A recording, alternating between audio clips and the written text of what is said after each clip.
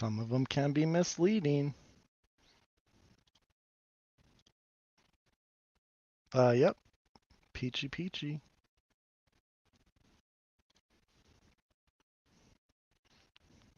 I don't know.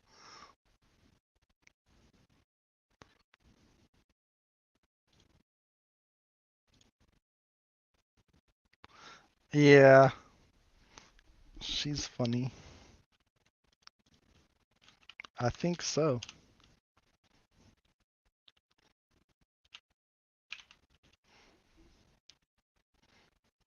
On yours?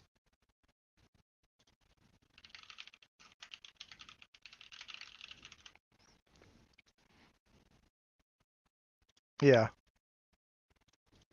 Mm-hmm. Oh, yeah. That could be.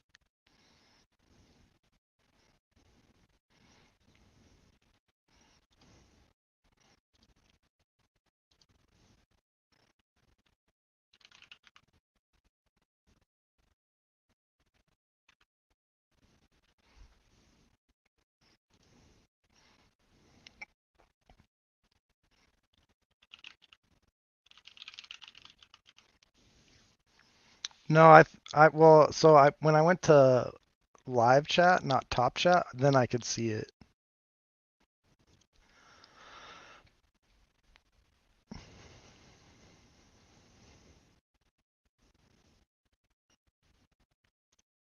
Yeah.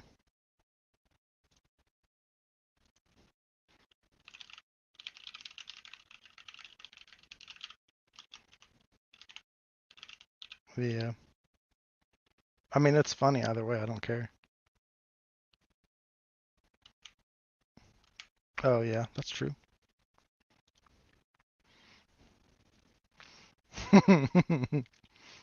Everyone's saying tell Dinky to come over. I think Dinky wants to sleep. All right, night, buddy. Alrighty. Later. All right, what's up? What is up, everybody? Golf can come up. Anybody can come up.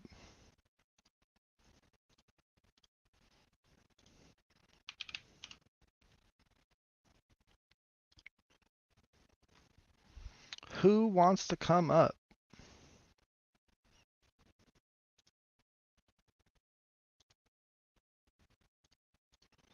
Oh, Annie's going to bed, she said, but golf can more than she's more than welcome to come up.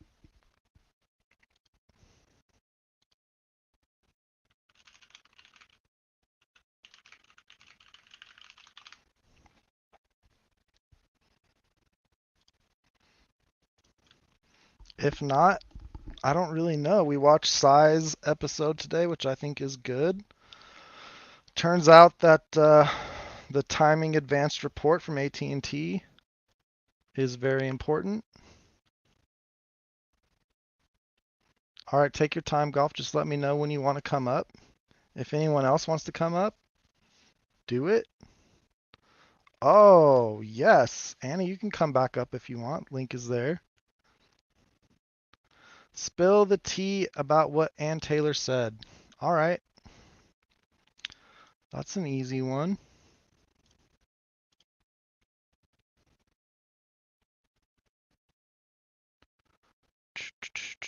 Let me get video pulled up. I'm going to play Dinky so he can get another view. Let's find it.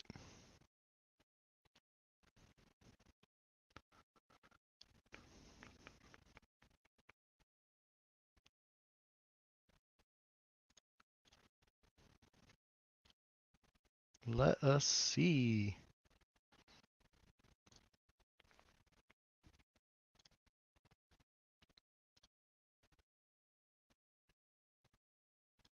Oh, son of a, I did it again. Hold on, let me see if I can fix this without messing anything up.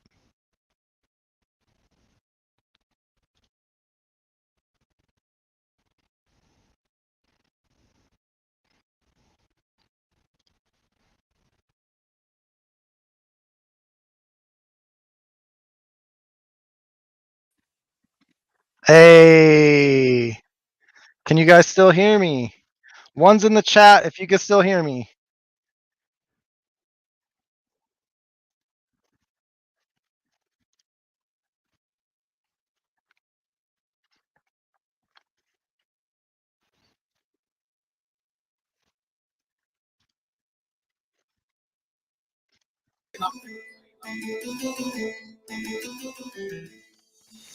All right. I just switched from Firefox to Google without even having to do anything. That's pretty slick. But I have two of me. Oh no, that's that. Never mind. Let's fast forward into here. It's before that. Is this just? Oh, there we go. I believe it was part of just a video canvas, best of my knowledge.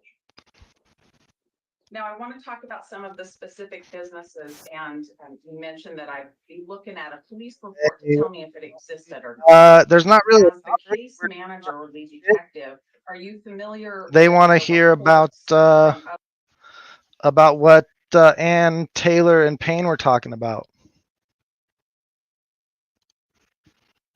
So it's nothing too exciting.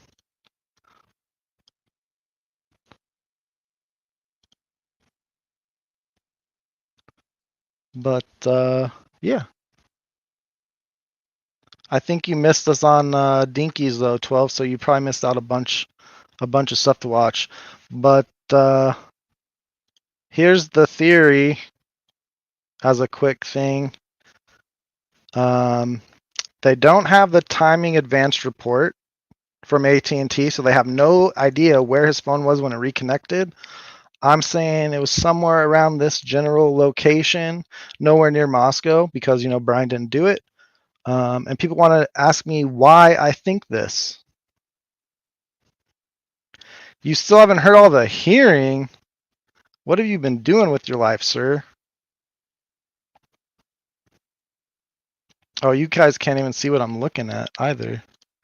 Because I'm dumb. Here, let me do this. We're going to do this.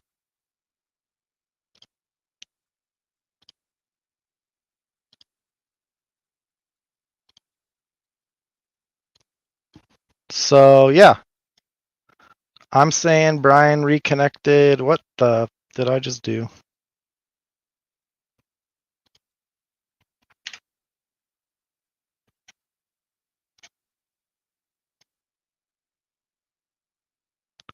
I'm saying that Brian reconnected down here in the Lewiston and Clarkston area and then drove back to Pullman.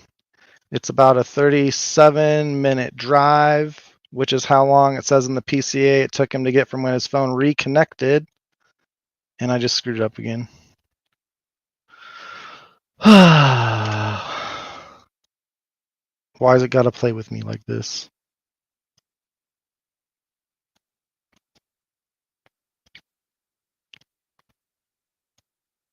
It just did it again, I think. But anyways, that's fine. We don't have to agree. Been packing up a crazy X to Idaho. Don't send him my way. Hey, 12, you want to come up here? You're more than welcome to.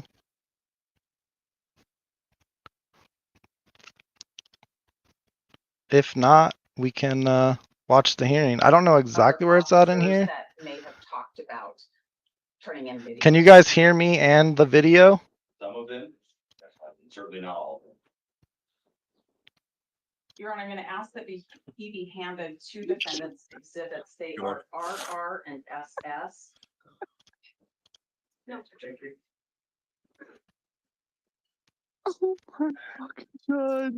Exactly, Angel. This is why the families have reserved the right to take legal action. Damn. One of the videos I want to talk about comes from the Red Star Coffee Company. Do you know where that business is located? Yes, ma'am. Where is That's on Pullman Road and right next to the sneaker station. Hey, what up, 12 Gauge? What's going on, man? Just chilling. Yeah, me too. I just got off a live and thought I'd stop over and show some love to your channel. Hey, that's what's up. Where were you at? I was just on my own channel doing a live. Oh, I missed it. Yeah, I was kind You of going. know, a few hours ago you said you weren't going to go live unless something big happens. So, what's the big thing? What happened? What did I miss?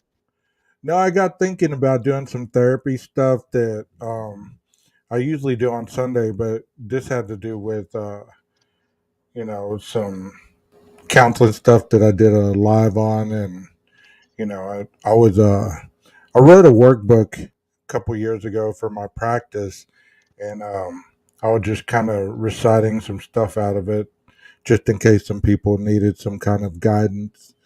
You know, I gotcha. yeah. That's what's up. How'd the live go? It was all right. Then I got bombarded by a bunch of like people with, I don't know, turkeys or chickens or some kind of crap that they were putting all over the chat. I don't know what that Oh, was all about. yeah, it was probably Truth Not Feelings or Sergeant Friday or something that was messing with you. Yeah, what is that about anyway? Do you know? I don't know exactly what it is, but I know that it's Truth Not Feelings like group that does it. But they did it to Sergeant Friday the other day, and he got really mad. So they were probably just doing it to you too. Yeah.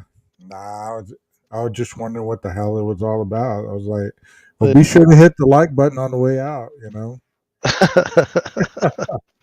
And the subscribe. Yeah, that Come on, too. Slacker. That too. Yeah, that's what's up. So you haven't seen this hearing? Do you want to watch it? Sure, man. Let's watch it. Because I Have you mean, watched the whole thing? I watched the Payne interview, where she's asking him questions, Yeah. but I was at work when I was watching it, so I was like, having to do stuff in between. So I just saw the very ending of it, and I saw some of Cy Ray, but I didn't see all of his. That's as much as I've watched. All right. Well, we could watch. We could watch it then. All right, cool. Testimony you give in this case shall be the truth, the whole truth, and that's but the truth under penalty of perjury. I do. He's lost weight. Sir, please Oh have a shit, they're seat. calling him right up. Oh yeah. And Yeah, he hasn't been in. He's fucking nervous. please state your name and. Is that Payne? spell your last. Yeah. Name is Brett Payne. What the last hell? spelled P-A-Y-N-E. He's the younger brother. Ms. Taylor. Thank you. Good morning. Morning. Oh wait, there's two Paynes? Your occupation. I am currently employed by the Moscow Police Department as the detective corporal. I'm so confused. What experience do you have prior to Moscow Police Department? I was served in the military for 6 years, 3 of those, Six, I like, was right a now. mission officer in that military police force. How long have you been with Moscow Police Department? 6 years. We're here to talk about the case of State of Idaho versus Brian Kohberger. Have you worked on that case? Yes, ma'am. What is your role in that case? I was assigned as the case agent for Moscow PD for that investigation. Does case agent mean you're the person in charge? Yes, ma'am. Mhm. If I called you the lead detective, would that be a term that means the same thing as person in charge and Yes. case He's agent? like 5'2". Thank you. He's a midget. What were your general responsibilities as the lead detective in the case? So when I became case agent, I was assigned to work the command post that was established at Moscow Police Department. All of my partners in Iowa State Police and the FBI, we managed the command post and directed the general direction of full investigation. Would that mean you would be a person to write warrants and affidavits in support of warrants? Yes, ma'am. Did you conduct or direct interviews? Yes, ma'am. And did you search for a suspect? Yes, ma'am. Were you the go-to person and the person in charge for evidence that would be brought into Moscow Police Department to support your case? No, ma'am, I was not. Who's in charge? That would have been our evidence custodian. As the lead detective, were you aware of the evidence that would be under the control of the evidence custodian? Not entirely. I was made aware of basically the most pertinent evidence that was coming in, but I was not aware of every single piece of evidence that was brought into those. Okay. Why wouldn't he be aware of that? What is like the specific videos? I think what they did was have like all the other detectives or officers going out there and doing stuff, and they would hand him stuff that they thought was like the most pertinent. Oh, So he wouldn't be aware of everything. He would just be aware of what they thought was relevant to Brian doing it. But wouldn't he have the chain of custody forms and stuff like that of everything that had been admitted into like evidence or whatever? I don't know. Oh, okay. That I'm not sure of, but like just based on how he answers this, like he doesn't really know anything unless it was handed to him. Damn. And if you guys are wondering, I am at this hearing. You can see my left eye and maybe an ear or something right on Brian's left shoulder. You should flick a piece of paper at Brian, see what they do. They'll See if he probably turns kick me around. out. They like don't let you do anything in here. It's actually kind of funny. But Okay. you ready? Yeah, sorry to Investigation interrupt. from November 13th forward, was there videos that were collected, like a video canvas done of the community? Yes, ma'am, it was. Is that something you were involved in? No, ma'am, I was not involved in the direct collection of those videos. Who is responsible for the video collection and to know Mm-mm. what videos exist? So the way that worked was individual investigators who went out in the community and collected those videos, brought them back to the police department and provided them to our digital forensics office. And then they were later booked in through that channel.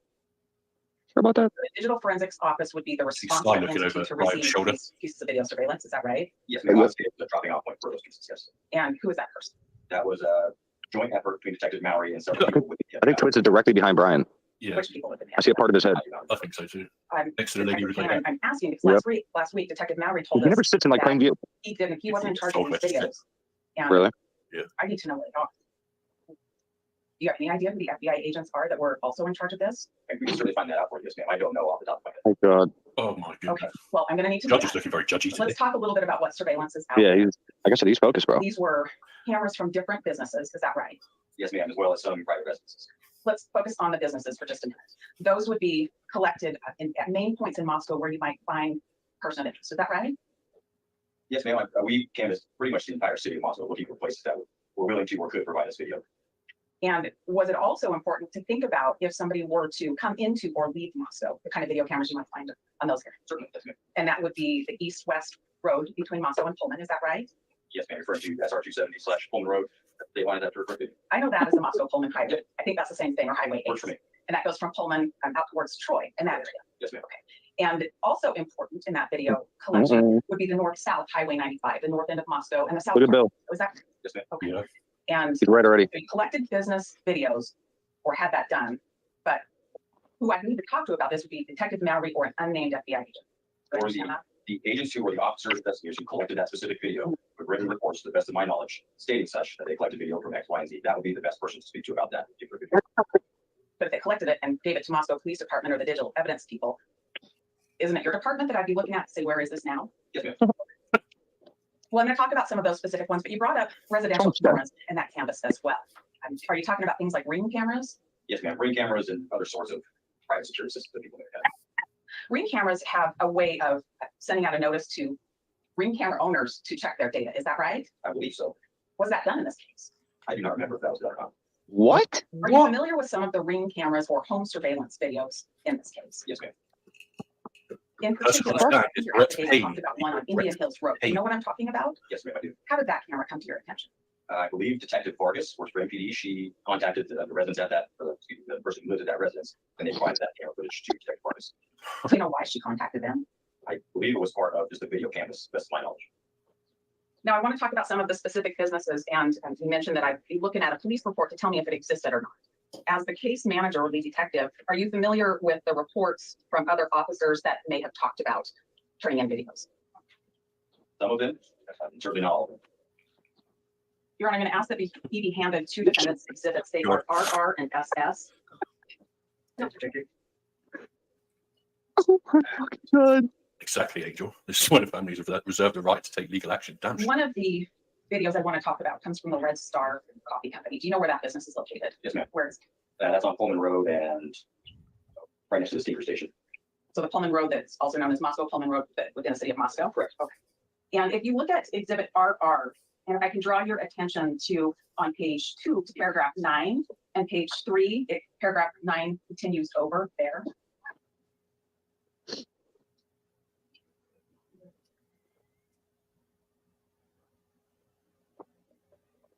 Can't believe he said he didn't talk to all of them. You can like bother asking people for their ring cam shit. What? So basically, what he did was like knocked on doors. If there's no one home, he didn't bother. Jesus. But yet, oh, Based 52 on terabytes. your review of that, Yeah. am I correct in believing that the Red Star surveillance video was collected and given to Moscow Police Department? It reads that way, yes, ma'am. Where is it? I do not know. Who do I ask? Oh my God. That would be through the evidence custodian and NPD. That'd be my best direction for you.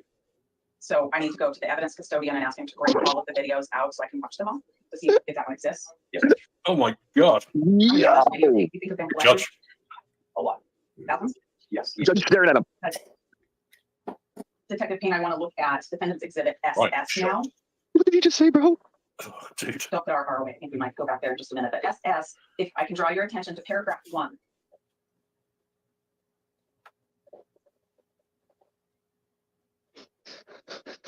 Oh my God. Would I be correct in believing that I should be able to have a videotape from a place called Money's Machine? Yes, ma'am. Where's Money's Machine?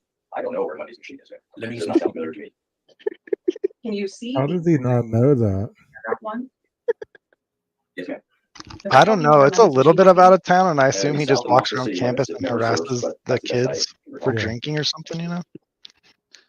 You don't know where this particular numbered address on South Main might be? No, ma'am. Oh my God. Well, Can you let's guys go still back. hear So, it? Let me ask you this. Who do I ask where that video is? Yeah.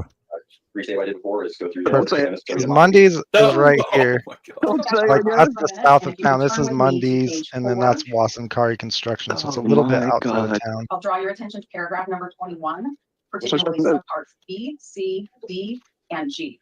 Do you see what I'm talking about? Yes, ma'am.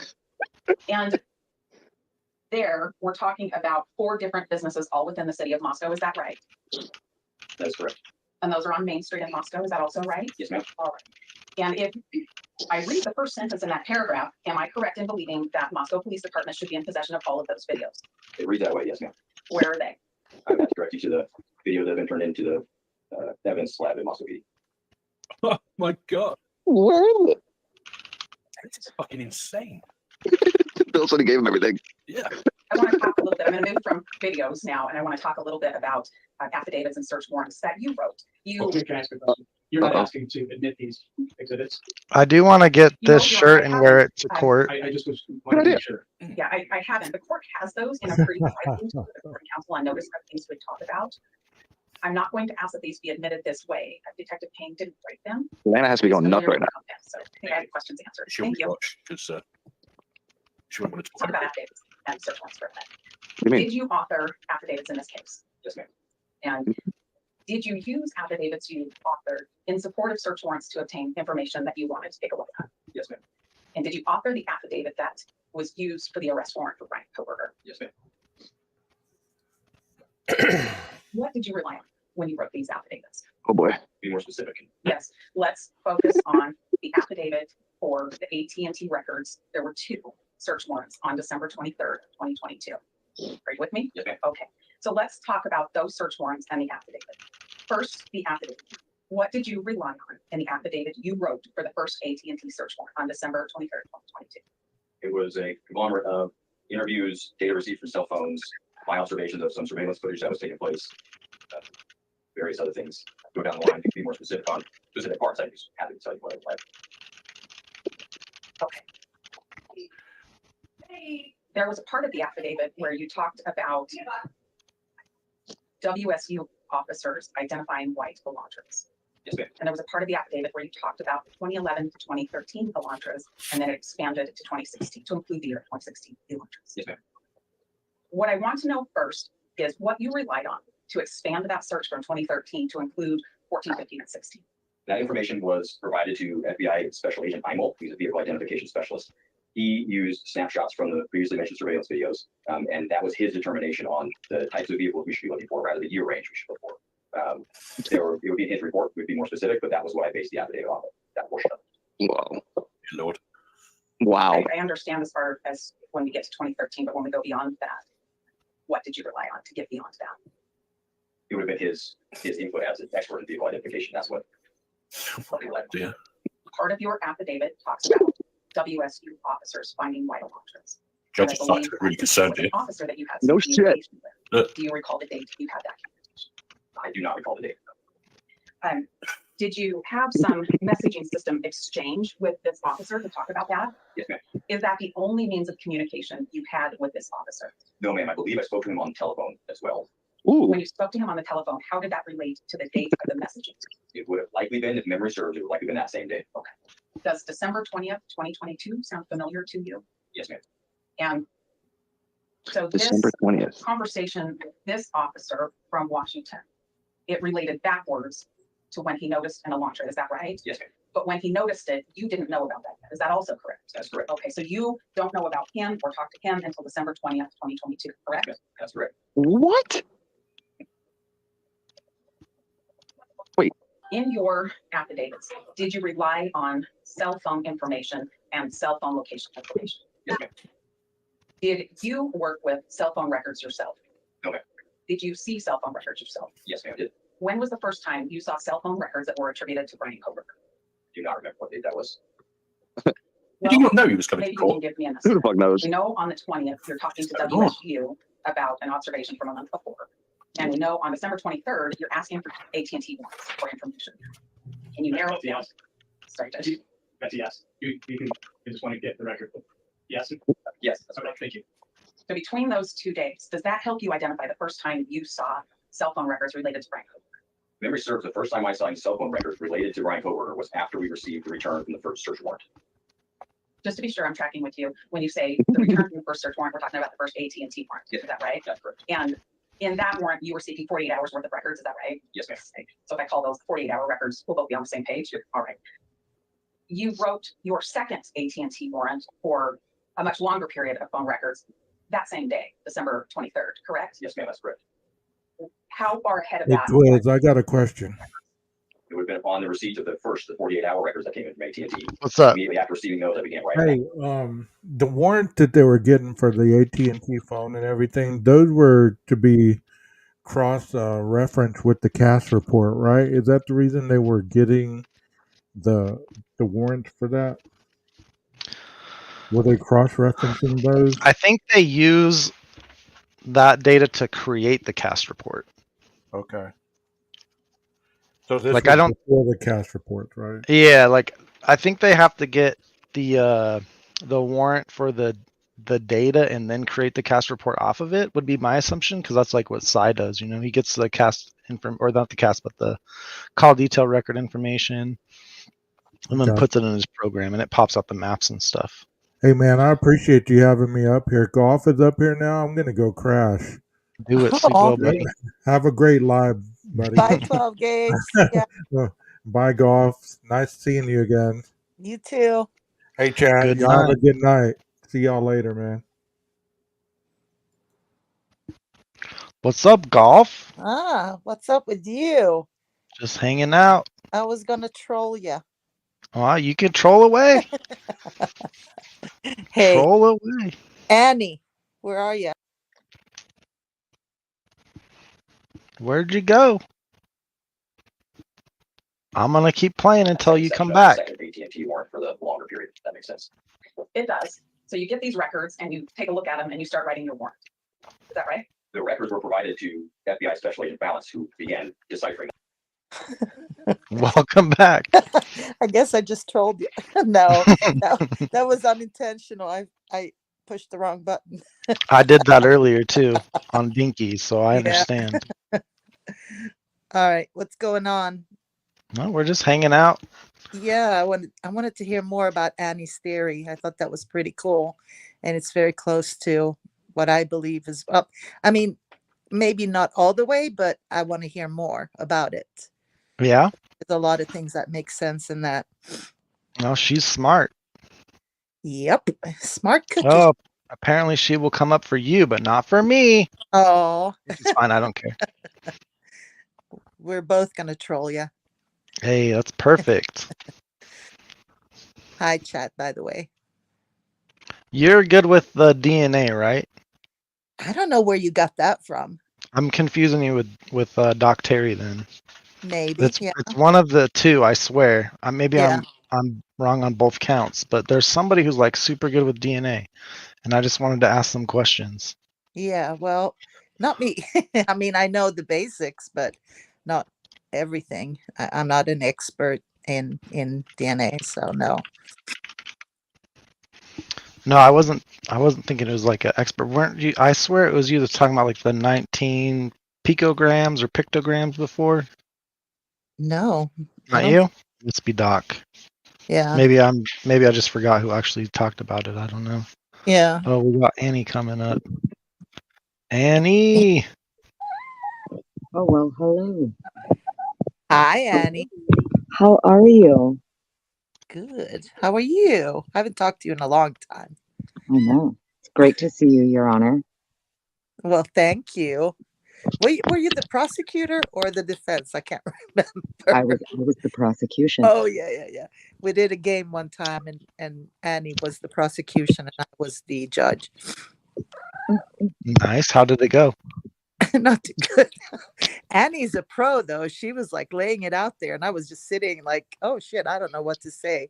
I don't make a good judge. Yeah, it's hard. Yeah. I showed up on Lana's live one night and she like grilled me for like an hour. And I was like, I don't even know what you guys are talking about. I didn't pay attention to this stuff. Yeah. I mean, even though you know the court process, to a certain extent, using that language now, that's another thing. But Annie just throws it out there. She's like, boom, boom, boom. Yeah, she's good. Whose channel was that on? Oh, I can't. Frank's, I think, way back when in the beginning. Oh, you're right. You're right. It was Frank's. Yeah. I wish more channels would do that, actually. They would do like a mock Yeah. trial. Yeah. Yeah. Like the guilters who like get to bring up all of their, hearsay and bullshit mainstream media stuff. Mhm. And then you have the non-guilters who get to talk about the actual documents and what's been presented and what's being talked about. Hey, It's really hard to beat a fantasy story though, you know? Yeah. They just I get was to gonna add ask stuff in when you, they want to. can you, Dinky, so now the latest in this whole guilter theory is, of course, that Brian had the police scanner, and he must have had it on his phone, obviously, because you can't get it in your car, right? Right. So if you lose connection out there in Wawawai Park, would you not lose it on your police scanner as well? Because obviously that's what they're saying now is like, oh, he had a police scanner is the latest theory. Well, if you're using a police scanner through your phone, it would be using your internet connection somehow. So yeah, if you don't have service, it ain't gonna work. Exactly. Well, I'm just saying, like, that's what they were talking about. Yeah. And I'm like, okay, hold on. And then if he, let's say, like they are saying he turned off his phone, how on earth would he listen to a police scanner in that case? I don't know. Right. But he wouldn't golf. Yeah. 2 phones is now the theory too. So listen. Yeah. Even back it was last summer when those 3 new warrants came out for the cell phones. But I was like, oh, snapperoo. Here we go. So, you have 3 new warrants popping up. In my mind, I immediately figured 3 burners. They found the 3 burners. Whoever was using them, there were 3 burners, just like there were 3 other DNA besides Brian's. I mean, it makes sense. Well, I can tell you one of those I suspect is Kopaka's phone, just so everybody knows. Because when it was still available, we looked that up. And one of the phone numbers actually was his. So. Oh, really? I That suspect. wouldn't surprise me at all. Yeah. And I'm not going to put the phone number out there. I'm just going to let you guys know that that looks like it was it. And I did send it to Anne. Got it. Yeah. She was talking about that in one of the hearings. Like there's like phone numbers that were under, you had warrants for phone numbers and we don't even know who they go to. Well, I sent it to her. So at least. Did you do like a background check on it or whatever to like see who it went back to? Like, did you get a name? Yeah, of course. Yeah. But this is like way back in like January or something of 2023. It's now obviously you can't search that anymore. It is totally because everything on Kopaka was taken off the internet. Everything. Like you can't. I don't even know if you can search his name and get any kind of information anymore. Yeah, I'm sure you get a little bit, but well, you get his they obit. scrubbed a lot of it. Yeah, you get his obit. And, you know, And some lots of news articles that's talk it about it. about him being killed. Yeah. Yeah. Yeah. I don't even like to, I don't even like to go there. I really don't. I mean, Don't either. but I do. Like, we've gone there before, Mm. I just don't. It is what it is. Yeah. You know, But it fits, unfortunately. And whether we like it or not, they, had him probably under, or they were curious about that because, what happened in Pullman, right? So it is a possibility that they were looking into it as an option. I don't know. I think at the very least, Moscow PD thought he was involved somehow. Mm. Agreed. Because there's no other reason why all of his stuff would still be sealed unless he's a part of the investigation. Mm-hmm. And it is very interesting too, because so like anybody can go look it up for themselves. Like, obviously we see something in a video or we hear something in a video. You can't just really go on what you're right. Like, I go and look it up so that I could see it for myself. Mm-hmm. And when we saw that there was a FOIA request done on only Kaylee for December 15th, on the same day that all this went down with Brent, I was like, And, it's public information. You can go look at the FOIA records yourself. You can see it's public. And yep, Yeah, someone did FOIA her on the same day that all this happened with Brent. Nobody else, none of the other victims were FOIA. That's what I'm trying to say. So, like, from the very beginning, long before Brian's name was ever mentioned, she appeared to be the only real focus. And I always assumed it's because they figured she was the main target, but I'm not so sure of that anymore. Well, Yeah. so if law enforcement, do they need to do a FOIA request? Can't they just go in and they don't need FOIA? They wouldn't need to do a FOIA on her. Yeah. So somebody else did, is what you're saying. Yeah. Okay. Law enforcement, they would, especially with all the FBI agents that were involved in everything, they don't need a FOIA. The only way that I think they would need a FOIA is if she's like a protected person or something. Right. Yeah, FOIAs are typically from like members of the public, I think. Yeah. There's just way too many coincidences with him. Like, normally when you're doing a FOIA request, you're doing a Freedom of Information Act request because you're trying to get something from the government or from law enforcement that you normally can't get public. Right. So they have to make these that, there are certain, so someone doing a FOIA on her is very odd and nobody else. It's really weird. Mm-hmm. We don't know what the request was about, though. We just know the request was sent. It was just submitted on December 15th. Mm-hmm. I mean, and considering that she never really got arrested that we know of, like if it was a YouTuber or TikToker or somebody like that, it would make sense to FOIA like people we knew had issues, right? Or not issues, but had been, stopped by police or whatever. Right. Yeah.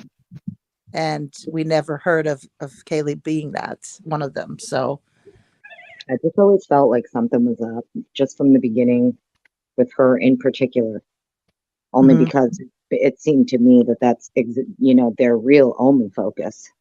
A lot of their warrants, the FBI going to the parents to get the mail, all that stuff.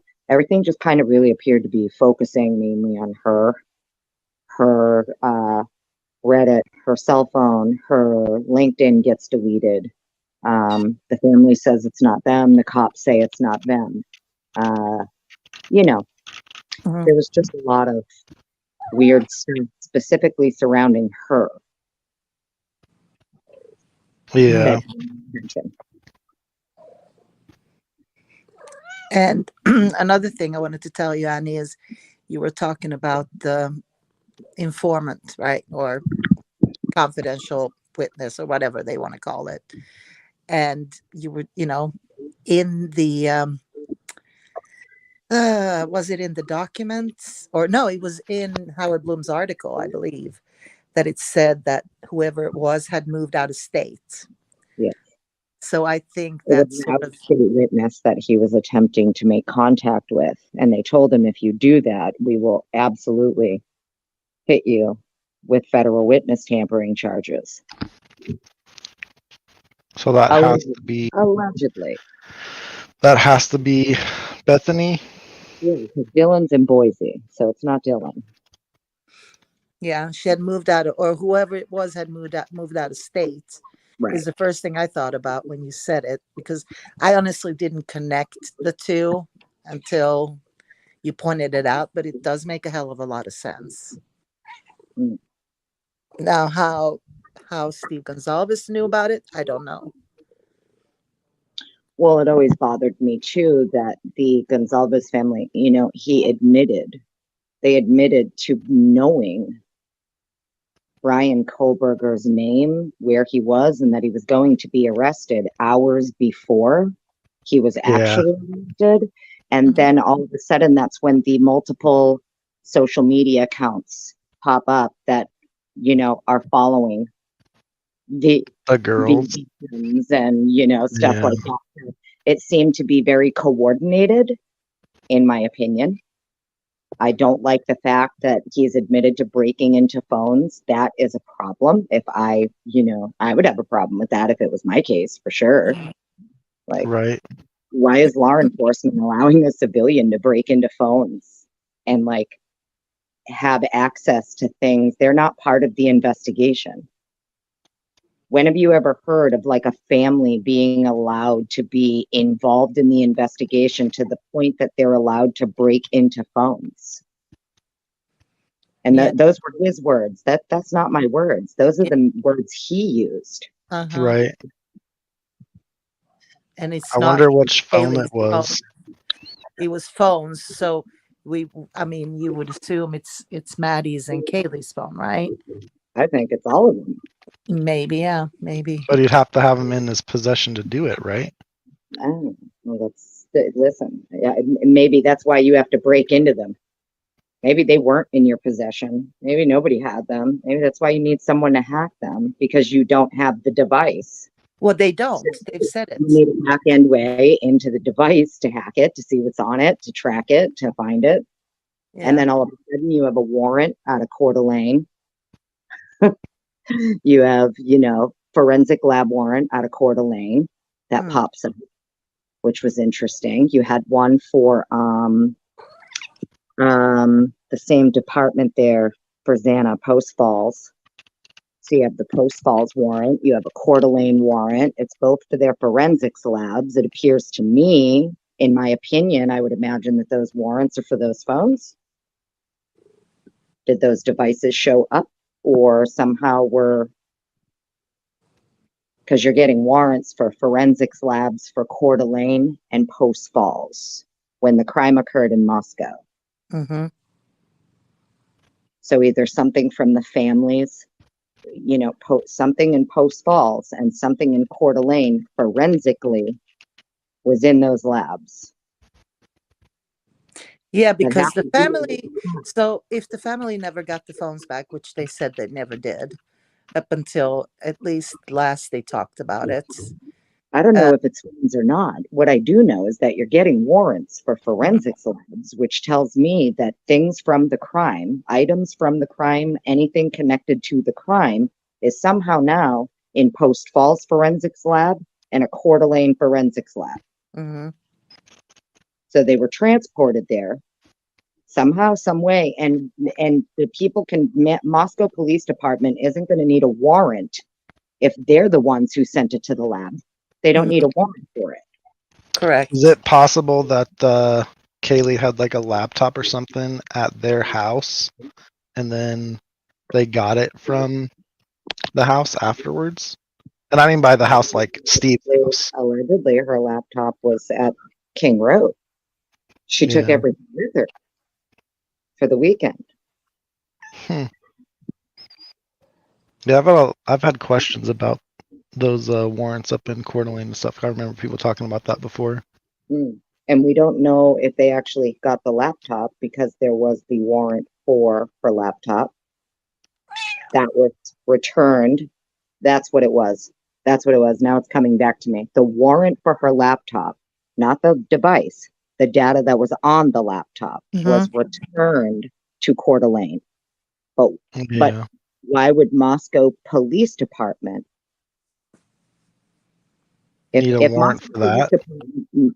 right, if Moscow Police Department applied for the warrant for her laptop, it would have no reason to be returned to a detective in Coeur d'Alene. It would have no reason to be returned to the Coeur d'Alene Forensics Lab, and Moscow Police Department isn't going to need a warrant for it if they're the ones who sent it. If they Right. applied for the warrant, they don't need another warrant. What about Shannon Gray?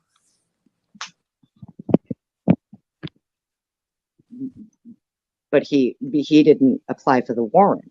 He couldn't, right? Like because he represents the family. Like if you look at the way the warrants are issued, Mhm. do you get what I'm saying?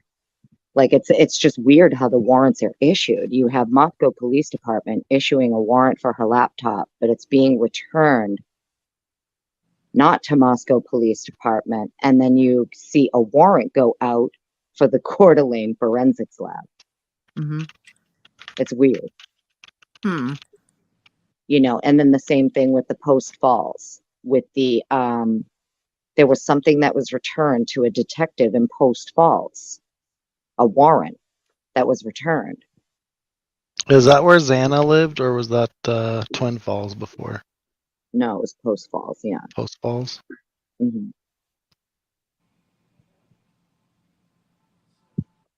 So Yeah, that's so weird. you know, That's but you know, either way, getting back to Payne, because the fact of the matter is, if it's true that Brian had nothing at all to do with what happened in this house that night, and he is being essentially framed, that would mean your lead investigators are framing him. They're the ones who put in the work to frame him. They're the ones who fabricated the evidence. They're the ones who, you know, issued. They went and got arrest warrants and search warrants on fabricated evidence and ignored exculpatory evidence. They ignored other DNA. And the defense has stated it was intentionally ignored. It's seemingly intentionally ignored. Quote, you know. So they were dropping. I don't know what you would call that, because they did even say that in the hearings. So I don't think you have to this is not a conspiracy theory at this point, that it was a total setup, you know, in a sense. I mean, if he's being framed and these investigators are framing him, then okay. I don't think it's for money. I'll tell you that. It's not because they're making millions off it. They're not. Payne is essentially like non-existent right now, you know, when it comes to like actually being out on patrols and stuff. Like he's still with the department and everything, but he's not really out on patrols. It's all a new cast of characters out there now. That's not him and the good old boys that were patrolling before. It's all newbies and stuff. Well, And he won the Officer of the Year. They probably promoted him. But he didn't. He's not promoted. He's still corporal. He just testified to that. He's a corporal detective. Well, that's true. So he wasn't promoted.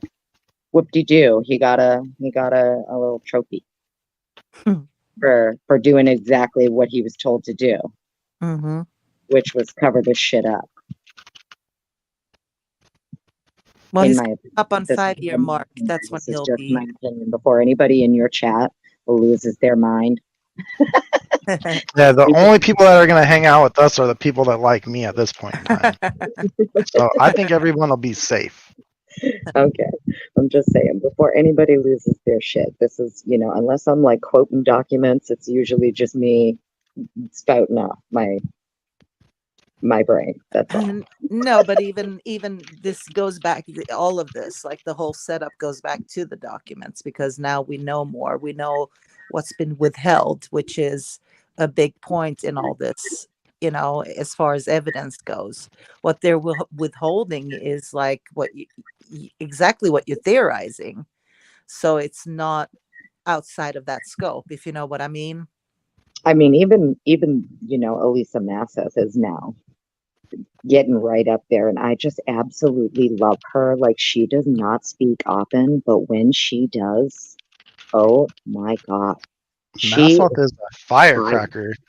yeah. Mhm. Oh, and I the fact that she's like, listen, I spend more than 50% of my time in federal court, that just tells me she's letting the judge know. I know exactly what the feds have to turn over.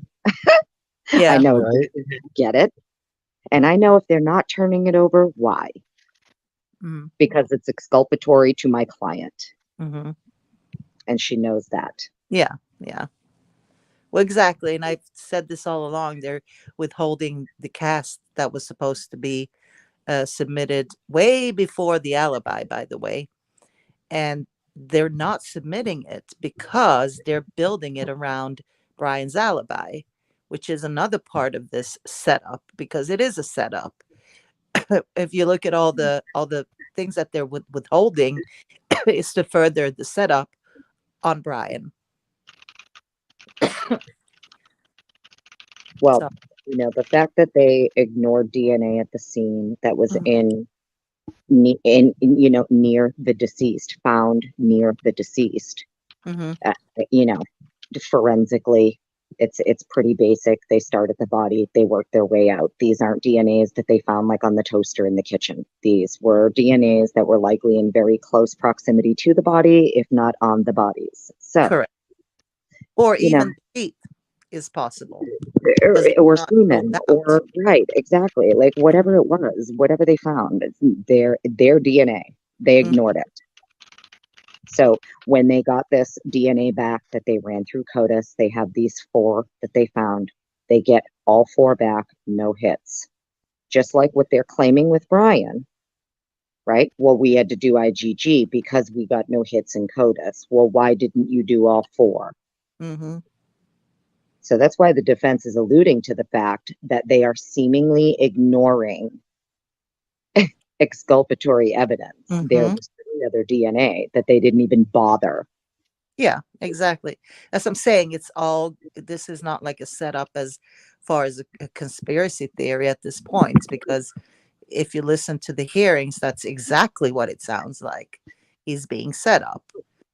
So just in defense of your theory, because people are gonna, want to paint you out as some conspiracy theorist, but that's not true. Oh, that's okay. I just adjusted my tinfoil hat like a minute ago.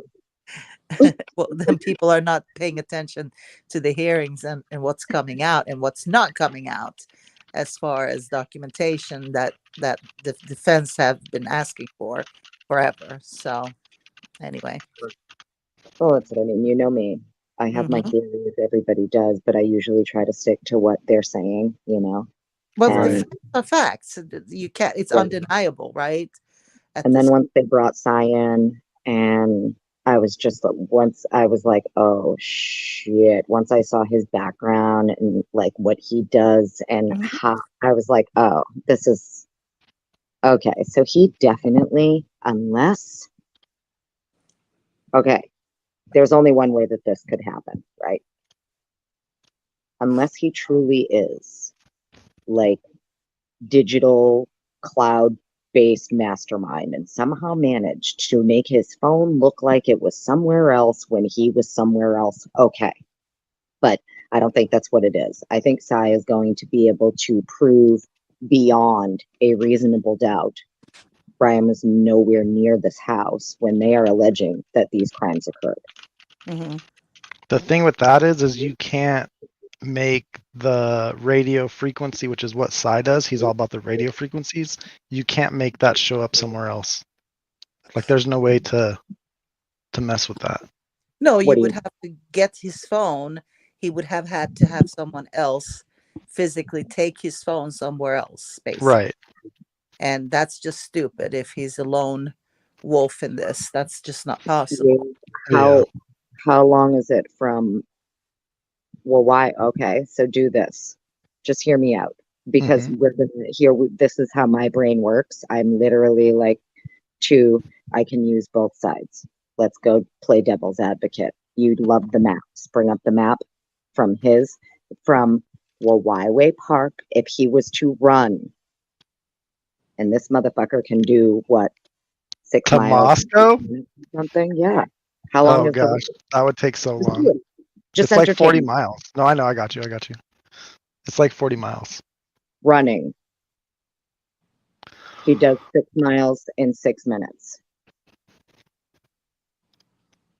That takes some stamina, though. 40 miles. Good Lord. Listen, I know lots of people who get up very early in the morning because they got to work at 7. So they're out the door at like 3:34 to go work out, go run, go get their exercising in. Then they go, they shower at the gym and go to work. I know. It's a marathon. It's literally a marathon. This one says 26.2 miles. Okay, but how long would it take to run it? I don't think it gives you a running option. Walking, it would say 9 hours. Okay. So Driving, running, it would be 40 9. minutes, and that's at the speed limit, so it would take way So longer than that. you couldn't I mean, run it. like the world record for a marathon is like 2 hours, right? Right. So we can rule it out that he brought his phone out to the park and ran to the house, Right. and killed some people and left or whatever. We can rule that out. Well, you you can know? rule it out also on the cameras along the way, because surely Exactly. they would have seen that. He's like, there's a man running on I'm our just saying, camera. because people are going to say anything. He could have parked. He could have left his phone there and ran. He could have Yeah, rode a bike. that's He could just have had another car parked at the park and took another car and left his phone. Because listen, I've thought about it when he got pulled over, and she ran his shit. At first, it came back as an '05 Sonata. And I'm not going to lie to you. The first thing I did, we were on a live and I texted Lana outside of the live and I was like, that motherfucker had 2 cars. Mhm. Because that's what I thought. Mhm. And listen, it's still a possibility. I'm just saying that, hear me out. Like, what if he does know Bethany? Like, what if like Bethany's involved or something? What if it could be anything that maybe none of us are even thinking of, right? Dead Yeah, ass. Like, it's none of us possible. know. But like, what if what if he did know Bethany? What if him and Bethany are somehow involved? What if the '05 Sonata thing, there's no way that his 2015 Elantra was accidentally called back by dispatch as an '05 Sonata. You can't even read that wrong. Yeah, Like, give me a that's a break. weird one. I don't know how they would have got that information through dispatch, I don't know how it works because out of state, because they would have had to look it up with Pennsylvania to see what it So, registered as, right. She asks him for license and registration. He hands him what appears to be like 3 different things: insurance, license, whatever.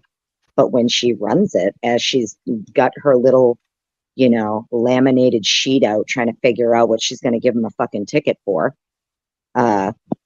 she calls it in. And I'm telling you, dispatch calls it back as an '05 Sonata, and she has to correct dispatch. And she's like, no, I'm looking at an Elantra.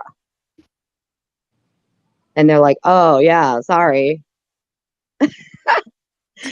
And that's a I've weird never seen, mistake for DMV to make in the first place. How is that possible? not even, but you know what's even weirder is that this is the same officer that interacted with Brent Kopaka at the hotel call. Yeah. This is also the same officer who goes back to Brian and doesn't even say anything to him about the fact your car just came back as an '05 Sonata. If I got pulled over and my plates came back to the wrong vehicle, the police are going to have lots of questions. For sure. Yeah. So, Officer Loingus, just happens to be, she's ex-Alpha Phi. She interacted with Brian. She interacted with Brent. Yeah, I don't know. It would be interesting to maybe, start following some of her body cams from back then and like maybe a couple months prior, because she seems to have a lot of interactions with the same people. So that's interesting. Yeah. Well, then people say, well, it did state in one of the documents that Brian didn't have any connections to any of the victims. Now, you don't have to necessarily look at the surviving roommates as the quote unquote victims. They were surviving roommates, but maybe they don't classify them as I victims. think when the defense says he has no connection to the victims, they are specifically speaking about the 4 deceased. They are not talking about Yeah. the 2 survivors. I mean, it could go either way, right? So, and Because also, the defense has already implicated one of the survivors as his material exculpatory witness. yeah, because I think somebody pointed that out earlier, that there is no connection, but There's no connection to the victims, but there's a connection exactly. to one of these survivors, 100%. She's been named. She's an exculpatory witness. It is what it is. People just have to face the fact. Brian and Bethany absolutely somehow are connected together with this crime. And the question is how, because I mean, I'm not saying that they wanted to have anything to do with him as far as like, you know. I actually suspected he picked her up. She called him to come and get her. I don't know about that. So You know, that was initially what I thought when I found out that he had driven back the next morning, right? When it all started coming together, when they named her as like the exculpatory witness and stuff, the material witness, I was like, wait a minute. Oh, that would explain. Okay, even if his car did leave Pullman, come out to Moscow, notice the vehicle never is actually parked anywhere. It seems to be just constantly moving. Did he pick her up and they left and went out to the park? Did she tell him what happened? Did she involve him in some way? But if that happened, I feel like if she was involved in the crime and hopped into his car wouldn't have come back clean. So that would mean she wasn't involved in the crime itself, but like maybe needed to get out and call him for a ride. And maybe didn't even tell him, I just need you to get me out of here. I'm fighting with my roommates or whatever. I never looked at it that way. I agree with Joanne there. She says, you know, that it's more than I always looked at it like she probably had texts going back and forth with not just Dylan, but I'm thinking maybe other people. And somehow, because remember, they did have a private investigator look into all this, and somebody told him, well, Dylan or Bethany texted me in the middle of the night saying someone's here, and it described the dude or whoever it was. And that's always what I thought they meant by that, and not necessarily Brian, that they had any connection whatsoever, that she actually saw who did it more. Oh, right. Agree. Yeah, well, exactly. That's all 100%. Yeah. And that would be exculpatory, obviously. Yeah. So that, you know, it can go either way. It could be that, she's one of the two girls. Opinion, I think that's how they were able to get to Brian so early. Yeah. You know, everybody always wonders how they got to him so early, and that seems to be the thing they don't want anyone to know, especially Payne. You know, and I think that's how it was her. I always thought that they had an informant on Brian, but nobody seems to agree with me, and I know, but it's observation on all the why they waited 3 days to hold the first press conference. And I'm thinking that that's when they knew who it was already after 3 days, like even if maybe the first day, I don't know. And I think personally they've had Brian surveilled since day one. They knew about him. A little I bit don't know. they didn't have a Bro, warrant. like I'm literally talking about exactly the same thing. Brian and Bethany know each other. That's my opinion. I don't know what you find scattered about that. I mean, it's just that he's older, and I you know. I think she's reading the chat. I was just talking to Rodney. I don't know what he finds to be scattered. What are you confused about, Rodney? Let me help you. Yeah, I don't really know. You have to read that. It's just my opinion. I think they got to him so early through Bethany. Bethany's the exculpatory witness. She has been from the beginning. I mean, I remember right after he got arrested, the FBI said they ordered the 2 traffic stops in Indiana, and they had been following him since early December. And then a couple of days later, they changed their tunes, and all those articles are gone. Mm. But even that Bloom guy, who I think he's an idiot, but that's what he says. Yeah, there's some And he facts was there before the gag, so he might know some of the early stuff, early on. Yeah, he I think he's got some information that is correct in his articles, and I think when he started to get in, to it with people like Brat and stuff like that, is when it went sideways, is when he got like all that information that was just like up the wall. That's just me. Yeah, you don't have to agree with me, but I think this whole case is off the wall. And regardless of, whatever was, however they got to him or whatever they did, if they did anything illegal, if they did anything that wasn't protocol, if they did anything outside of, what is legally allowed, unfortunately, that's not justice either, right? no. Well, they can't bring it in. So, like you're talking about, fruit of the But I poison. mean, at this point, the way that I look at it is if he did do it, but he gets off because they just couldn't do their jobs correctly, that is not justice. If he is found guilty and he's innocent, that is also not justice. And right? and whoever, like, if you go back and you listen to this last hearing, Ray pointed out, remember the $1 million van that they had parked there? And he said, they're not just bringing that in for just anything. I mean, it's got like equipment in there that's like heavy equipment, right? They can listen in on you on your phone calls and everything.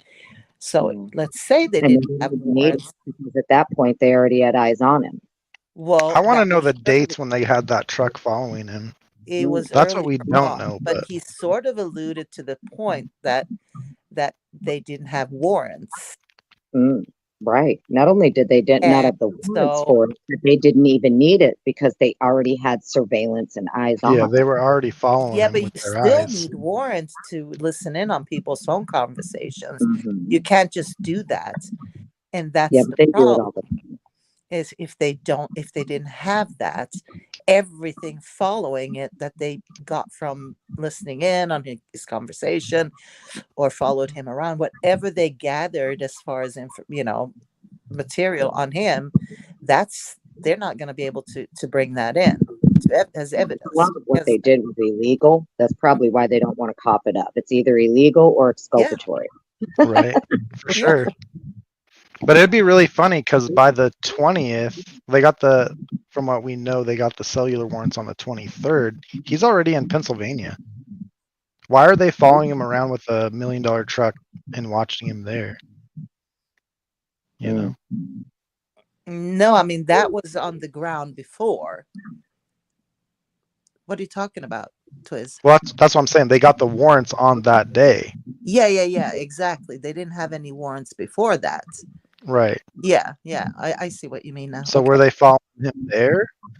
I mean, I think you're alluding to that expensive SUV that Enon saw. Could be. That's what I was getting at. That they already had eyes on and were surveilling. Right. This truck was used in Washington, not in Pennsylvania. Correct. Yeah. Yes. Yeah, that'll be interesting if it comes out that they were doing that with him before. Yep. That's and going back, I think somebody threw his name out there early on, and the whole, like, some officer in Washington saw his car parked. I think that's just bull. I don't believe that for a second. That's how it happened. He's already picked to be the patsy ahead of time. I don't know. I don't know. It depends. I don't know how they could do that. The only way they could really do that is if they either knew he would, like, they told him to go to that park beforehand, or they were watching him and waited to tell him to leave towards that park. I don't think he's a patsy. I think somebody just wanted him to be the guy. Could Yeah, be. but I'm saying is like if the only way they could set him up beforehand would be doing something like that. Yeah. Yeah, I I mean, mean, they're if setting you him up want as to far set as somebody up though, and you want to commit a crime like this, I personally don't think that this was a crime that just decided to happen like at the last second. I truly believe it was planned out for a while, actually. It would Probably took have to a be. couple of months. well, and Yeah. also take into consideration this. This is a guy, he sees what's happening. Okay. I mean, everybody in the community knew what was going on. And I always, like I always thought, like, being who he is it possible he actually contacted the local police there and said, "Hey guys, I'm so and so. I'm studying. I'm mastering in this and this, and if I could be of any help." So he sort of put himself on the map by doing that as well, like offering up his assistance. Wouldn't Mm, you? You know, mm. is that so far fetched? That's what I mean. I'm wondering if he did something that actually made him a target to get him out of, like, get this motherfucker out of the picture quick. Well, He and could have and not called in a tip. he could have just offered his assistance up, and then Yeah. somebody in the FBI, because of course they have profilers, and he's like, oh, he fits a profile. Let's see, who this dude is, and so they started looking into Brian. It's I'm just throwing it out there. Yeah, well, that's what I mean. They Mhm, won't disclose how they got to him, mhm. which tells me how they got to him is either incredibly illegal or they got it in a way they weren't.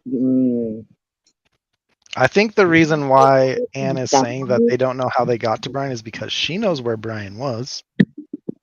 And what they're saying, where they're saying Brian was, is not where Brian was. Mhm. That's why I think she says that. I Yeah. mean, whoever gave up his Moscow name, thinks they have the right guy. I bet they do. But Anne knows where he was. right? I think of that like anytime someone inserts themselves into an investigation, my ears perk up, and I always be that's just me. I don't know if anybody else is like that. I always think about, like, could this be the person? You know what I mean? And I'm Mm, not saying, like, I'm not talking about YouTubers and stuff like that. I'm talking about people inserting themselves in a dramatic way into where they sort of their names is being brought up, uh, by sort of connected themselves somehow into a case. I think that's like, for me, that's a scary thing because, as I say, my hairs stand up when someone does that. And I'm like, oh, and possibly Brian could be one of those people who, he's trying to help, but they looked at it in a different way. mm. Yeah, I look at just like the neighbor.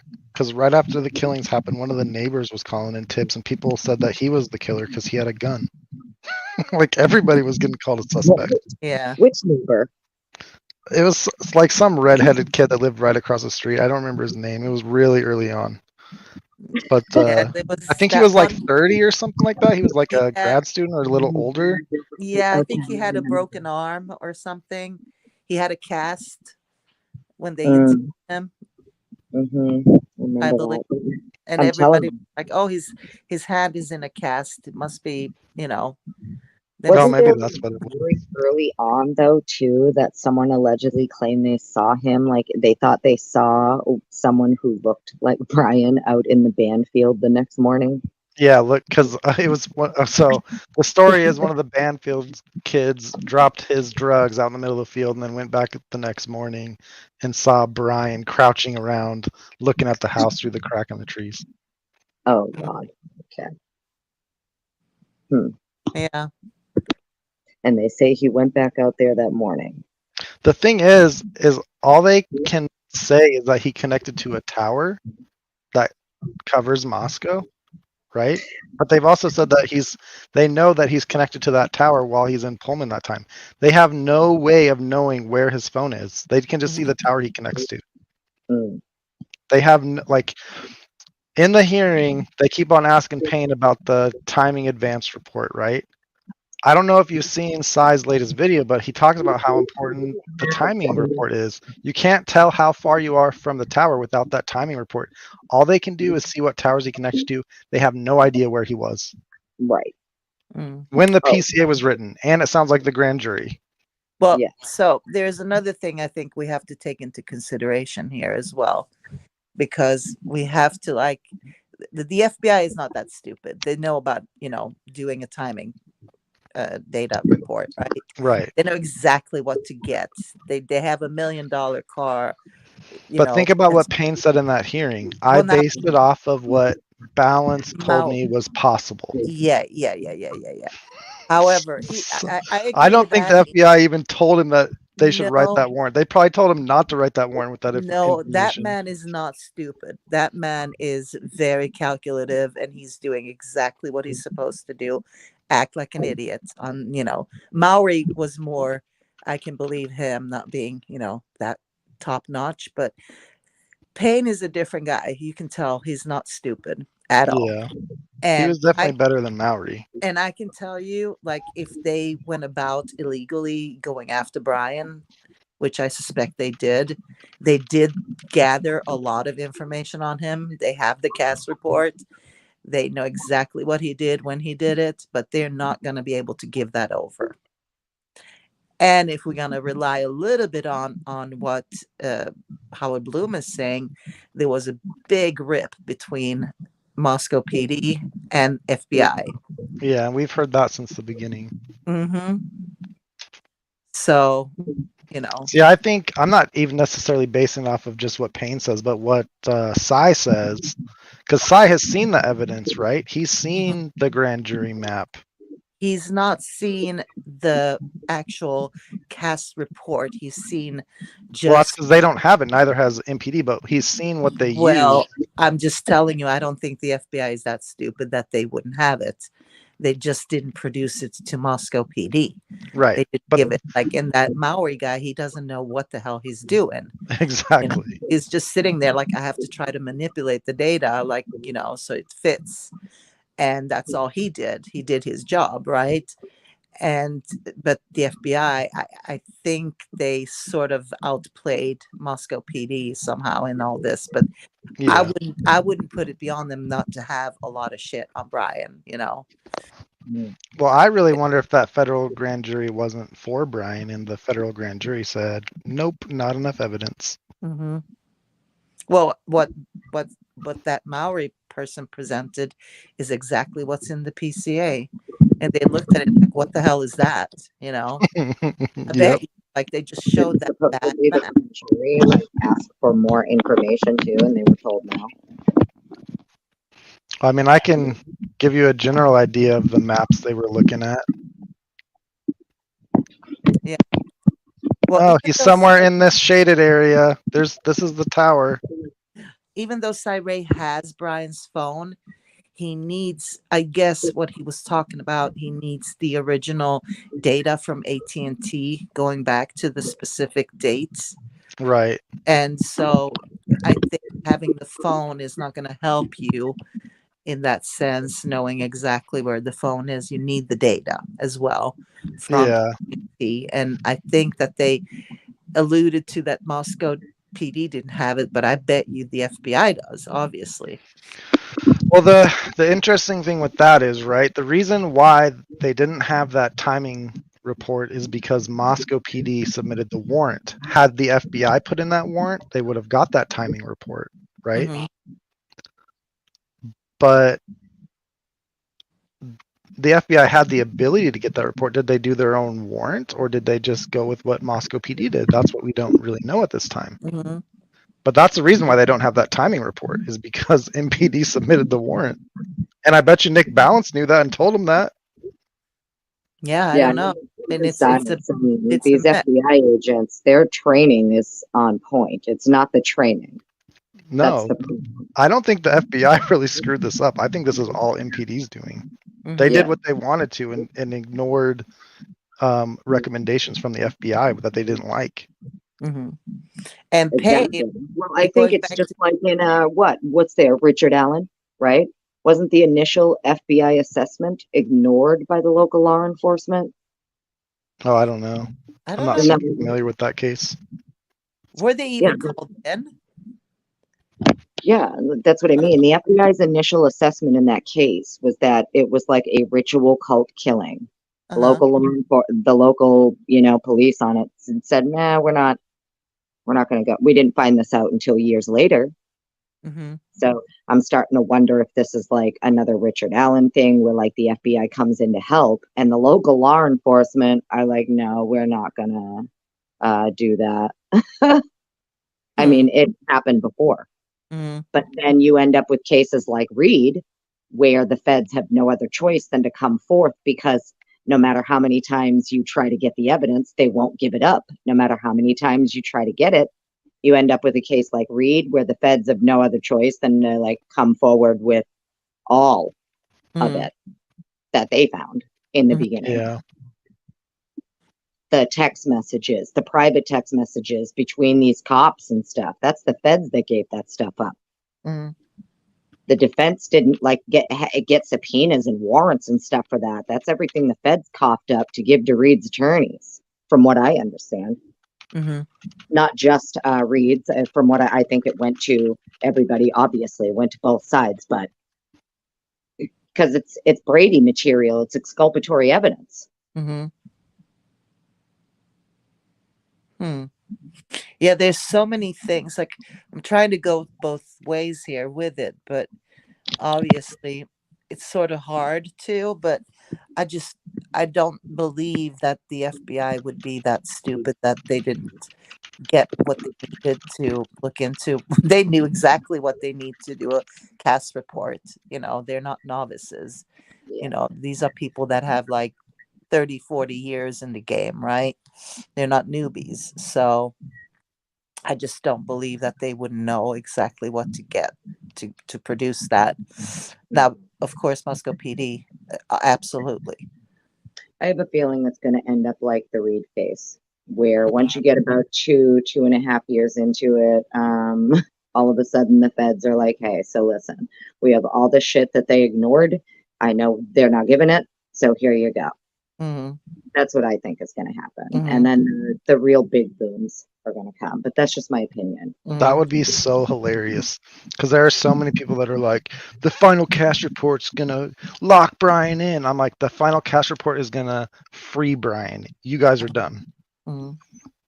Now, another thing about Payne, if you paid attention, everything Payne did, he did with the help of the FBI down to writing the PCA. He says verbatim that he actually wrote down what the FBI told him to write down. So he has an out in all this. He made himself a perfect alibi for everything. He is not responsible for anything. So I was laughing my head off when he said all this, like everything, either Maori for the I think he cast dug his report. own grave with that one. It's going to come back to bite it. I think he dug his own grave with that. It's going to bite him in the butt because if he actually didn't get the FBI's help or he ignored it, I don't know. He just he threw them like right under the bus with everything. And that bad PCA, they told him to write that bad PCA, even down to that.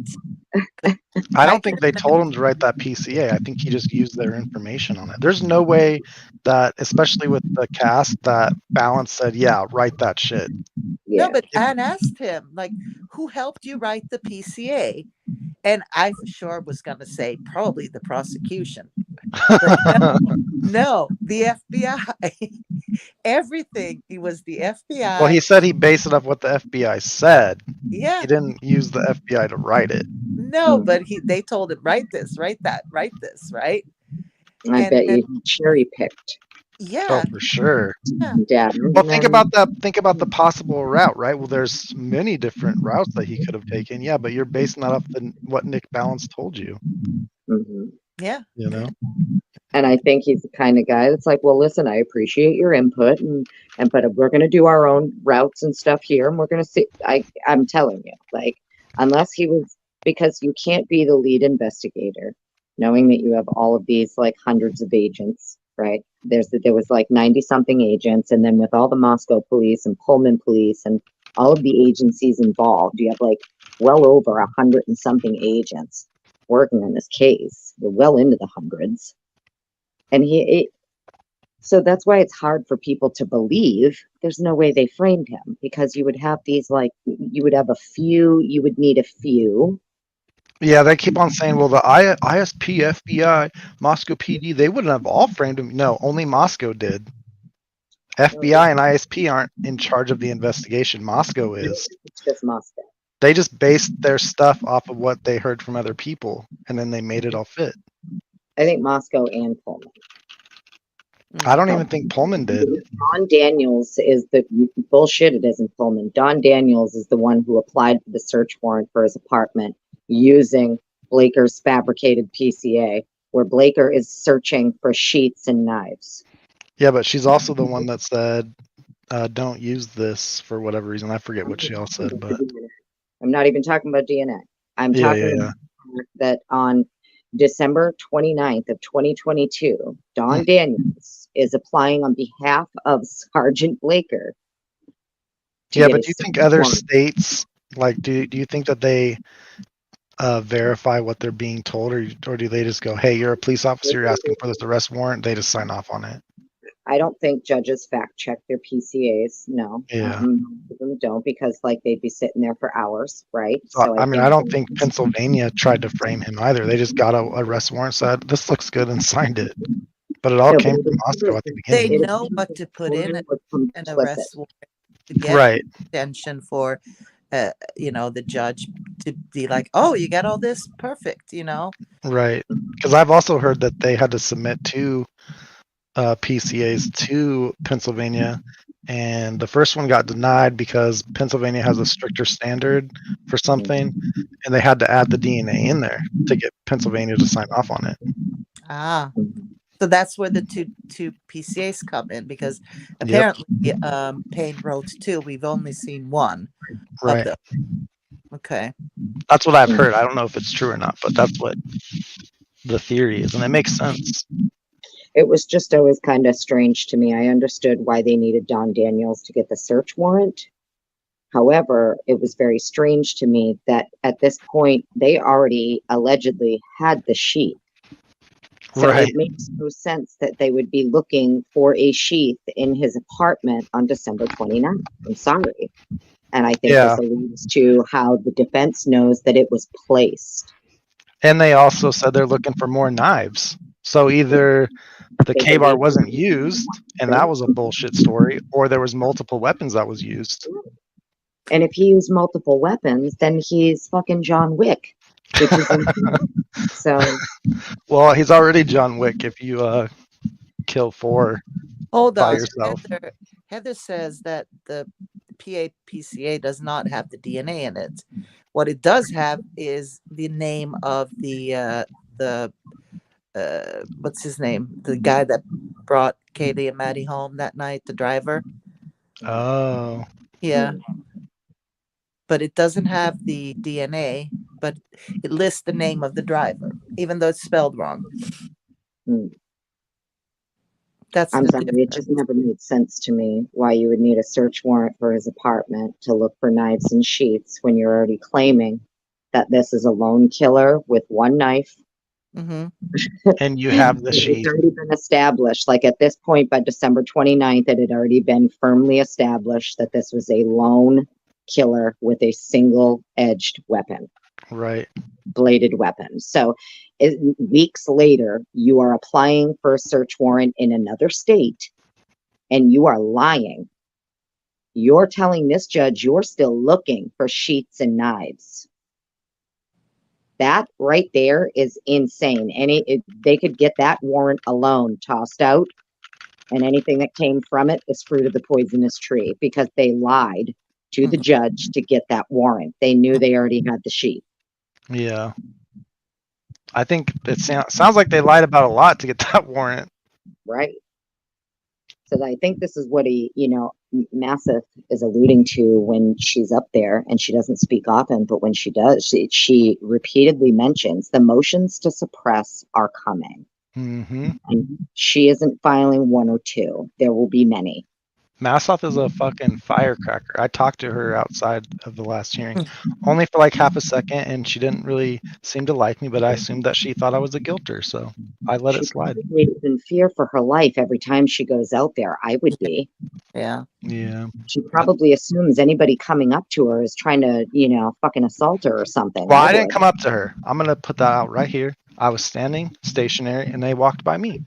But it was her, Cy, and Bicca Barlow.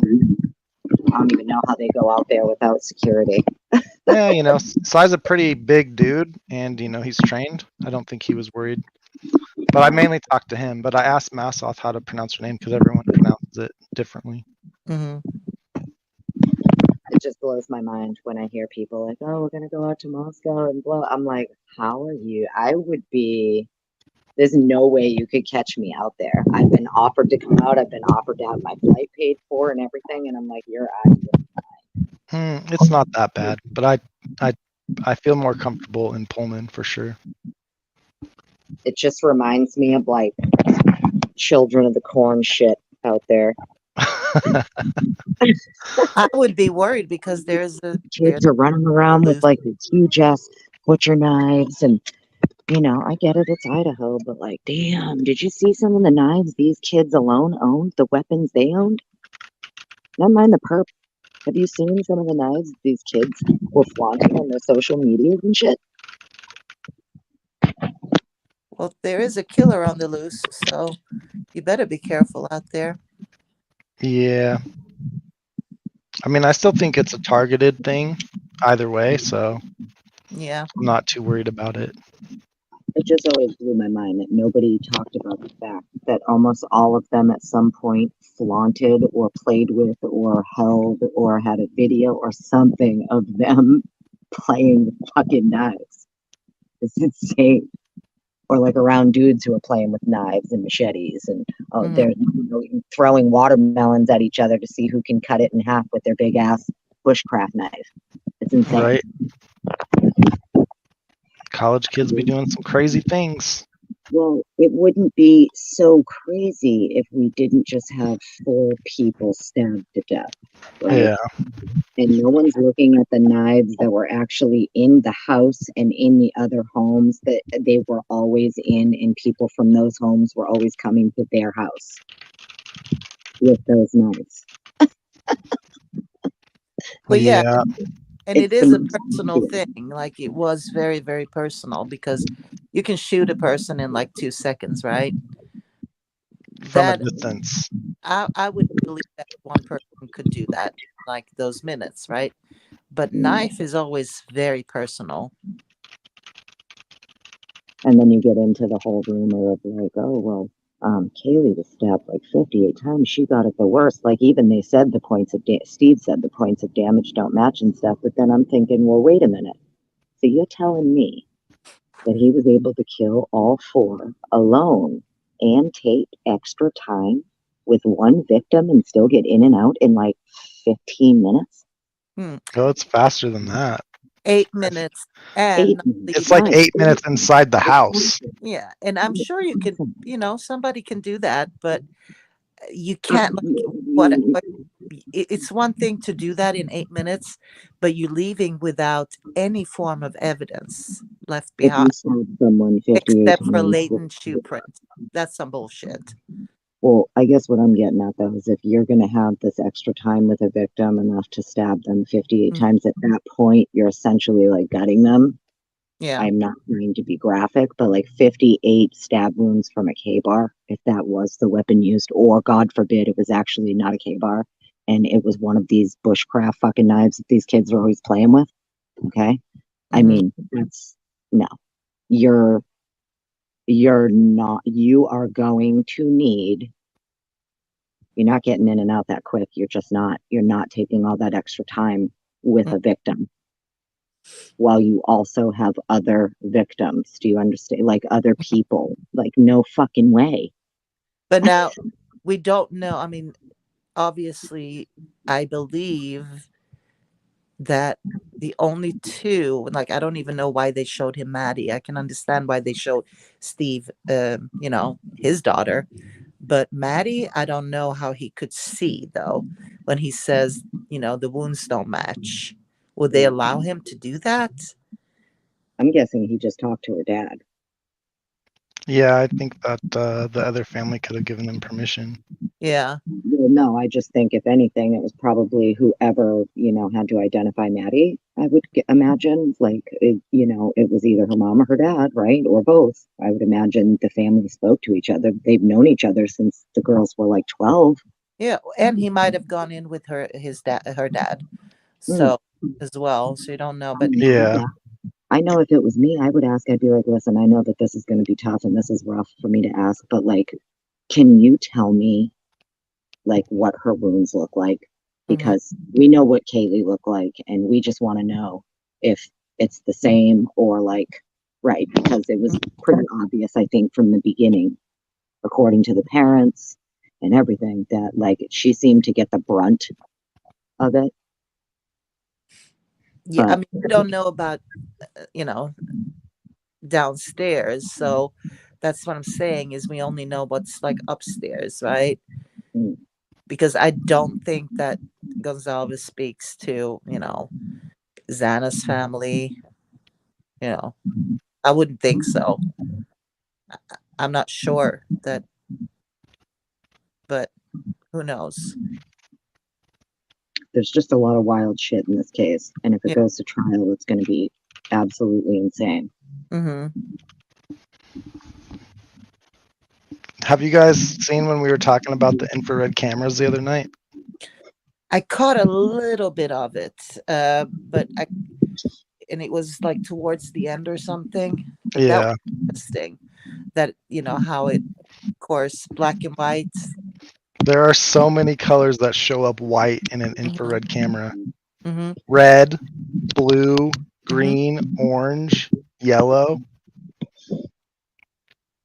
So how do we even know that it's a white car driving around the house? I know, it drives me insane on my infrareds at night. You can't make out what the car actually, like what color it actually is, because there are red cars that come by and they look like they might be silver.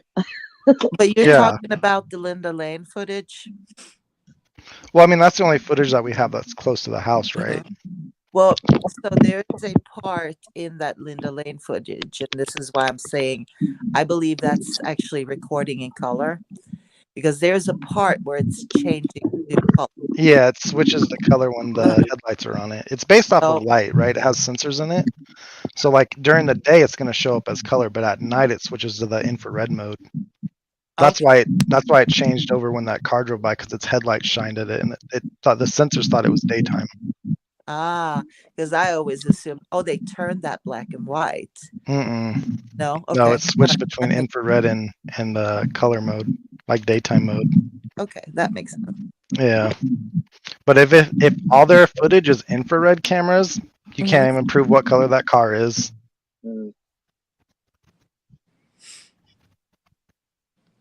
Like the whole thing is wild. I don't think they have any evidence. Well, no, and if you read the PCA, right? Yeah. When it's talking about the car, it says that they viewed several recordings of the car. So they're not even basing it just off of the 1112 camera footage and whatever else they have. And there's a couple of them. And they also said that they showed the footage of Pullman to the FBI guy. So let's just say this, right? The car driving around the house is a 11 to 13 Elantra, and they know that, whatever, like that's fine. But they change it to fit 2014 to 2016 based off of the camera footage in Pullman. And he was trying to match it up with the WSU officer who he writes in the PCA, makes it seem as though he knew about this Elantra being called in on November 29th, and he actually didn't know about it until December 20th. Right. What an idiot. See, it's stupid mistakes. It's stupid little mistakes that get people. All it takes is one. And she caught him on the stand. She got him to admit that he wrote this in the PCA, that he knew about this white Elantra on November 29th, and in fact, he didn't. He didn't know about it till December 20th. He perjured himself. And he perjured not only on the stand, but in the PCA. He went in front of a judge and swore to that it was a true and accurate statement under the penalty of perjury. Yep. So, it is what it is. He didn't even know about that Elantra at WSU until December 20th, not the 29th. Yep. So I hate to say it, but it really does all come back to the lead investigators, what they did, how they did it. And I have a feeling some people, in the end are going to end up looking like Proctor and. I hope so. But yeah, in the PCA, like this sentence especially, it says, after reviewing the numerous observations of suspect vehicle 1, that means different camera footages. So how do you change it from 11 to 13 to an 11 to 16? They could be basing it off of two completely different cars and two completely different areas off of different footage. It's not just one video. They didn't base this off of one video in one area. So how do we know that they didn't show him a different video and he was like, oh, that could be a 14 to 16? Mm-hmm. It's so possible. Right. Well, there's one vehicle that matches what they're talking about. What's that? That's the Oregon car. Oh yeah, I mean that too. Mm-hmm. That matches. For all we know, the white sedan was someone driving Maddie's car. I mean, I'm just saying, she had a little white sedan, a little white 4-door sedan. Oh, the Chevy Cruze? That looks way different, but I mean, I'm just is it saying, possible? Sure. Just in that little area alone, there was like 2 or 3 different frat boys who drove Elantras. There's one of the sorority girls has a little white one with a sunroof. There was one that was always parked out by Sigma in a little house out back. So, I mean, just in that vicinity, there were plenty of white Elantras, actual white Elantras. Right. And then look at Pullman. They looked at them. There's white Elantras all over the place in Pullman too. Yeah. And I think the white Elantra is like the most common car in America. It is, but there's distinctive differences between for sure those two. Like the 2011 to 13 are similar. As long as you can see a corner of that car, you can tell if it's the difference, Exactly. So an FBI agent with over 30 years experience is going to know better.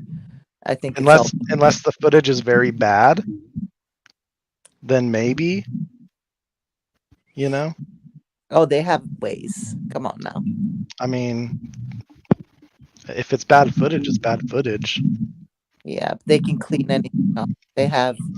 You have no idea. I mean, they can take a grainy ass photo and they can turn that clear as day. So yeah, but then you're gonna have to go into like some AI stuff, filling in lines. Yeah, they're capable of it though. They can just imagine being Blaker, right? And what's his name from ISP, the detective that went with Blaker to Brian's apartment, right? We get that body cam, and like you find out that because he got such a chubby over the fact that there was a fancy laptop that Brian left behind. Don Daniels tells him there's a fancy laptop, and Blaker is like, "Fuck yeah!" Right. He's chubby over it, and listen, they left behind, but this is the crazy thing. They took his laptop. They took like an old tower. They took receipts. They, swabbed for blood. They took the uncased pillow, blah, blah, blah. But they left behind the smart TV. and they left behind another tower. Imagine being Blaker and this other guy, and you find out that just a few days after you left all that shit and said you were done with it, the defense investigator, Batanti, goes in and he's like, yeah, I'm going to take this fucking TV and I'm going to take this tower. Right? Right? So he takes the TV, he takes the tower, and within what? Less than 60 days, we have Batanti coming out saying, oh, hell no. We have an exculpatory material witness. This is her. We need to speak to her immediately. So, You know what the funniest thing about Maori's being on the stand was to me? Because he admitted that they were scared of the preliminary hearing a month beforehand. mm-hmm. It had nothing to do with Bethany. They were scared long before that. Brian being But let me detective- remind everybody too, like going back to the car situation, right? So they have footage that the FBI is looking at, and it's not just one camera. Even if it's a shitty one-on-one, the other one is not going to be the same. Perhaps something is better. Right. That footage didn't change with Brian getting arrested or Brian coming on their radar. That's Right. still the same footage that they collected from that said time. Yep. And so I just want to remind people. So if they saw a 2011, 2013 on all the footage they collected, but that's nothing but exculpatory. Well, and then they changed as soon as Brian came into the picture, but the flipping footage didn't change. Just Right. when they collected evidence for the timeline, right? Right. It changed, even though the source is the same. Source stayed the same in determining the timeline. So it's all bullshit. It's all bullshit. It's all exculpatory. You know, like Sarge has been saying that all along. That PCA is fully exculpatory. Yeah. Yoli, I think, said that on your channel too, right? Didn't Yoli say that? That as soon as she read the PCA, she's like, that's all exculpatory. That's going to be his alibi. Yeah, because we went over, like, you know, every single thing. And of course it is. Of course. Yeah. And that's But, why, so you know, they listen, don't. so I guess what I'm trying to figure out, right? So you guys think that Payne made up everything, the pings everything. You don't think he has him pinging near King Road at all, ever? No, they can't. They can't. They don't have the data. Yeah. But in the PCA, it just says that 12 times before he connected to the tower that covers the house. That's all it says. It doesn't have pings, nothing. I'm not talking about legally having. We're talking about Payne. Yeah. Okay. I'm not talking about the legal way. Oh, you're talking about to get his pings, okay? I'm not talking about a legal way to get his pings. I'm not talking about a legal way to find out if Brian is anywhere near this address ever. I don't think that they would put that in the PCA unless he's stupid. No, that's why they kept it so general, because they don't have the data. Yeah.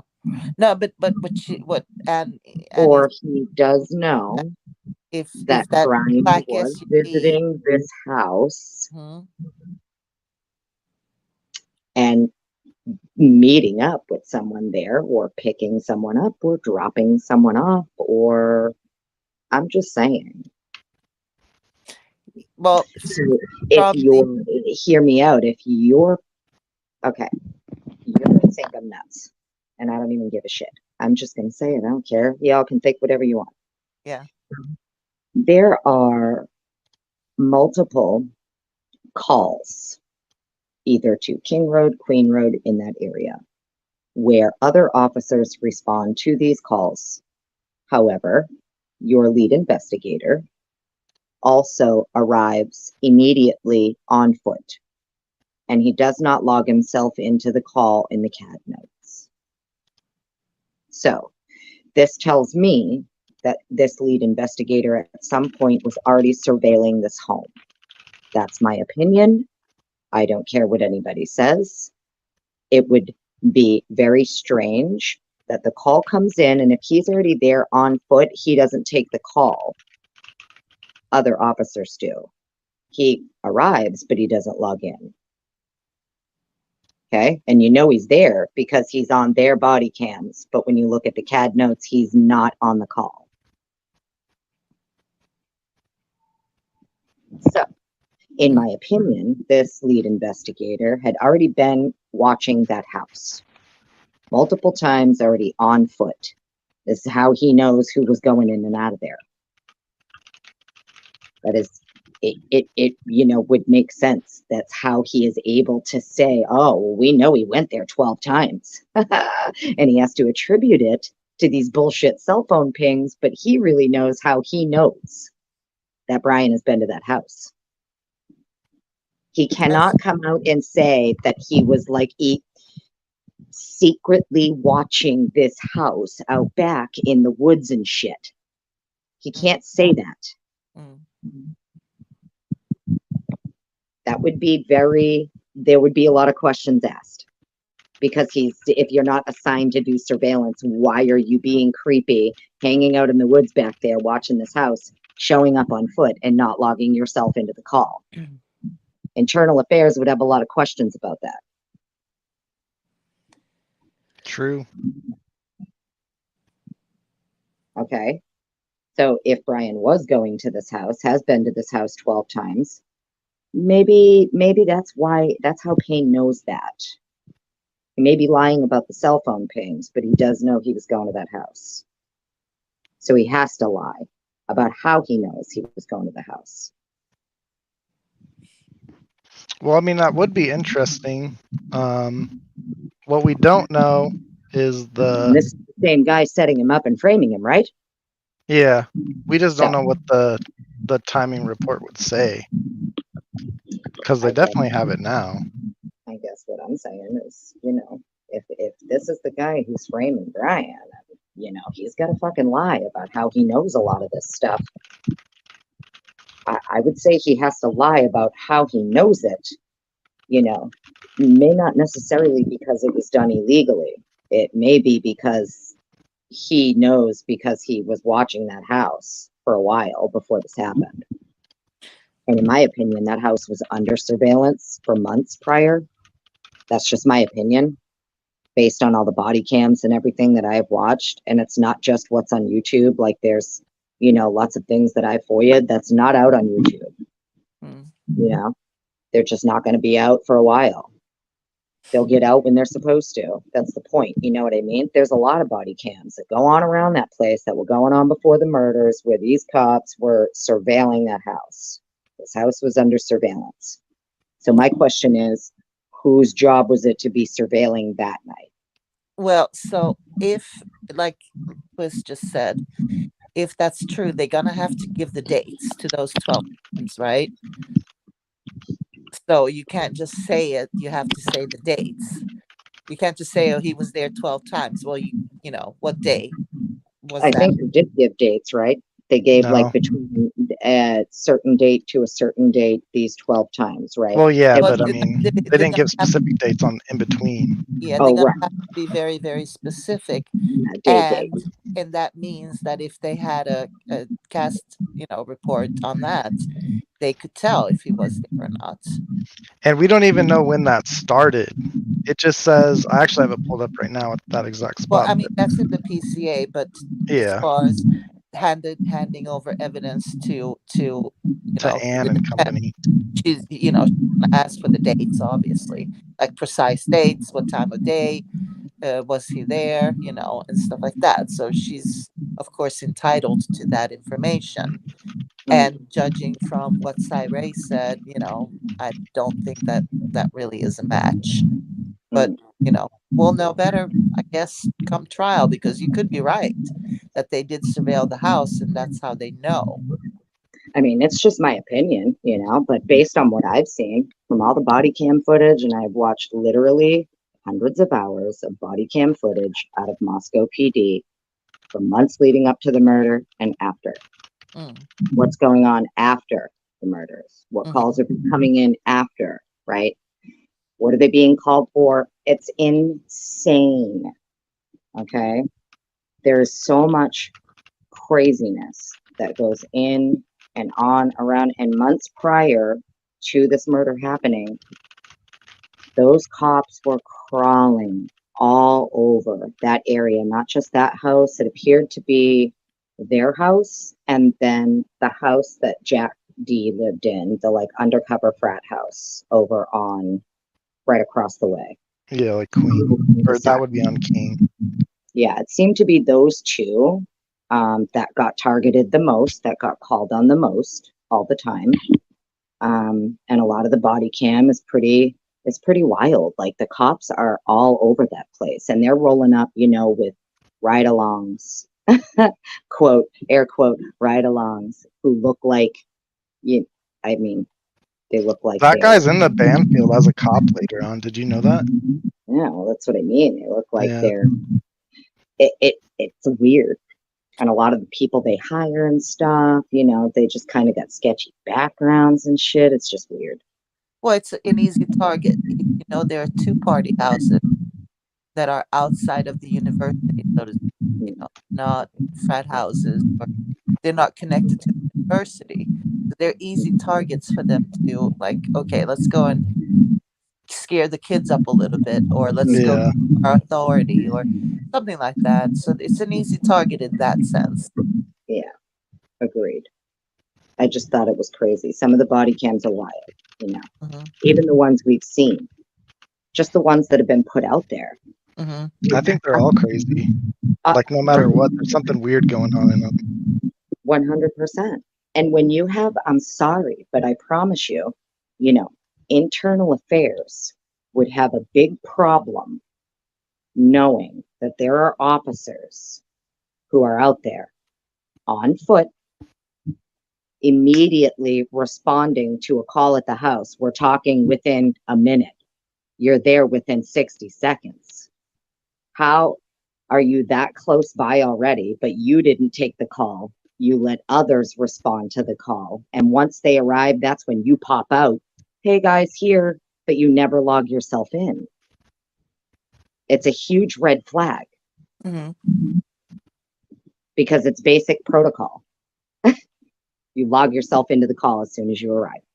So you have, and it's not just him, there are others who are very problematic, we'll just say, prior to the murders in and around that home. And no, I'm not coming out here to say, oh my God, cops fucking murdered the kids, because I know that's people are going to run with. But I mean, it looks real sketchy. There's something going on that I don't know if they were supposed to be watching the house. Maybe maybe the person who was supposed to be watching the house that night, like fell asleep or something. I don't, I don't know. Were they supposed to be protected and they weren't? I'm not sure. But so like the shit wild over there. So you're saying outside of what Lana's shown us as far as as she got the body cams, there's a lot more? I mean, there's others. Okay. Because obviously it has nothing to do with them. It's not them. It's just what's going on in and around that neighborhood. Oh, okay. So like you can see what the cops are doing in and around that neighborhood. That one is really weird when I don't know who she has on camera. It's like Dylan. I assume it's Dylan, but it's like late at night and the cops are just there and the bot or like their dash cam is rolling.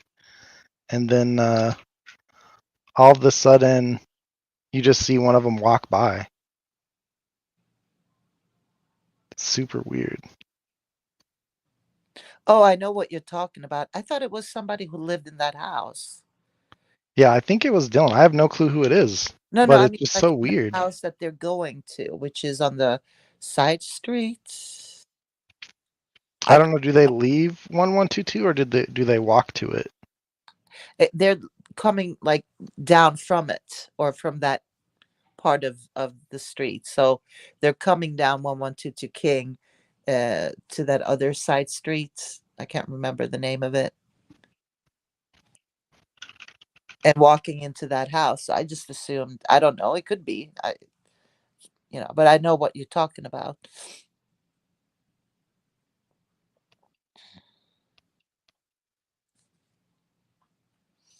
Yeah.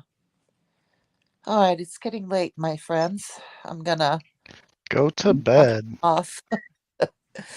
And it was so nice to talk to you guys. Annie? Are you going to bed? Yeah, I'm jumping off. It's night time for me. I always love talking to you. I hope you get Yeah, rest. and email me, Okay. Annie. I sure will. All right. Have Well, a good sleep well. night. Have a good night. Thanks for coming up. Thank Good you. Bye. night. Bye. What happened? What do you mean? I don't know. Everything got. Did you hit the wrong button or something? Did we all get kicked off? No, I don't know why you kicked off. You just disappeared. Oh, it was only me. Oh, I thought everybody because my screen didn't even. I couldn't hear you or anything. Well, it must have been your internet or something. No, it was just you. That's why I put the link in again. My bad. Well, I mean, thanks for having me up. It is late. What do you? Nobody else is gonna join the conversation? I don't know. We might finish watching the hearing. We could still talk. I don't care. I just like seeing pain. I just like Ann Taylor seeing, wrecking pain and then listening to Masses. She did so great. I know. I like seeing massive talk every single time. Do you like take notes and stuff when you're there? Nah. No. I don't really see the point because I come home and then watch it anyways, you know? Mm. But I like, would still it's take notes. recorded, so like, why take notes? You could just take it later. I'm guessing like when they say like people on Zoom, his parents still join on Zoom and stuff to listen, I'm guessing. I know they can't fly out there, but I know that the Yeah. family is allowed to listen in on Zoom. Yeah, you would think. I mean, I think they only specifically do Zoom on the closed hearings, so like the parents could just watch the YouTube feed, Mm. you know? Like, I'm sure they still watch. It would be nice to get them out here, though. Like, have you noticed like anything when you're in there? Like, Not really. It's been really dead in there. Like, I pulled up a hearing from 3 or 4 months ago, a couple nights ago, and like, it was packed in there. Right. Yeah, it seemed to be the prosecution side that used to be pretty full up on the left side there, is dwindling down. Yeah. Like, the past 2 hearings, there hasn't even been anyone that sat in the same row as me. Right. Yeah, but like even on the prosecution side, I remember like when they first started doing hearings and everything, and the public could attend, it looked like the prosecution side, all of those benches behind them were like filled up. And Yeah. now it's hardly anybody. I know, like, so when they had the court TV recording in there, they would sit like directly behind the prosecution. But ever since they've been doing their own YouTube feed, that whole row has been open, I guess, because like the 2 hearings ago when Mallory was on the stand, they were like, "Can we use that? Because it says media, but that's where the court TV was doing." The guy was like, "Yeah." So like a bunch of people stood up and walked over there. It was really funny. But from now, like, it just seems like most of the people in there are reporters for something because they just sit there and type away the entire time. Yeah, I like Andrea Burkhart too. She seems to show up for a lot of them. Yeah, I saw her the first hearing I went to.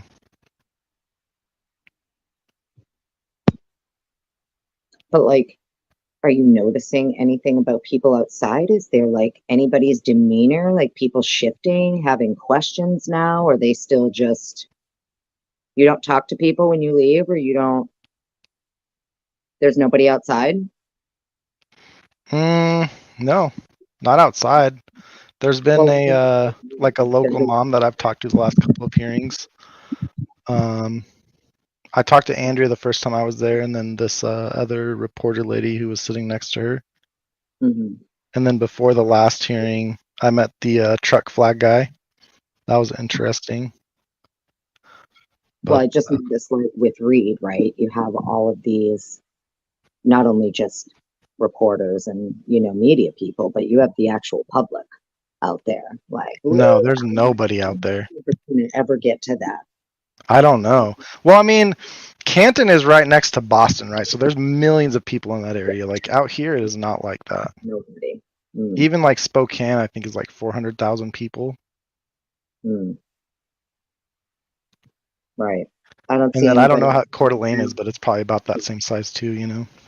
Yeah, I don't see anybody out there rallying to go, march outside the courthouse or anything, or clap for the defense or anything. Yeah. It would be nice. Like It would. that one hearing that they canceled, there was a few people that wanted to come out for that because they had the time off work, you know? Mhm. So there were a few people that were talking about coming out and then it just didn't work out. So like Yeah. there's no one outside. I got there at like 8:20 the last hearing Mhm. and nobody walked by. There were people coming in and out of the courthouse for other things, you know? Mhm. But it's quiet. That's so crazy, huh? It Like would the be difference. sweet if we could get a bunch of people out there I would love it if protesting and we whatever. could. I'd love it if they were holding press conferences after the hearing, like Yannetti and Jackson do. Right. I mean, that's like the weird thing because they do have the gag order. Yeah, I wish there wasn't one. I'm like dying for them to just like lift it. What is the point? Yep. Well, that's why Anne's freaking out because I think the gag order helped at the beginning to calm some of the crazy stories coming out about him. Mm. And now she's like, I want to tell people the truth. Brian is innocent. Brian didn't do it. From my calculations, Brian wasn't even close to Moscow that night. So how are you stabbing somebody in Moscow? Yeah,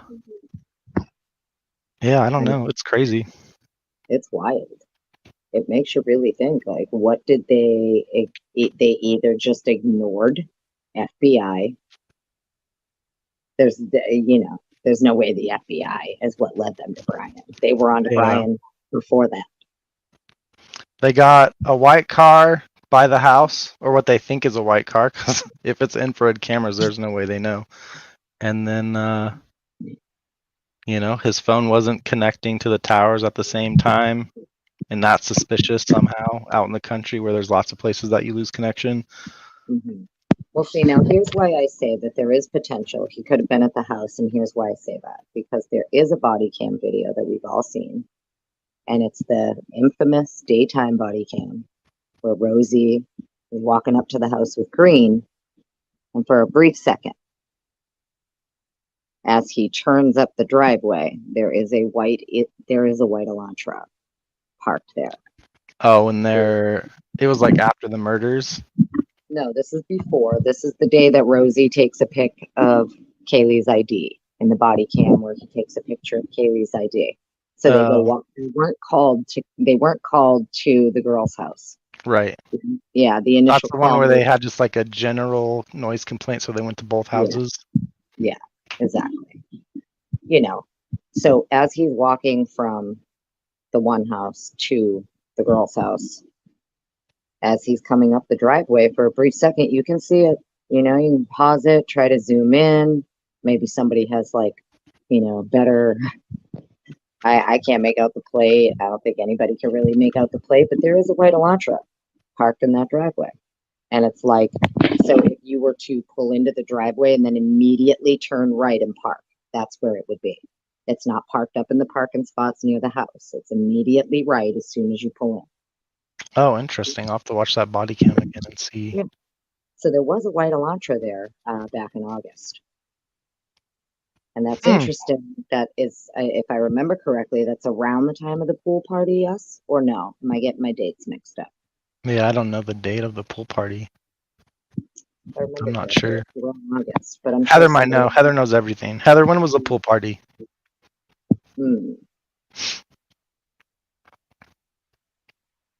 So, there is a chance he has been to the house. Oh, for sure, there's a chance. Yeah, which is fine. Doesn't mean he fucking killed anybody. It also Right. doesn't mean he has any connection to them. You know, Right. but there could be someone in that house that he does have a connection to that isn't one of the victims.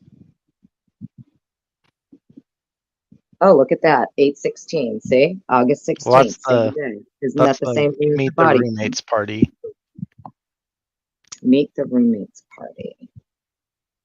That's when like Um, they had all the girls and Ethan take a picture outside, you know? well, I don't, yeah, right. That's the day of the body cam. Yeah, That's the day of the noise complaint? correct. Oh, that's funny. That's why I was asking if that is around the same time as the pool party. Heather I says was told BK he pool went to parties it. at the weekend of July 9th. Oh, okay. So it wasn't August. Okay. There was Yeah. something in August that's like the day of the body cam that was also going on. Well, Brian got pulled over in Maybe August. that's what it was. Okay, yeah, right around the same time. Or like within a few days or something. Yeah, I read it earlier, but I don't remember it given the date. No, I do remember a date. I thought it was like August 21st is when he was pulled over by Corporal Duke, but Oh yeah, I thought it August was, 21st. yeah, Corporal Duke. Yeah, that wasn't MPD. That was Corporal Duke with like the sheriff's office. Yeah. The Yeah. thing about it is that happened at Farm Road and Pullman Highway, and that's Mhm. right where Winco's at. And I'm sure you know that people from Pullman go to shop in Moscow Mhm. all the time, specifically Winco because we don't have one here. Right. I So I love mean, when like all of this stuff is just like, to me, it's just like, oh wow, he went to Moscow every few weeks or whatever to go grocery shopping. Crazy. People from Pullman never do that. Yeah, I don't know. I have a hard time believing though that he was plucked out of thin air. I'll just say that. Yeah, I don't think he's really plucked out of thin air. I think it was just convenient. Have you seen this tower? I don't know how well you can see the screen, but this, at least today, is the tower that covers 1122 King Road. It also covers the highway coming in from Pullman.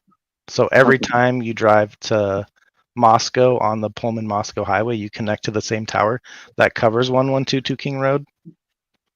Okay. So like when they're like, oh, he connected to cellular services that provide coverage to 1122 King, I'm like, cool. He drove to Moscow. What a criminal. Oh, right. I agree fully. I completely understand that he can just hit that tower and he doesn't have to be anywhere near King Road. I totally understand that. I'm just saying, if you're paying and you have to lie, you know, there's a reason you're lying. Yeah. He has to lie about how he knows certain things. I don't know. I literally think they just found a white car or a car they thought was white driving around the house, saw that he was out driving around the time of the crimes and his cell phone wasn't connected, and somehow that makes you a criminal. Oh, right. I know. I know it's all bullshit. That's why they're going to have a really fun time like ripping this apart, you know, but I feel like if you truly believe you have the right person, you did everything by the book, you did it all the right way, then you would have absolutely zero issue with coming out and being like, oh, yeah, here you go. We got this son of a bitch tagged and bagged. You know what I mean? Like, Mm-hmm. that's not what they're doing. That's not what they ever did. You know, from the beginning, they wanted to hide the work, hide everything they did. It's either illegal, exculpatory, or both. Yep. I agree. And then none of those are actual justice, is the point that I'm getting at. So it Right. still doesn't resolve what actually happened and who actually did it. Nope. I mean, that's the scariest thing, right? Because they've had Brian in jail for a year and a half and he had nothing to do with it. Right. There's still, that's what I mean. So this entire time, if it really is not him, and they can 1000% prove it beyond a reasonable doubt, which I do believe they can do, then okay, great. So for the last almost 2 years, there's still the people or person or persons who did this out there. Awesome. Yep. And who knows who did it? Somebody. Right. Now, do you think anyone's rolled to the defense by now? I don't know. To me, I think what will end up happening, it might even be years down the road, but somebody might get arrested for something and then be like, hey, I need a shorter sentence. I'll tell you what happened at that house that night. Right. I was thinking the same thing. Yeah. Because They I might mean, have- it's actually scary. Most people don't know this, but like a lot of murders don't get solved in America. 50%, I think. Exactly. Yeah. Exactly. Over So most of the time when they get convictions, it's from either people taking a plea deal or, getting ratted on from somebody anyways. Right. It's wild. It's wild. And what's crazier too is like they try to make it like such a big deal about that he drives around and whatever, and like that's also his alibi is that he drives around, and they try to make this a big deal, but then I'm thinking to like, well, other people's alibi that night was also driving around or sleeping. Like that's it's the same alibi. If those people aren't even being looked at and they're actually connected to these victims, they're like inner circle people, the people that were cleared within an hour type shit. Right. That's like it's amazing crazy to me that, one person can have the same alibi as the other person they're claiming did it. And the one person is like, yeah, no, you're good to go. You're fine. Don't worry. We cleared you first.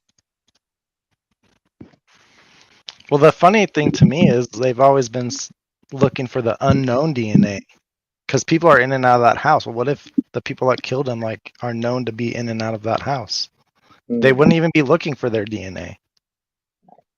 Well, we do know too, though, that before, they surreptitiously obtained DNA off a cigarette butt, so that they obviously had other suspects, and they were doing work on other suspects. Okay, that's why they're surreptitiously obtaining cigarette butts for DNA. Now, because they admitted that, it also makes them look real stupid on why they followed Brian across the country to get his DNA. Because if you're surreptitiously obtaining someone's DNA in Idaho anyway off a cigarette butt, you could have absolutely gotten one of his gloves that he was allegedly always wearing. You could have swabbed some DNA off his doorknob, his car handle, whatever the case may be. You could have surreptitiously obtained his DNA as well. For sure. So all the lengths they went to get his don't make sense considering they admit to surreptitiously obtaining other people's DNA. And they were following him way earlier. Yes, eyes on. They could have walked into his office at school as soon as he walks out. Yes. There's so many ways they could have done it. So it never made sense to me because I'm going, well, wait a minute. If you're already admitting that you had other suspects and you're fucking sneakily taking their nasty ass cigarette butts they flicked on the ground so that you can run some DNA on it illegally, what the fuck? And they're admitting to it. They didn't have a warrant for that person's DNA, or that person wouldn't submit their DNA. Is my guess. The person you don't need a warrant if it's a cigarette butt out in public, right? That's the whole thing. But well, it depends how they got it. Like, did they have to go onto the person's property to get it? Most people, if they're smoking on their porch or something, they're usually going to put it out in something like in a container or whatever. It's going to be on their property. Right. Same thing with the trash. Are we sure the trash was actually out when they obtained it at his parents' house, or was it still up in the garage? because Yeah, the rule that's there is that they can't roll that trash out until the morning of. right. So That's an someone, interesting. in my opinion, went onto the property to get that trash, and they did so without a warrant. Right. That could be true. Yeah, who knows? That'll be interesting if we ever get what really happened in Pennsylvania, you know? Never gonna know, dude. Probably not. PSP, think about body cams. Yeah. I don't really think it matters because I just don't understand how they have the evidence to even hold him today. So No, the reason that the body cam for me is so important, right, is because when you think about it, a lot of the like rumors that were spread about him separating trash when they did the raid with gloves on in the kitchen, like a freak, you know, right, and all that stuff. And then we find out about the trash later, where they have to separate it. And they have right. But people because- don't know that. right? They just ignore that part. Oh, he was in his boxers sorting trash out with gloves on. What a weirdo. He's trying to conceal his DNA. Feeling right, DNA, or he's hiding evidence or whatever, right? Yeah. What if he was using I don't know if it's a black light or whatever, but anything like he's looking for his DNA to make sure his DNA doesn't get in the trash. Like, you guys are so dumb. Right. These There's guilds a are lot. idiots. There's so much shit. Even like think about it, right? When we had access to what they took from, was it the parents' house? It was the parents' house. It was the Pennsylvania warrant return after they did the raid, and they just put the first thing on the list, knife. It just says knife. And then as you get a little further down the list, there were other knives that were collected that are meticulously detailed. Right. The Taylor cutlery knife, I just died. I said, of course it's a Taylor cutlery knife. Fucking assholes. You know, to me, it was just funny. His attorney's name is Ann Taylor, and they would find a Taylor cutlery knife. They stole this man's mother's Taylor cutlery knives. I would be furious if it was me. He didn't use my cutlery knives to kill these 4 people out in Washington and then bring them to my home. Yeah, thousands of miles away. Right. Like, it's just obviously ridiculous. The first thing on the list is knife, and then everything else that are knives or even resemble a knife are meticulously explained, right down to Smith & Wesson, Taylor cutlery. It's insane. Yeah. Hope So they what is number got one those knife? What back do to you her. think number one knife is? That's just knife. I don't know. Is it the knife or just a Pocket knife? knife? Right, a pocket knife. It might even be like a plastic knife. There's nothing descriptive about it. Is it a butter knife? No, the whole thing's just crazy. I don't mean to laugh either. It's just that at this point, we're so far into it that you got to have a sense of humor sometimes about this shit, because if it wasn't so, pathetic, it's just so pathetic. I'm sorry. There's nothing else you can do sometimes, but just you got to find some humor in it, because how sad and pathetic. I think the scariest thing is just that they'd go through this length to take someone's freedom away, you know? That's what I mean. Not only are the people who were killed not getting any justice, but there is another victim in the case if he is completely innocent. And then the people who actually did it are still free. So I don't know how anybody, family or not, would be okay with that. It could be any of us. It could literally be any of us, any of our family members, our brother, that this happens to.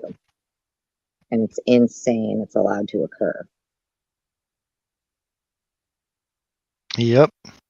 That's what scares me the most, is just if they could do this to him this easily with this much shit, they could do it to anybody. And it's not just him. There's so many, So many. Like, I don't know the whole Richard Allen case, but what I do know is that if the FBI comes to you, you ask for the FBI's help. You say, hey, FBI, we need your help in this case, okay? We got these two young girls that we found killed, right? Blah, blah, blah. FBI says, absolutely, we're going to come and fucking help you. Absolutely.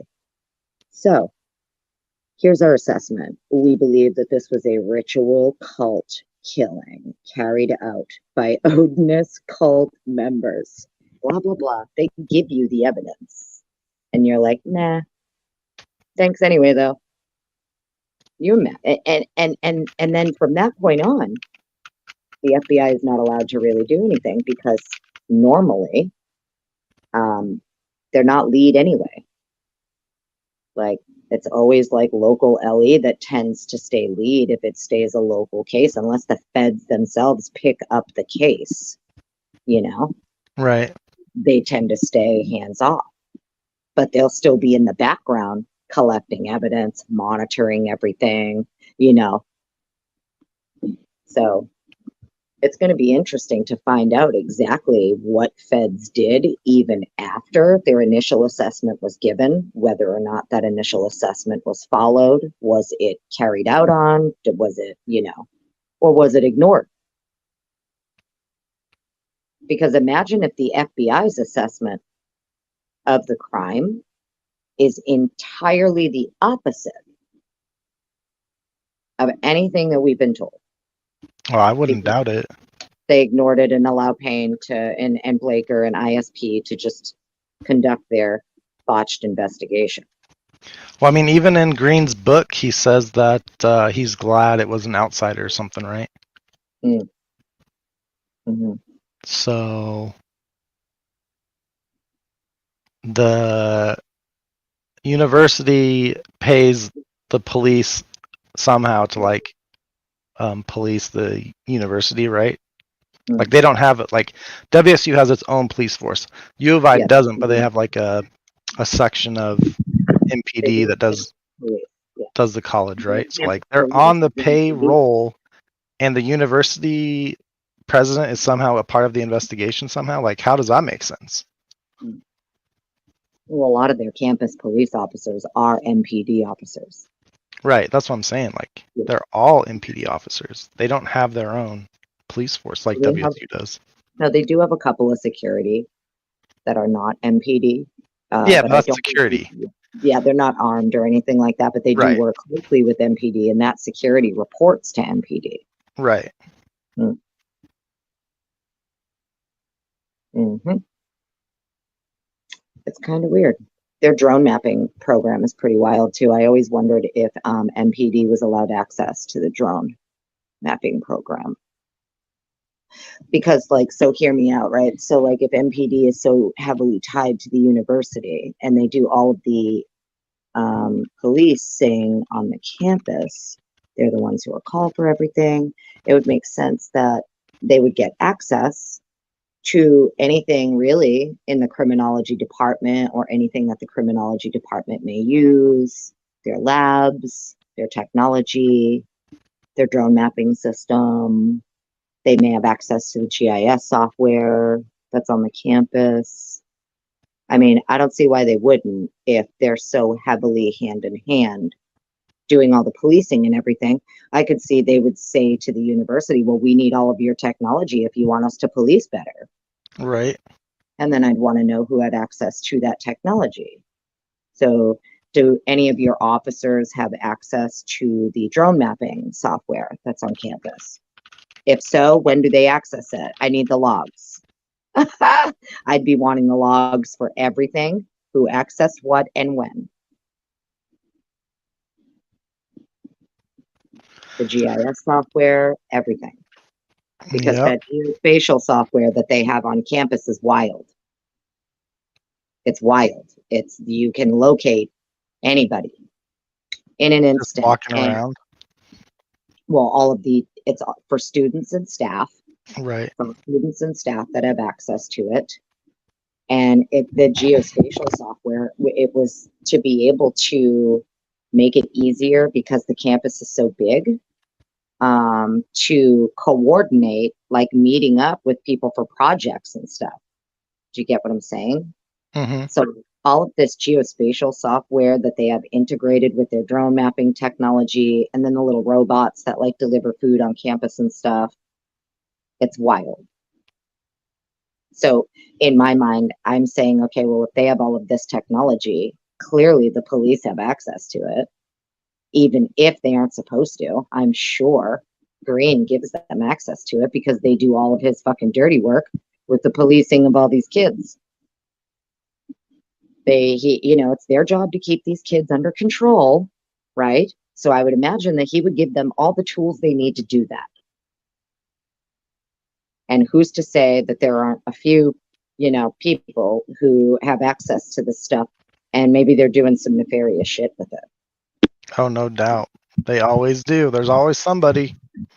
Because it was rumored too that like the entire campus went out that night, right? Wasn't there something about like everything being down that night? It was just the university Wi-Fi. Right. But like their internal servers were all working. Because I think they were doing like an update or something.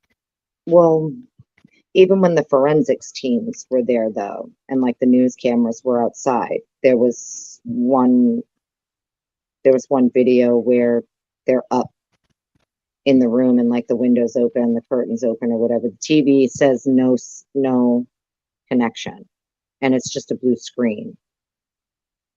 Are you talking about at the house? Mm-hmm. Yeah, in Kaylee's room. I don't remember whose room it was. I just remember seeing that like the TV was definitely not connected to anything. It was all out. Right. So I was like, oh shit, maybe somebody did cut it.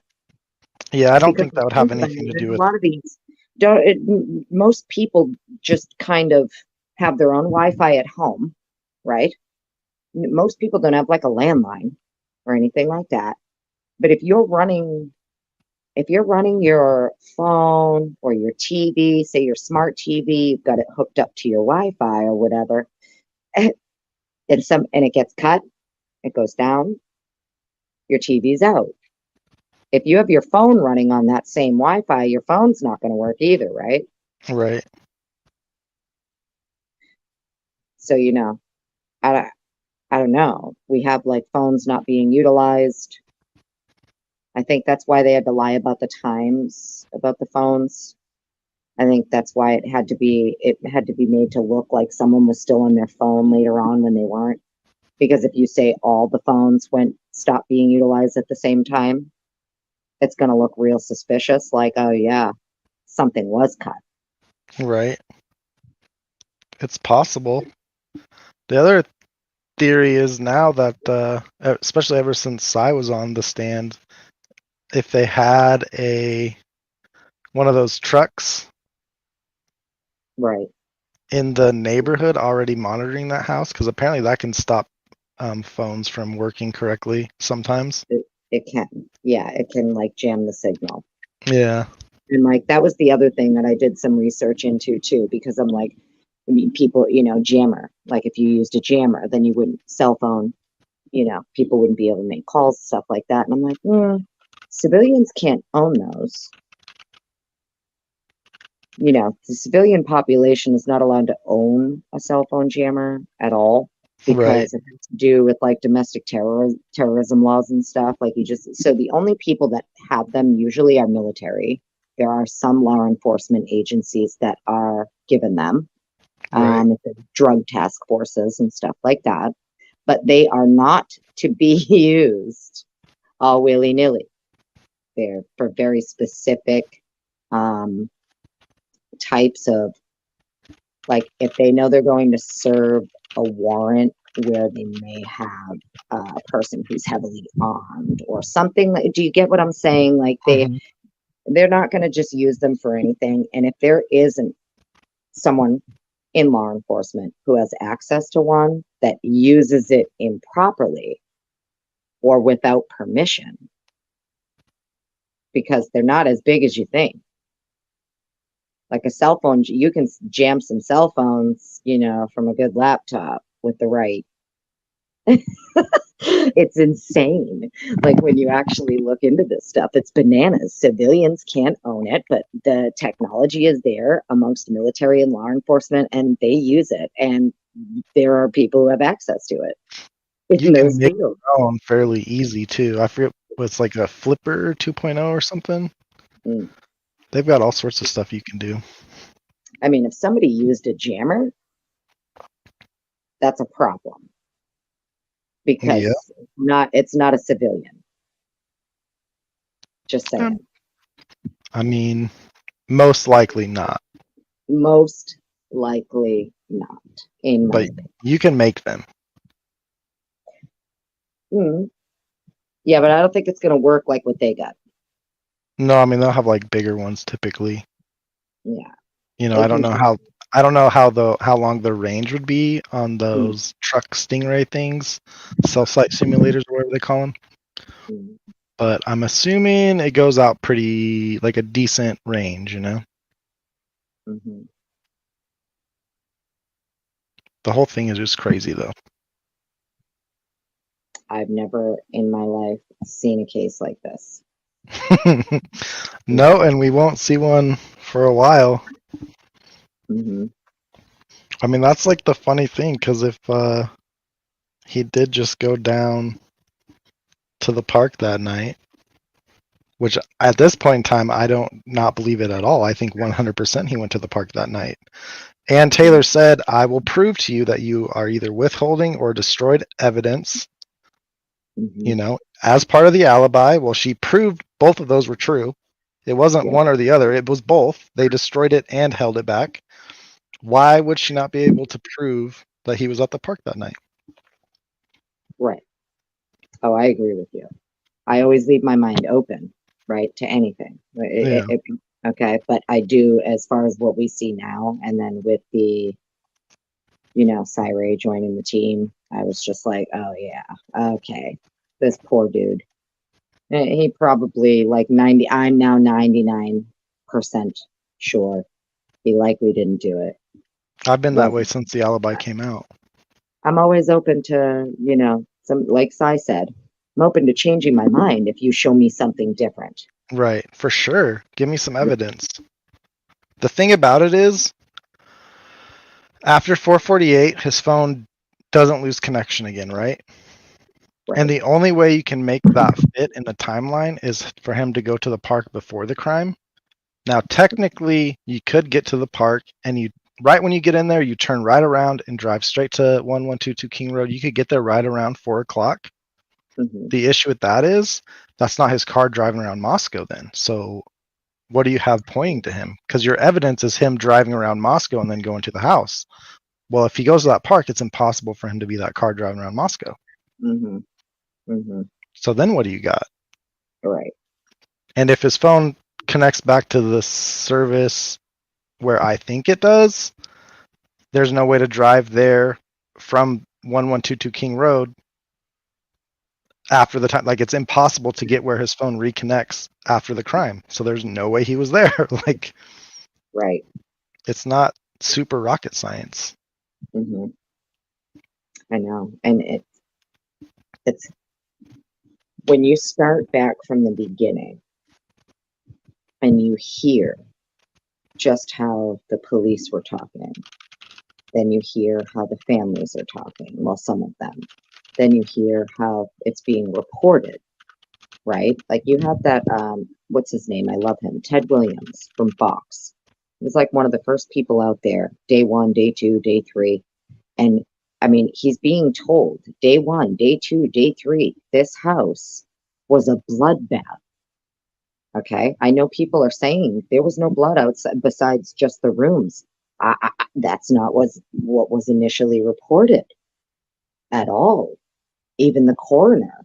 Lots of, what do you expect? She tried to, she's just like, lots of blood. I don't think she wanted to be like graphic or anything, but I think she even said it was within the bedrooms, though, didn't she? no, she did not say it was within just the rooms. No, that's what I'm saying. And Ted Williams was literally out there, be like he was, talking to everybody out there, just like all the other news crews were. This was prior to the gag order. They were being told that this house was a blood bath, a virtual blood bath. That blood was all over the walls, all over the floors. It was everywhere. I mean, I find it very hard to believe that if it was that bloody, that the blood is just in the bedrooms. Mm. So I wouldn't be surprised, but as far as I know, like, that's what they've said officially. Right. Right. That's what I mean, though. But So if that's you have crazy. this If that's blood true, bath, that is crazy. that's what I mean. So now, if you have this virtual bloodbath that has occurred, you have blood everywhere, the walls. It's it's the news. They're hyperbolic, Mhm. But either way, if you have this bloodbath, which I imagine it would be, it's 4 people stabbed to death. Yeah, where's the blood leaving the house? Because we watched when forensics arrived. We watched when forensics went around the back of the house. They went into the front of the house in the driveway. They never placed any evidence markers in the back of the house for blood. Right. All their evidence markers were centered around the front of the house, particularly under the side of the home that Bethany's bedroom window was on, the left side first floor. Right. And then coming around like where Ethan's Jeep was and stuff. They tend to be like focused in that area with a lot of the evidence markers that they were leaving out. So, when we hear that the killer left out the sliding glass door, well, if you're walking out of a virtual bloodbath out the sliding glass door, there would definitely be some bloody footprints on that little cement patio outside the door. You probably would have found some blood droplets, dripping off this person as they walk away. They would have brushed up against a bush, a tree. You would have found something out back if that's the way the perpetrator left. Right. It appears that's not. And there's still that neighbor that was saying that the front door is wide open at like 8:30, 9 o'clock. That's what I'm saying. I think a lot of what we were told was actual bullshit. Okay? For sure. Yeah, the perpetrators didn't leave out of the back door. I don't think anybody left out of the back door. I think they left right out of the front door. Absolutely. Nobody, I think they came in through the back and left through the front. And that's why all of those evidence markers were out front and concentrated to the front area of the home and not the rear. Yeah. The fingerprint markers that they were doing on the slider and like the windows and all of that, the little red tapes, that's, that they did a lot of on the back of the house.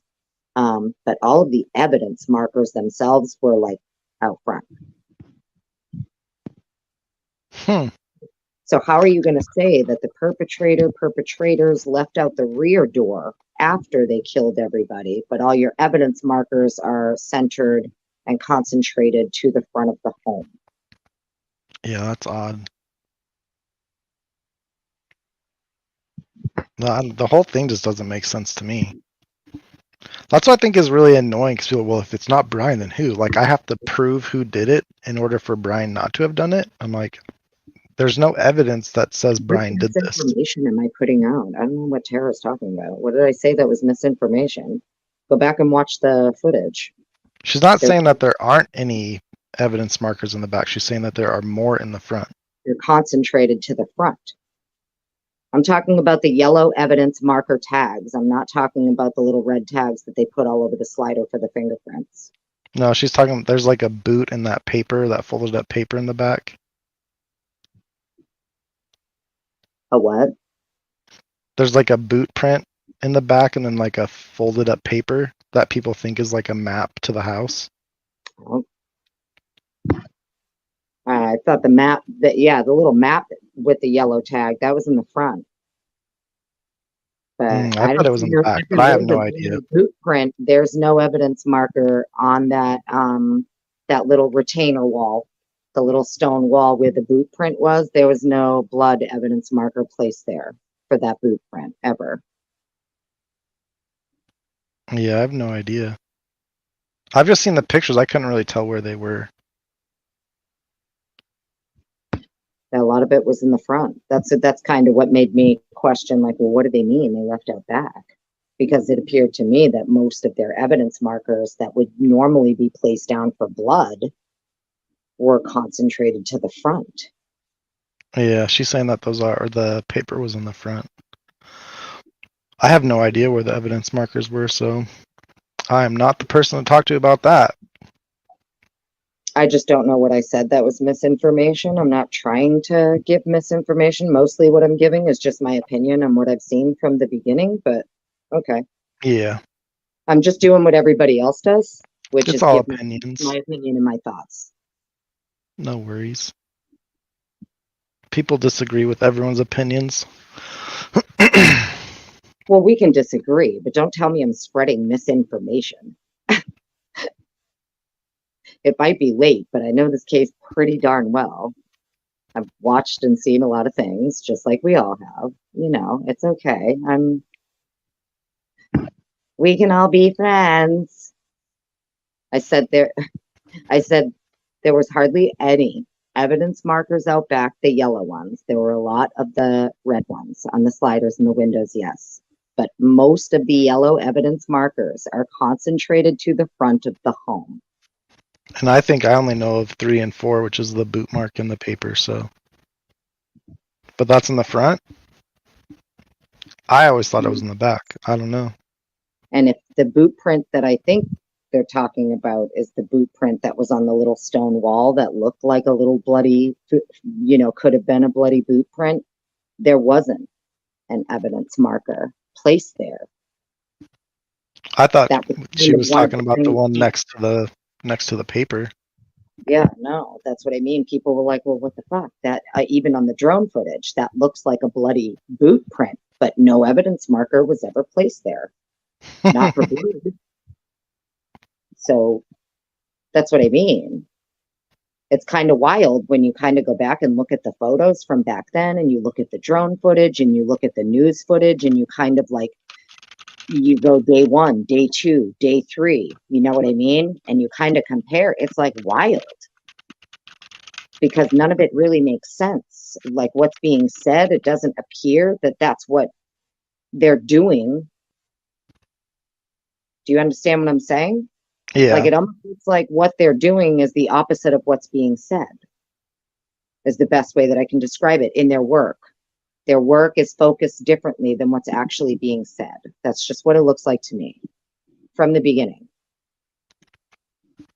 No, I agree. I think the investigation has always been weird. A lot of I don't know how many number markers there are. It's what, 2:30 in the morning. I don't know off the top of my head how many. Very little.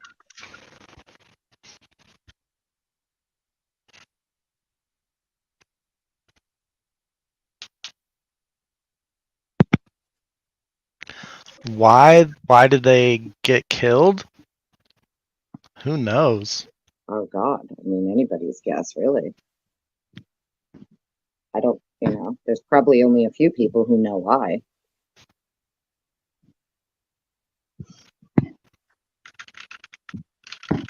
I mean, it could be anybody, right? When you really think about it, I would imagine in the beginning it's probably hard for them to do an investigation. Say you're trying, okay, we'll give them the benefit of the doubt. They're trying to do an honest investigation. I'll giggle past that. Yeah, I'll giggle past that and try to be serious for a second. If they're trying to do a really good investigation, I would imagine it would have been difficult considering you have these 4 victims who all have pretty wide social circles to begin with. And you have to like go through all 4 of the social circles as well as the survivors, never mind any of the things that they were involved in regarding sororities, fraternities. That just opens up the pool. Like it's like a needle in a haystack at that point is what you're trying to find, really. Yeah. It's not like it was just a one-on-one type where okay, this dude's been harassing this girl for a while and now she ends up dead and, we found his shit or something, right? I mean, usually it's pretty clear cut and you can It just seems like from the very beginning they had a lot and didn't really know where to go. And then when they did know where to go, they had to ignore it because where it went was not where it was supposed to go. They were told, don't go there. Where, Right. you know, if it's leading you in this direction, don't go in that direction, is my guess. That's just my opinion. No, I agree. Like, what do you think? I would imagine everybody has a theory on why they think they were killed. Some people think drugs, some people think trafficking, you know, but what? It's some people think lone incel stalker. That's a really dumb theory, but some people Agreed. do think that. Yeah, agreed. I never thought it was a single person ever. I always suspected multiple folks. The timeline, it's like this, right? You give them 8 to 10 minutes or whatever. One person does that. I don't know. I'm still thinking there's 2, right? But let's just say they have like 3 hours as an example to do it.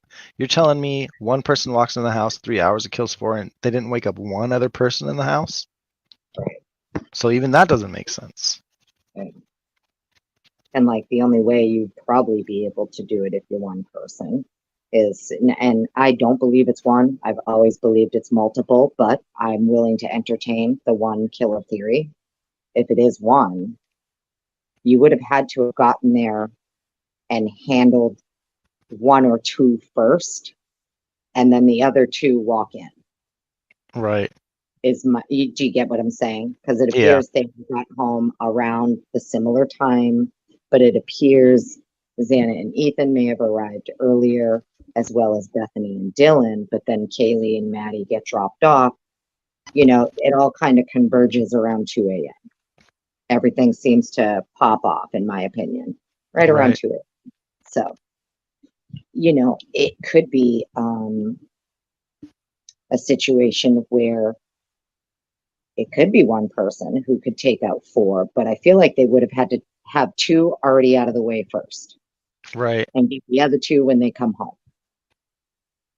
But that would mean the person who did it would know when they were coming home. And the timeline of the crime would be off, most likely. Right. Exactly. Oh, the timeline's way off. Yeah, I think so too. Absolutely. The original timeline was the right timeline, the 2 to 3 a.m. In my opinion. That's just my opinion. Was that the first one? I thought it was like 3 to 5. No, originally it was, we believe this crime occurred between 2 to 3 a.m. I remember hearing that a couple of times. And then they bumped it back after they, you know, did the digital forensic downloads of the phones. And yeah. Yeah, that would make sense because Steve just recently came out and said that Kaylee's phone shut off around 3. So that's why I was thinking they did 3 to 5. I always thought it was pretty weird too. So when you look at these times that he gives, now I'm under the impression we really can't believe anything in it because we have the prosecution now saying it's irrelevant. You have Elisa Massive getting up there telling you the probable cause is mostly false. Yeah. I think the only thing they have right is his name and then what he was doing in Pullman, kind of. That's what I mean. It's actually really funny that a lot of people don't understand this, but if you read the PCA, when he's in Pullman, it's Brian, his cell phone, and his car together. They know where it is. They know it's him. They know it's his car. In Moscow, it's suspect vehicle 1, and this could have been what he did. Right. But all the phones appear to stop utilizing service around the same time. Right. Except for Xana's. I wonder what Ethan's was doing. That's what I mean. That's what I mean, though. Now, what if that's a lie? Like I said, if you have to bump someone's timeline back to make it look like they were, you know, if this is a big ass cover up, you can't have everybody's phones all of a sudden just all stop working at the same time. You would have to like. I think that they could they could corroborate, because Xana like wrote on TikTok, right? So you could look at other people's account, which I think that's how they know what was But said, we don't right? even See know the it was her timeline. on her phone. Well, that's true. But the And phone usage was done then. But right. what if they did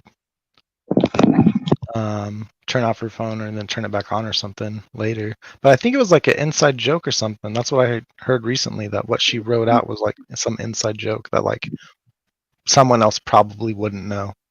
Yeah, it's not unheard of at all for someone to use a dead person's phone to make it look like they are still alive.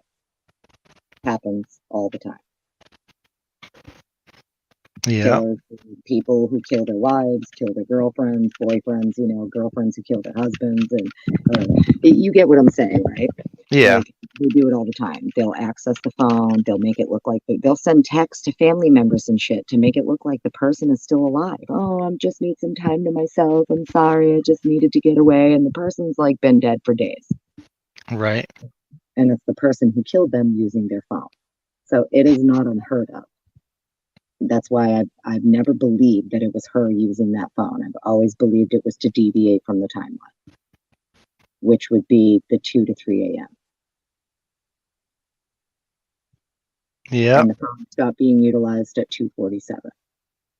I believe 2:47 and 2:52, I think, or something like that.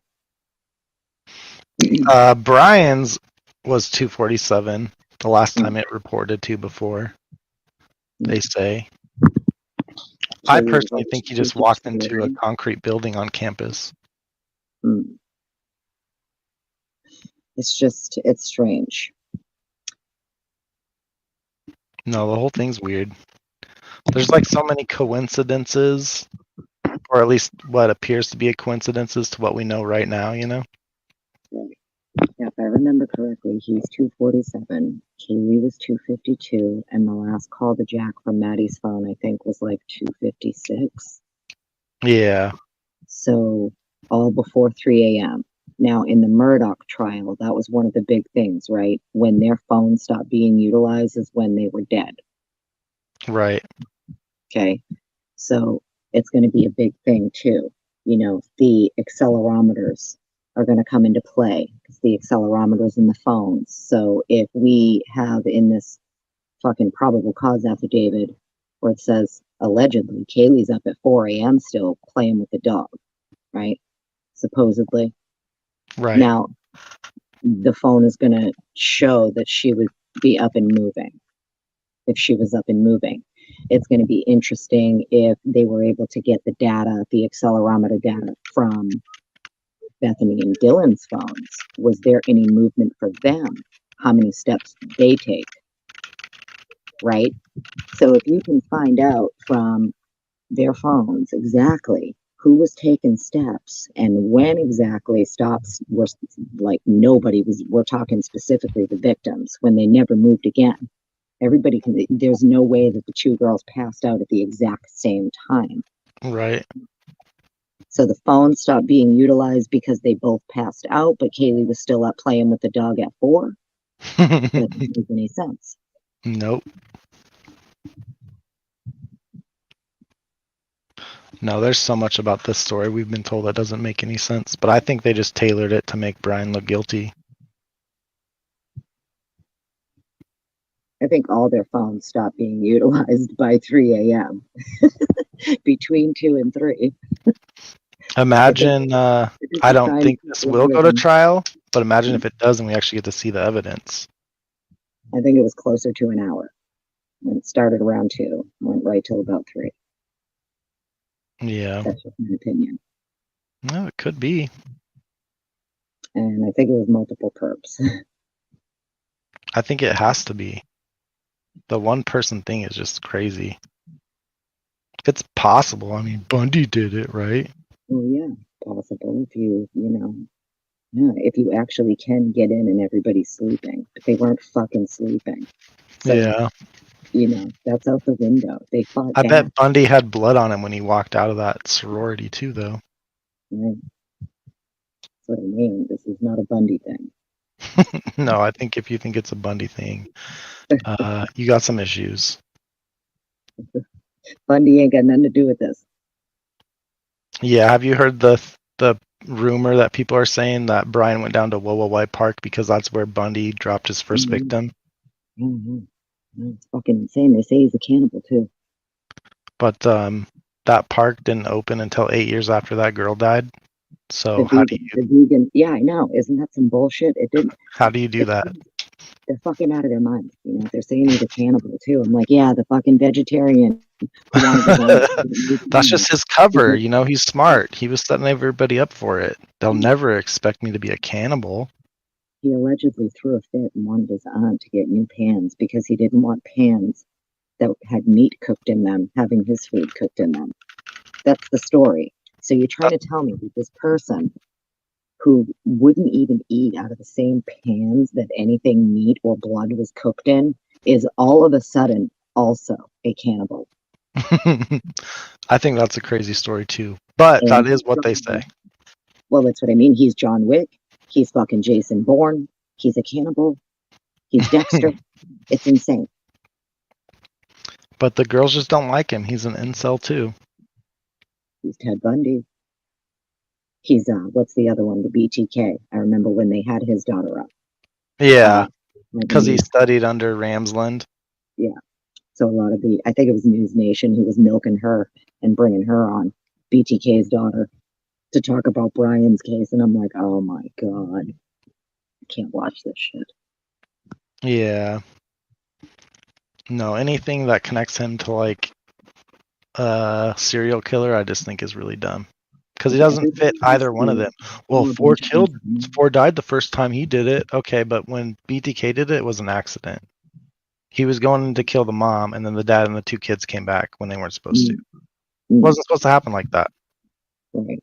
And not only that, there were 6 people in that house, and who knows how many friends were over there when you walked in. You could have been walking into 20 people. How would you know? Right. Especially, day after a big game. Yeah, everyone's in town. That's actually the most wild thing from the last 2 hearings, because Anne's like, why didn't you request to have that footage coming in and out of Moscow preserved? That leads me to believe that it can be preserved, right? They have a time. It might only be 24 hours or something, but they have a time where they could send an email to Idaho Transportation and say, hey, can we have these cameras preserved? And they didn't do it. I know. And yeah, that's what I mean. DOT's like, yeah, of course. They're like, nah, we changed our mind, actually. We're good with those. We don't need those anymore. Everything about it is just dumb. I'm telling you, when you really like just sit back and just kind of like absorb all of it and go back to the beginning up to now, it's insane what we know now. And we get little hints every time with docs, with hearings. We're getting little nuggets every time. That's why I was asking if you take notes, because there's like, I'm telling you, Massis and Anna giving us little nuggets. Oh yeah. You know, Gabby gave us some nuggets. We've gotten some nuggets. You know, we got Becca Barlow, Leah Larkin. They've all given us nuggets. Well, that's why I keep on bringing up Lewiston, because Anne let it slip.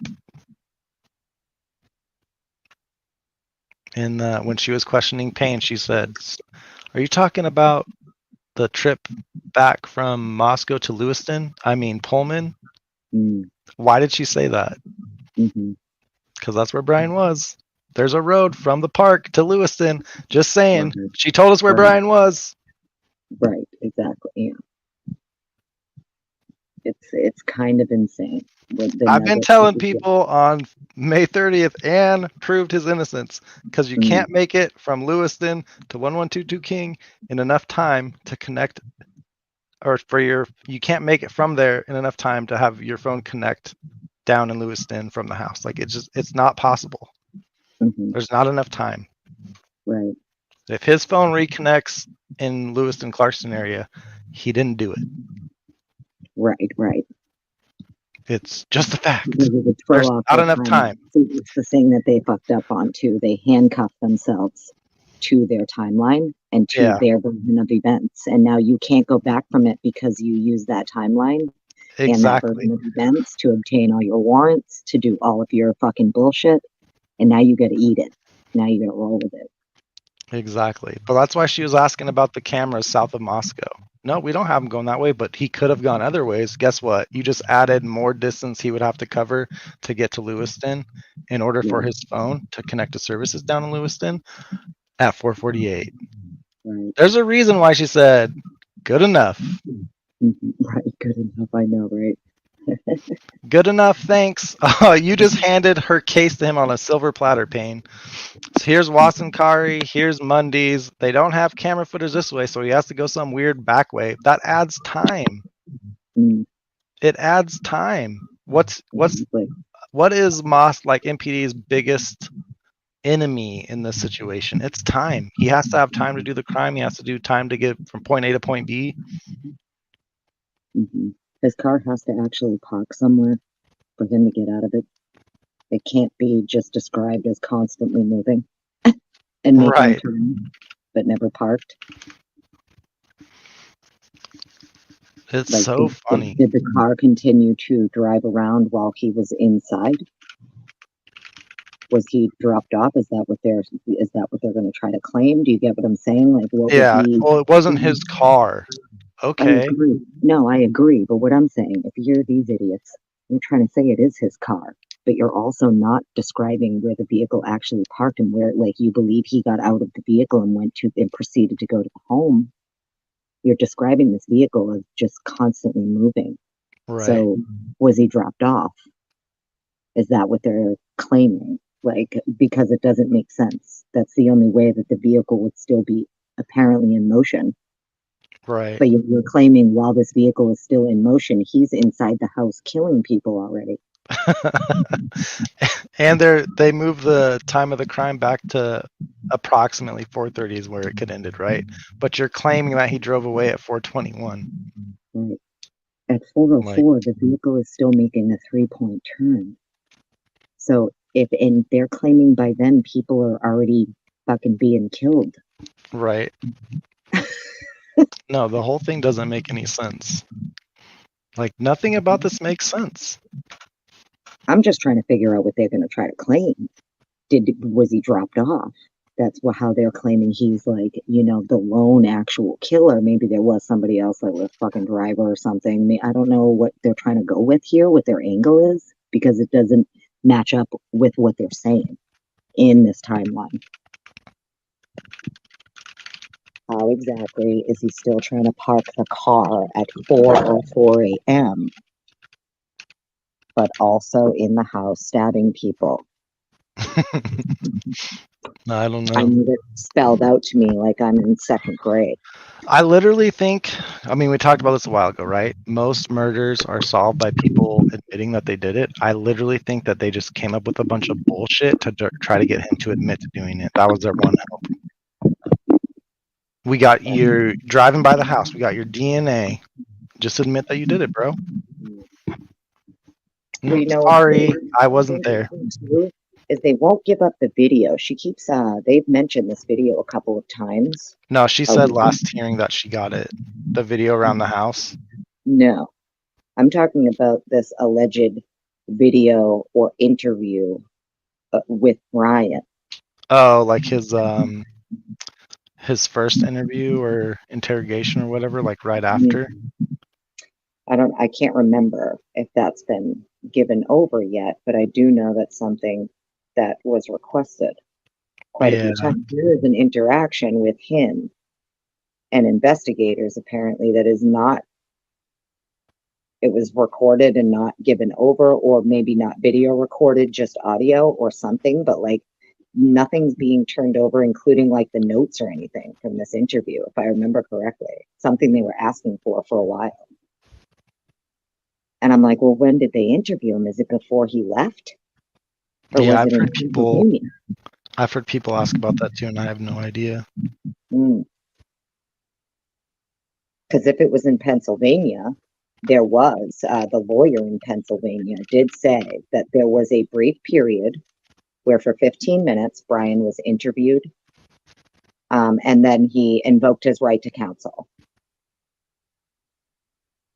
So there is a 15-minute interview in Pennsylvania from his arrest that the attorney claims there was a 15-minute interview conducted after the arrest.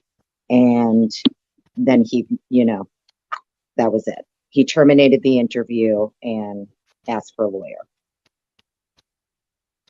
So if the interview was done in Pennsylvania and it was done by Pennsylvania State Police, I don't know how she's going to get that body cam. Right. Because Pennsylvania does not give up their body cam.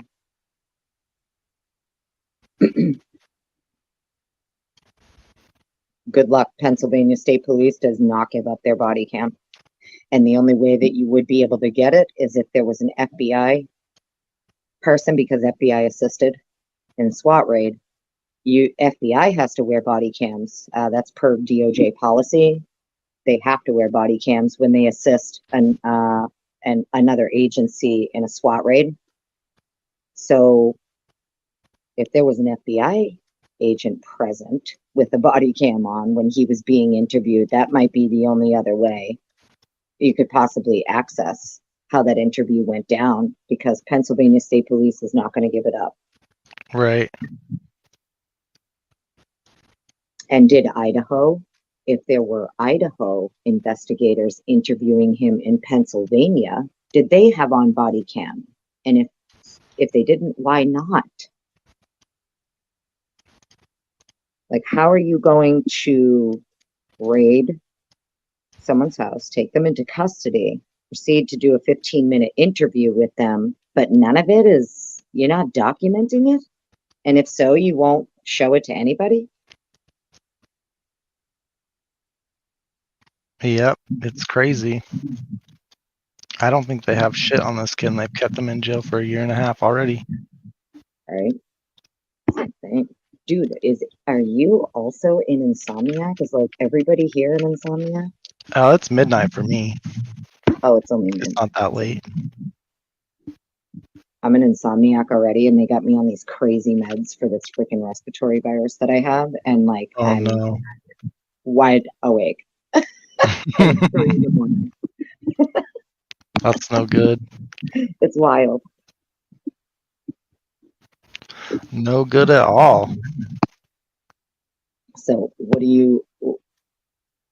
you think? Of True. what? If you could speculate and hypothesize, who do you think planted the sheep, and why would that girl from 10 to Life say that her husband got information from an FBI agent that the sheath was actually found under Ethan?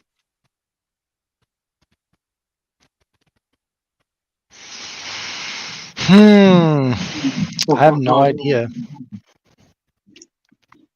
Could you imagine if this girl's hubby does have a valid source within the FBI who was assisting in this case, and it comes out, that's how Anne knows it was placed upstairs on the 3rd floor under Maddie, because it was originally found under Ethan.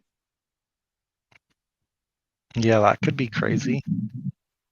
I mean, I don't really think anything would. The only thing that would really surprise me now is if Brian actually did do it. Like, other than that, I'm like, all right. Well, same. I'll accept it. Same, but I'm just saying. So if he didn't do it, though, like, we have to really consider why would, and not for nothing, but considering, I'm not saying she's like the best, right? But she does have connects. Her husband absolutely has connects. Okay. Mm-hmm. So if I'm telling you, wouldn't that be absolutely insane if we find out that that damn sheep was actually found under Ethan and not Maddie? Yeah, I wouldn't be surprised though. Like, they're doing shady shit all over the place here. Well, I don't even know. You know, I take it all with a grain of salt, but this is what I mean when I say when you actually just kind of like go back, kind of look at everything, you see what certain people, there's certain narratives being pushed very early on. There's certain information going to very specific mainstream media and then into the true crime world of YouTube and TikTok and all of that stuff. There was a very specific narrative pushed from day one. And it seemed like a very concerted effort to make sure that a lot of this information got to as many people who would push it out as possible. Right. You know, that's how I get really sus about anything. Whenever there's like a mainstream media just frenzy about something, I start to question it. And then as soon as something happens that goes against what they're saying, like they get really quiet. Like there's not a lot of mainstream media talking about this case anymore. Yeah. And I noticed too, like, remember how hard like Ashley Banfield used to go in on Brian? Mm-hmm. That's what I'm saying. She hardly even talks about it anymore. Like I always wondered where this whole like incel theory came out, but like apparently all the people were like, "Oh, it's an incel," before Brian was even arrested. Do you remember when she said on live TV that she would sneak a fucking cell phone to him?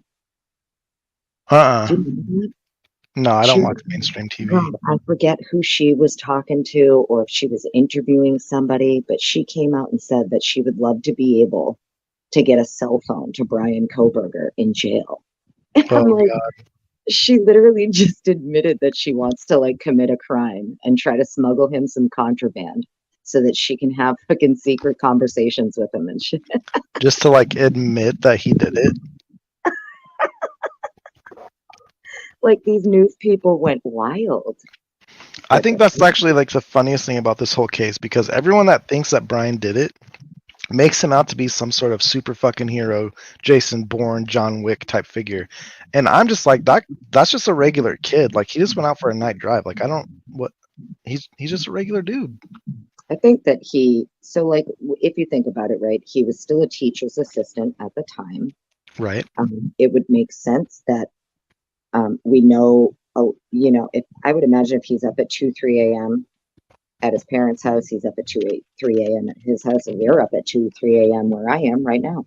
I'm talking to you right now at 3 a.m. So if he has to work, or he's already on a normal routine where he gets up early to go exercise before he actually has to go to work at the school. I mean, the teacher's assistant position, I believe, started at like 8 a.m. No? I don't know about his, but I mean, there are classes that start early like that, yeah. I would just imagine if you're already on this regimented schedule anyway, where you have this position where you got to be, you know, working so many days a week, plus you're also in class when you're not working. The only time you really have to get up and work out and do your run is at like 3-4 a.m. You're already a fucking night crawler anyway. Right. Well, I've always theorized that he was grading papers that night and then stopped, and that's why he went to the campus to drop something off. Could be. Maybe. And then just headed out afterwards. Right. But no, he obviously went up Nevada Street to turn his phone off so he could head to Moscow and stab 4 people. That's the obvious choice. Yeah, but now they're saying, Anne is saying that he was it west of Pullman, south of Moscow, or south of Pullman, west of Moscow? South of Pullman, west of Moscow. Okay. We can look at the map here, though. Lewiston, pretty much south of Moscow, so. Okay. That's like an interesting thing. I just kind of wondered, like, what was around there besides this park. Yeah, there's really nothing there. But in the alibi, she places him in the park. So 100% Ann Taylor is saying he was at the park, right? You can't dispute that. She was able to obtain, like, video camera, because they're doing their own investigation anyway. So I'm wondering if she was able to obtain video footage from... No, I doubt it. Have you watched my drives out there? There's no cameras out there? Is that what you said? Well, have you watched my drives out there? Because I have it recorded me driving to the park. There's no, like, there's no gas stations No, or no, it is all. I mean, you drive someone by that's some not like personally- farmhouses and stuff like that. Like you're driving through farmland. So unless they have like a doorbell camera or something, but the thing about that is, right?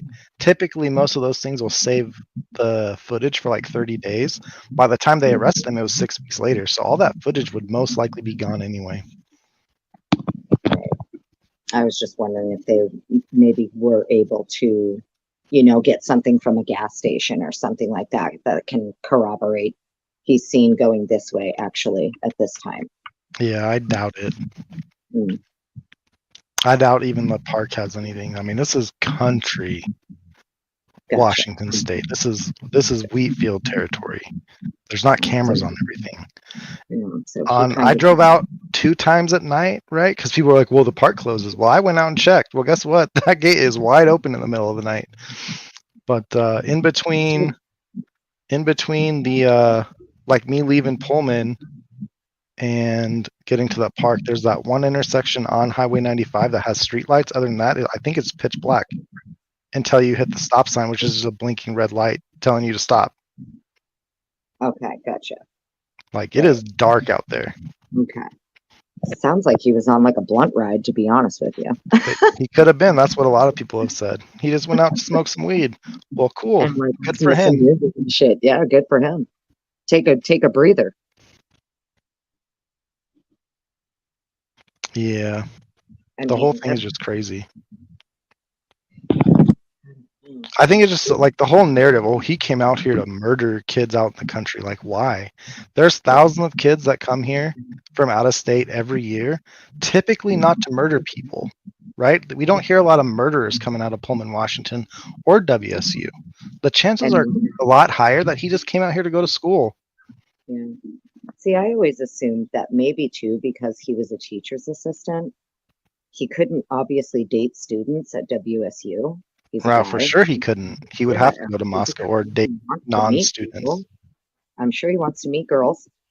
So it made sense to me that he would be trying to meet girls at the other campus because he can't get in trouble if he's dating somebody from over there. Right. Not his See, that's the student. thing is like I totally wouldn't have cared if he was driving around that neighborhood at 3, 4 a.m. It doesn't Right. prove he got out of the house and stabbed anybody, right? But as soon Yeah. as they said Wobblewhite Park, I was like, wait a second. Wait a fucking second. That like nobody expected Wobblewhite Park out of this, right? Like that's way out of left field. And all these guilty just said that's stupid. There's no way he did that. Yeah, and because you And I'm live like, there, wait a you second. know that's opposite. That's opposite direction, right? Exactly. Yeah. And these people just write it off. Well, they don't give a time. Okay, well, guess what? His cell phone wasn't working. How would he know a time?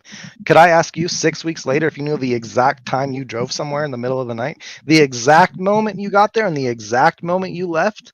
Do you have any witnesses that could corroborate those exact times? Because that's what these people are expecting. Well, if he doesn't have those, he's guilty. Shut the fuck up. That's the stupidest shit I've ever heard in my life. Yeah, they do come up with some wild stuff. Like when I ever first heard that, you know, he wrapped the car in plastic, I about fell out of my chair. I don't even remember who said that, but I was like dying the first time I saw that. Thinking maybe I saw it in it. I was just like, what? He wrapped the car. Okay, wait a minute. And then the shower curtain. That was the other thing. When we got to see that there was the missing shower curtain, the bathroom had no shower curtain in his apartment. And they were like, see, he probably used the shower curtain. Yeah. There's no DNA in the car, like not one microscopic ounce got out. Like, come on. I mean, unless there really is no way. You're going to transfer something. No matter what, you're going to transfer something, even if it's not a huge, large chunk drop. Okay, you're still going to transfer something. When you go to grab the steering wheel, when you adjust the mirror, when you touch your door handle, all of it is going to have transfer all over it. And I mean, unless you have like, yeah, there are products that you could use on the exterior of a car to get rid of blood and like, you know, any kind of biological evidence, but The inside, that's way trickier. Yeah, because it gets into the fibers. Mm. And if you bleach your car, they're going to know you bleached it. Yeah. Who's the single hair? Who do you think the single hair belongs to that they found in his apartment? The dog hair? Well, there was the dog hair that was And there's found another hair? under the mouse pad, but then there was also another hair, I believe, found on the uncased pillow. Oh, I don't know. A girl, maybe? The Asian? Who knows? But he's an incel, so it can't be a girl. Randy down the apartment buildings? Who knows? Who cares? Like, I don't care. I think it's so, you know what actually really cracks me up is like, oh, the pet hair. It's obviously Murphy. Do you motherfuckers really think that there aren't dogs in Pullman, Washington? I walk up and down the streets here and I pet dogs all the fucking time. But it has to be Murphy. Right. It is strange, though, that they found one single dog hair under a mouse pad, if I remember correctly. I'm like, that sounds planted, too. Right. It's a dog hair. That's why their body cams went dark. Okay, once they actually got in there, we couldn't see what they were actually doing. Yeah. How funny would that be? That'd be a little obvious. I knew as soon as they went dark, I was like, oh, here we go. Of course, they're going to, redact it. We have to redact it. Why? Because you're planting a single dog hair under the mouse pad, you piece of shit. Yeah. That shit, I don't know. The whole story is just crazy. Everything about this is just crazy. I'm past the point of, I don't know. I've bit my tongue for a long time. There's a lot of shit that I've just not said. And I'm, getting to a point where I'm like, this is ridiculous. No, that's exactly what happened. I wasn't out on these YouTube streets until that alibi came out. I wasn't driving around recording shit until that alibi came out. When that alibi came out, I was like, wait, what the fuck? This is way different than anybody thought. Nobody was expecting that. And you guys are like, oh, that's just stupid. There's no way he was at the park. He obviously did it. No. Right. And you lived there. So who better than you to know? Like, oh, wait a minute. I lived here for 4 years before this, and I moved back to go to the hearings. Right. I've not once ever thought that he did it. I thought maybe he could have done it. I was open to it. That alibi, whew. That's awesome that you go out there, though. I hope he knows that he actually has like a lot of support out here. There's a lot of people rooting for him. Yeah, I hope so. So when Massoth walked by, it was Massoth, Sai, and Bicca. I didn't even think it was Bicca. I was like, who's that chick? Because I thought it was going to be Sai's wife, right? And it didn't even register to me that it was Bicca until like they were walked inside. But I asked Massoth, I was like, hey, how do you pronounce your last name? Because I just hear it, and she just gave me an attitude. And I'm sure she thought that I thought that Brian's guilty. But then I start talking to Sai. And before a few weeks before this, when they said they're going to have a hearing on the 23rd because somebody couldn't make it on the 30th, I assumed it was Sai, right? So I commented on his videos and I was like, hey, I'll see you the 23rd, blah, blah, blah. They're like, what, are you going to be outside our house? I was like, no, I'll be outside the courthouse, And then it wasn't him, but then when he walked in, I was talking to him, I was like, no, like, I'm that dude who commented on your video, like, I'm Twizzlestick, like, you responded to me, And he's like, oh, I thought you were talking about the house. I was like, no. So I think they kind of figured out that, I'm not on the guilty side. So I'm hoping next time I go by that I can get a little bit more communication from them. I just hope the feds come through on this one, like they did with Karen Reed. Like, yes, come on, feds, if you're listening, like just cop it up. Yeah, show that cash report. Right? And if Moscow police and Pullman police did something wrong, or they ignored your assessment, or they ignored your evidence, well, then cop it up. Yeah. It appears to be that the feds, right? So it's very strange to me that you have the feds in the Karen Reed case appear to be doing the right thing. Right? That's what it appears to be. They did the right thing. They made Right. sure that the exculpatory evidence was out there, and for both sides to deal with how they will, you know. Yep. But then in this case, it's the total opposite. So I've kind of said it for a long time now. This appears to be one of the first cases in a very long time where the feds, according to the lead investigators, did a majority of the hard work, the real, work that's going to prove him guilty, but yet they don't want the credit for it. It's kind of strange when you have the feds not wanting to get their big pat on the back that they solved this case and they did it in record time. They helped to solve the case in record time. Normally the feds want that accolade. They want that, Yeah. Not now. This is not in this case. No, they don't want that. Don't want shit in this case. Yeah, I think MPD just used the information they were handed and created the narrative. I don't think the feds backed them on this arrest at all. Well, that's my point, though. If the feds didn't back them on this, then you would think the feds would cough up what they did and what they handed over and be like, hey, we had nothing to do with this shit, just so you know. Don't put this on us. Right? So if you have Payne who's putting this on, you have these lead investigators who are trying to say, oh, no, it was a joint effort of fuckery. Basically, that's what Payne's saying. It was a whole joint effort of fucked up mistake after mistake. Okay? Not just one. It's okay. There were lots of us involved and blah, blah, blah. That's basically what he's saying. He's putting the blame off on all these other people, all these other agencies involved and agents.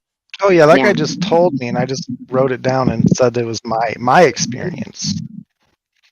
Everything in the PCA is my experience as Payne, but he copied everyone else's work. I don't think that can go both ways. Well, here's the thing. Now, if you have someone like him trying to kind of shift blame towards the feds aren't going to like that. And if they really do, they're going to, right? So at that point, you would expect that if the feds are doing what they appear to be doing in other cases, which is the right thing, if this investigator is trying to throw shade at them and they know they didn't know, motherfucker, we didn't do this, and you're not going to blame us, I would imagine they're going to turn over something soon enough. Right. I would hope. Yeah. Unless you think it's coming where they're going to just start, the motions to suppress and dismiss are just going to start flying. It sounds like that's what's going to happen, but I don't know. I mean, that next hearing sounds interesting. There's a bunch of stuff that they're talking about in it.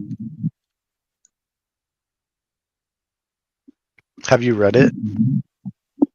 What do you mean? Which one? The one that Dinky was just reading tonight? I think he did read it. The one about the next hearing. It says council should be prepared to address scheduling dates, including a briefing schedule, an oral argument, dates for pretrial motions, including motions to suppress, motions in limine, which I have no idea what that is, and any motions challenging the death penalty, expert disclosure deadlines, trial setting deadlines for filing pretrial materials such as proposed jury instructions, blah, blah, blah. That's a lot of stuff they're going to be going through. It doesn't sound like a lot of interesting evidence that we haven't seen before, but motion to suppress was the first one on the list, though, right? Yeah, but it's just dates to like schedule motions to suppress. So I think it was, it might have been last year, it might have been the year before that, but they said that Anne said something about having to schedule certain dates for the motions to suppress because they will take more time. So it's not just like the regular every other Thursday that they had scheduled. Day, right. That makes sense. So, so they are going to be scheduling hearings for motions to suppress. It sounds like it. Heather, what's a motion of limine? I have no idea. Annie, if you know, you can answer too. Motion. Doesn't that have something to do with? I don't remember. I'm not even going to Prejudice. remember that one. So like all the rumors of people calling him like a incel or something, would that be prejudice info that they could stop from entering in the court hearings? Well, this could be fun too. Prejudice info. Okay. All the rumors. Things that would make Maybe sense. they'll bring up that You you had can't say he was fired on the 18th of December. That'd be a good one.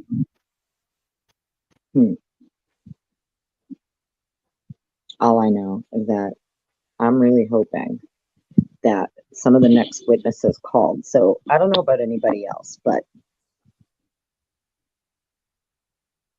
it's kind of strange that the witnesses we haven't heard from yet are the 3 first responding officers. We don't even hear nothing about them. Yeah, that would be interesting too. Like She Corbin, seemed pretty interesting in what was that lady officer who went to that house for the camera footage? I'm talking about the first 3 responding officers. So No, I those know. Yeah, like they haven't talked about them at all. at all, those would actually be the first 3 you want to talk to. They're the ones who, whoever went in saw everything, and then whoever was talking to the witnesses outside, because there were so many people mulling about, yeah. So those would be the first 3 you want to talk to. I can't wait Yeah. to find out like what Corbin Smith had to say, what Gunderson had to say, what Nunez had to say. Nunez, I think that's the one that got the body cam or the ring cam footage. Well, yeah, and they were wearing. I know for a fact that what's his name there? I think it was Smith out in the back. He's definitely got his kit on. He's got his body cam on and everything. He was the one out back. Well, I mean, the witnesses we saw recently was simply to tell the judge why they needed evidence handed over. So it's not like they were trying to solve the crime or prove Brian's innocent.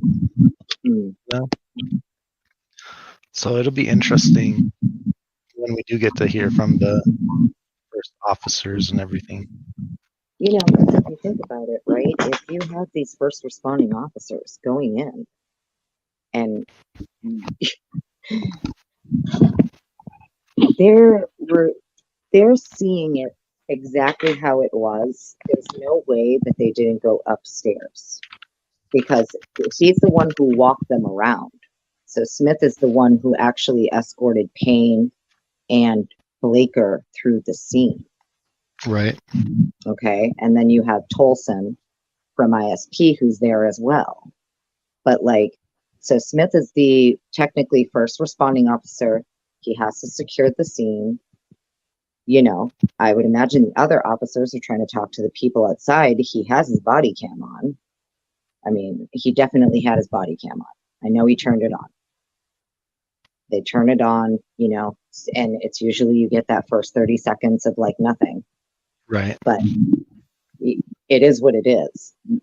That body cam, if it doesn't match, think about it. Your first responding officer's body cam who does a walkthrough of the house, he went upstairs. He has to secure the scene. He has to look for if anybody is in need of medical attention, especially if it's a bloodbath. Right. And there are people outside screaming that everybody's dead or whatever. They have his body cam, is the point I'm getting at. Yeah, hopefully they were turned on and they didn't delete it after. No, I'm telling you, no doubt. She has their body cams, whoever went into that house. As long as it was turned on, you're correct. But I'm like 99% positive Smith turned it on. Because if you're the officer responding to the call, you're not involved. Okay. You don't know what the fuck is going on. You're being called out for an unconscious person, allegedly. And it should be turned on before you even get there. Bingo. He's going to click it on 30 seconds prior, before he gets out of the car. They usually click it on when they pop out of the vehicle, or, sometimes they'll turn it on while they're still sitting right before they park and then they hop out. But yeah, he's going to turn it on when he gets there. Especially if the call is really for just an unconscious person. I don't think that's what it was, but that's what they say.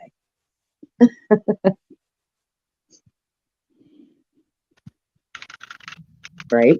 So if you're him, you have think about this poor bastard. Happen to be he can't refute the body cam. It is what it is. He can't even help if there is a cover up. He is of no help because his body cam is going to tell the story. If anybody tampered with the scene, if anybody moved anything around, if anybody cleaned up anything or anything like that, right. Even to hear Payne talking about that as he's walking through, he was able to identify Xana by her ID that was in her bag or whatever, or in her purse.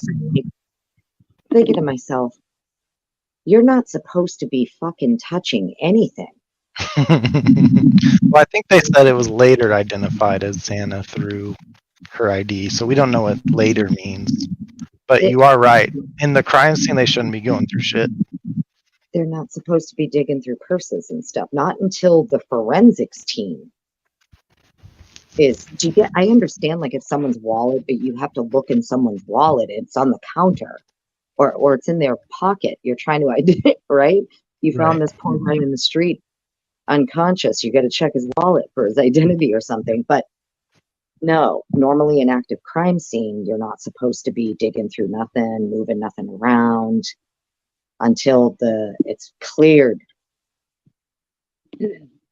He's walking in and just rummaging through her purse. That's what the vision that I got. Yeah. No, I mean, you could definitely think that happened. And I'm not saying that you're wrong, but we also don't know what later means. Yeah, I truly believe him and Blaker were walked through by Smith room to room. I would not be surprised if they told Smith to turn his body cam off. It would not surprise me at all. Right. He walked them through and they just kind of started oh, okay, well, let's see what we got here. And they're looking in people's stuff, which you're not supposed to be doing. I'm just saying. I wouldn't be surprised. But do you really need the IDs? Because all the kids outside can tell you who they are. Right. Where's everybody else's ID? Not only that, but where were everybody's keys? Because I noticed that was something no question was ever asked, and not one reporter asked it. And I feel like if I was a reporter or a journalist, I would be and where? So were all of their keys found in the same location, or was each victim in possession of their keys? How are you sure nobody else was driving their vehicles? Right. That was never asked. And to me, that just seemed like an obvious because they were somewhere else. It was obvious to me that they would be getting picked up by one of their own vehicles. Why would you need a private driver when you have a brand new Rover and you can just have your boyfriend or somebody come pick you up in that? They're being all responsible and not driving drunk. Right, but they didn't have to drive drunk. Somebody else had the car and they were coming back to get them. Yeah. Do you get what I'm saying? It was always pretty weird to me that certain just basic things, where were their keys found?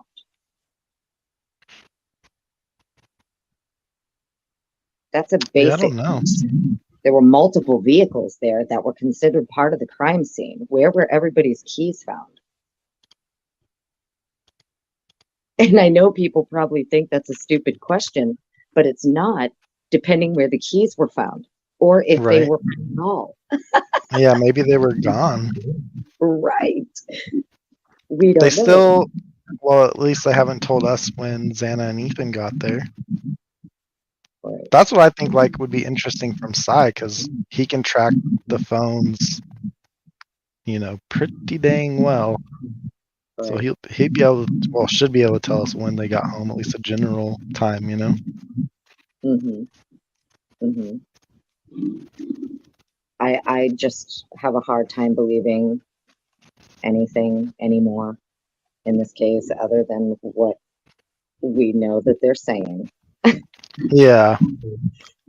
And I could And trust what the defense says a lot more than the prosecution side. at this stage, yeah, because it just leaves too many open-ended questions that they don't have answers for, and they're not willing to produce the answers for them. Yeah. A lot of the things that could easily be answered if they just produce their work for it, and if their work is legit, it would corroborate everything they're claiming, and they would have no need to try and keep it from ever being disclosed. No, And the it's whole amazing story is to me. crazy. Yeah, and it's amazing to me too. You want to try him for the death penalty with a bunch of evidence that you're not willing to disclose, and it's your own work that you claim you did. Yep. It's wild. No, I've never everything seen about it. anything like it.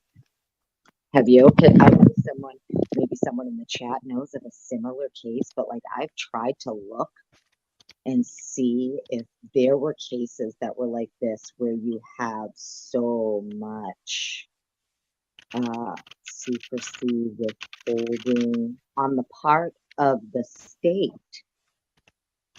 Okay, so like when a client is guilty, sometimes a defense attorney may not want certain things to come out about their client. Right. So they'll try to, right. But we're talking about the prosecution. So it always like perks my ear and like piques my interest when I see that the agency charging the defendant with the crime doesn't want to show the work. And when Anne was basically laughing in the court and be like, "We already responded publicly, Your Honor. The state can steal their shit if they want." Right. We're gonna respond publicly, exactly. Right. She's saying basically try to seal whatever you want, but everything you file, everybody's still going to get hints of what you're filing by our response. And that's what the game we're going to play here. The state's going to continue to file everything under seal. She's going to continue to respond publicly, and we're only going to get the little nuggets out of the responses Yeah. as to what's happening. Right. It's kind of wild. Yeah, I mean, to me, it seems like the state is required to have a biased jury in order to get a conviction. But why would that be if you have the right guy? Right. Like, if anything, the state should be the open side. And they're the ones hiding. They're hiding everything. I mean, mostly everything. Like the important stuff, anyway. You know, it seems to be a lot of circumstantial shit that they're willing to hand over, but none of the actual hard stuff, you know, the slam dunk type stuff, they don't, no. It's irrelevant. You don't need it. When he ever said it's, you know, he had made a comment months back about how because they don't plan to use it at trial, it's irrelevant. Right. And I about died because I'm going, wait a minute. No, it's just not how this works. Whether you choose to use it at trial or not is irrelevant. That's what's irrelevant. It doesn't matter if you choose to use it at trial or not. The defendant and their counsel are still entitled to it, to vet it.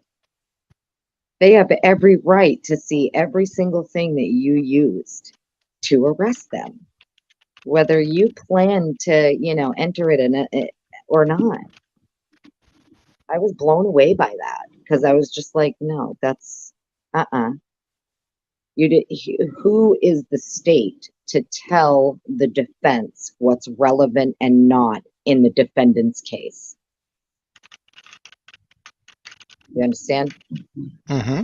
The state doesn't get to decide what's relevant in Brian's case.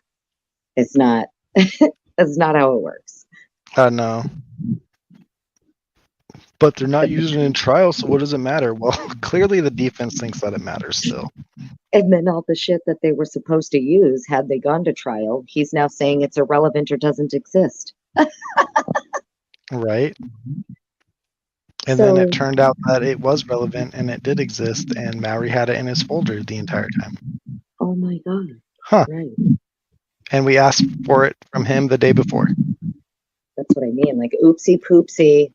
That's literally what this man tried to pretend. Like, oops, I didn't see it. I'm sorry. I just found it because they asked me to. They asked me to find it, so I found it.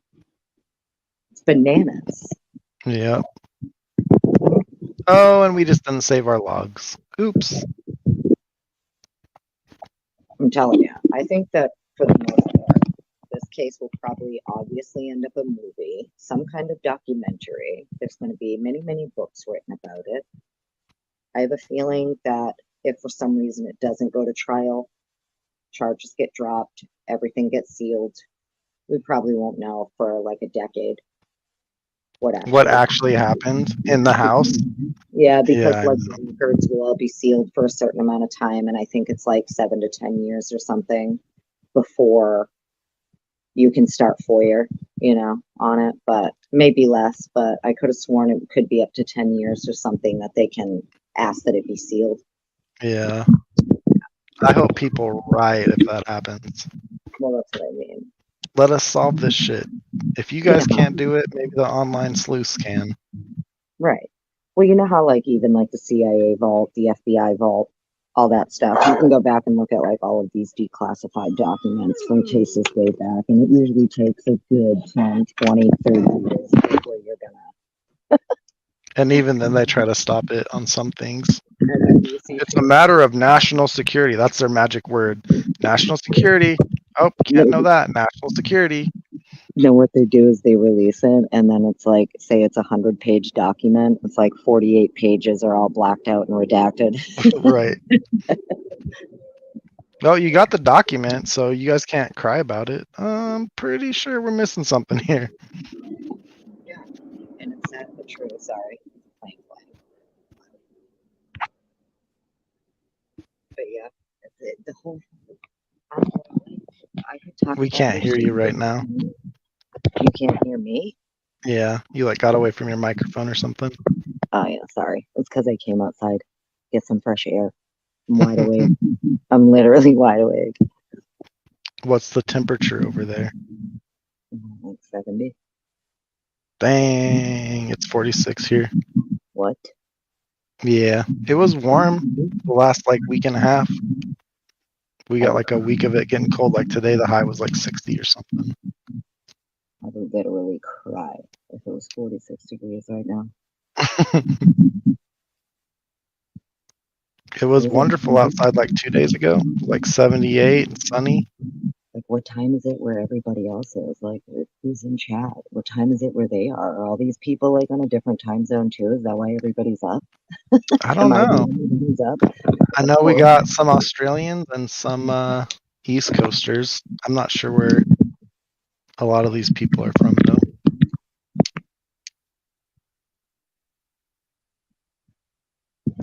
I feel like I'm up really late, and I'm feeling like if everybody's on my time zone, it's almost 4 a.m. So I'm hoping that I'm not the only one who's up at 4 a.m. and there's someone else. I know at least one. No, I think 2 of them. Someone's in Illinois. Not quite as late as you. Central Massachusetts. There's one. Oh, okay, cool. All right, so we got another insomniac. Cool.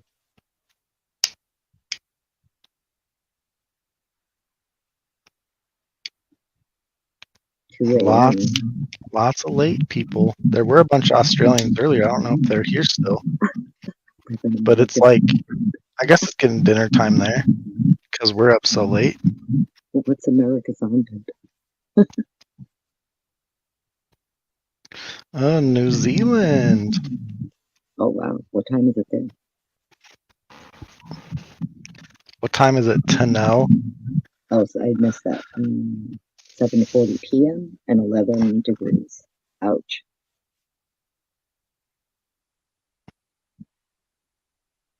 Yeah, but it's 7:40 p.m. on Sunday there. They're in the future. Gotcha. They're in the future. Gotcha. Oh yeah, and it's Celsius. Yes, okay. I was like 11. Damn. 11's pretty cold. Oh, you're yawning. All right, so I lived in Arizona for like the last 9 years, and then I got here to Pullman in like the first few weeks. The high was like 20, and then it got down to like negative 11. I was like, that's pretty cold. I went to Alaska a few years back to Alyeska for a snowboarding trip for like 7 days. And we stayed in Wasilla.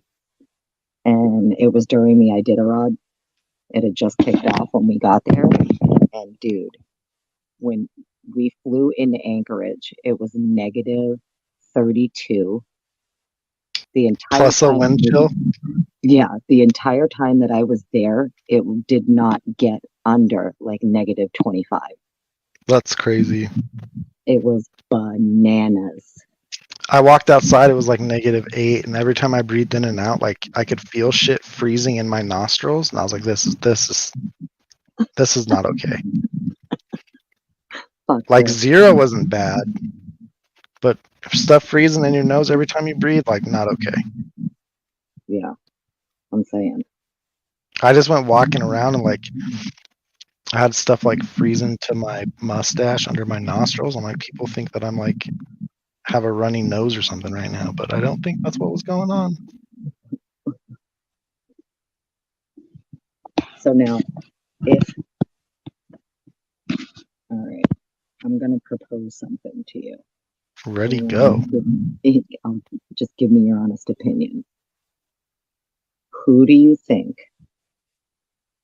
deleted the LinkedIn? I have no idea. Come on, friends. People in the chat. We would love to hear what people think about this. I have absolutely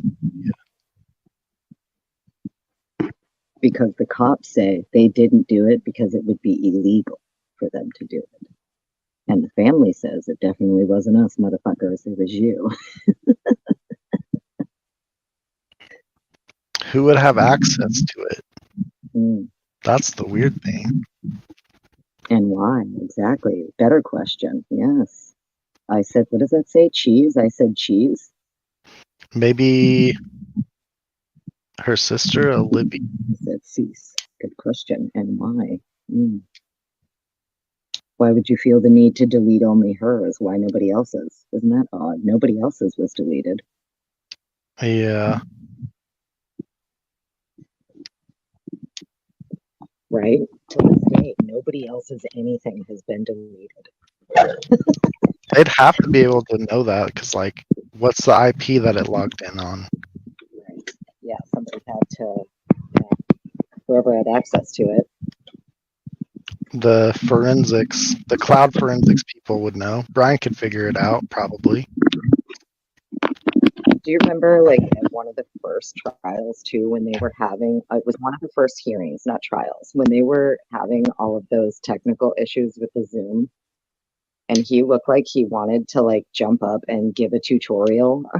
I'm like, how to operate the Zoom for everybody. When the judge took control of the cameras?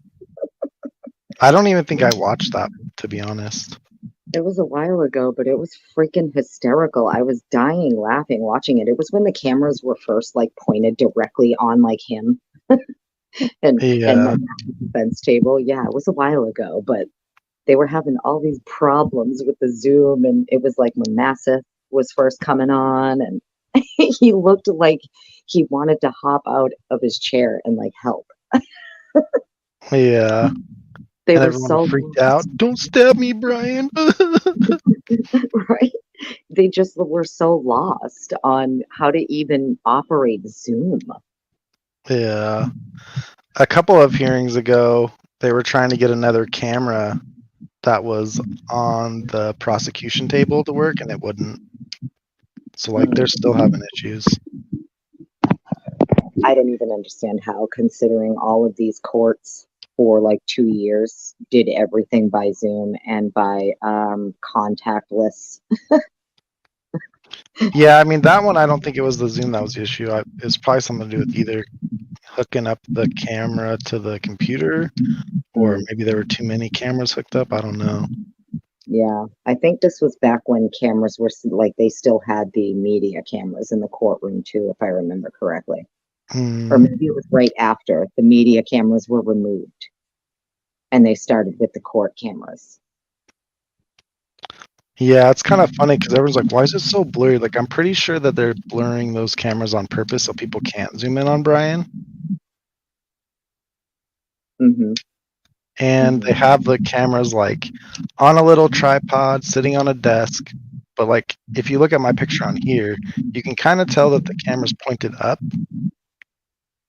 So it's really hard to see anybody behind, you know? Right, right. But I think all this is done intentionally. But it's Now, better than nothing. what do you think about Elisa Massa suggesting that all of these grand jury subpoenas and these over 100 warrants are because the state is pursuing alternate suspects? It wouldn't surprise me. They better be. Okay, like but if they're just putting all their eggs on Brian, like there's bigger issues than we thought. okay, but then who would the alternate suspects be? I don't know. I think Kopaka's definitely one. Okay, so we have 17 according to them. There are 17 grand jury subpoenas for cell phones. Yeah. We know that 6 of them are accounted for. Correct? That would it not be your 4 victims, your 2 survivors, and then 1 more, your alleged perpetrator? That's 7 of them accounted for now. Yeah, that math doesn't happen. I don't know. Who's the guy that went to Africa? That one's kind of sus to me. Did he actually go to Africa? We don't know. That was just another thing that was said that was never really verified. That's true too. You know, a lot of the shit is stuff that was said but never verified. Yeah. And I think a lot of it was misinformation put out on purpose. Right from the beginning. Yeah. And not just by like one particular person. I think lots of people were involved in putting out like different oh, so and so did this, so and so did that, you know, so and so went here, so and so fled there. You know what I mean? Yeah. And it that just Reddit kind of theory that came out before Brian was arrested, kind of weird. There's lots of specifics in that. Right. Right. That's what I mean. It was almost like diversionary on purpose. You know, just to deflect everybody's attention to other spaces because don't look here. Yeah. Yeah, I don't know. I don't even know if they'll ever solve it, to be honest. I'm hoping in some way, shape, or form, Cy can.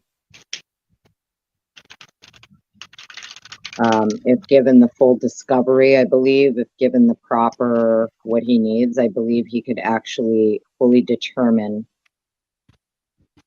If the perpetrators brought their phone, then yes.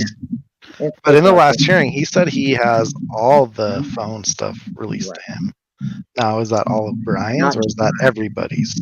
Well, no, because he, like Steve Gonsalves, also has what is considered to be civilian access to things that law enforcement doesn't have.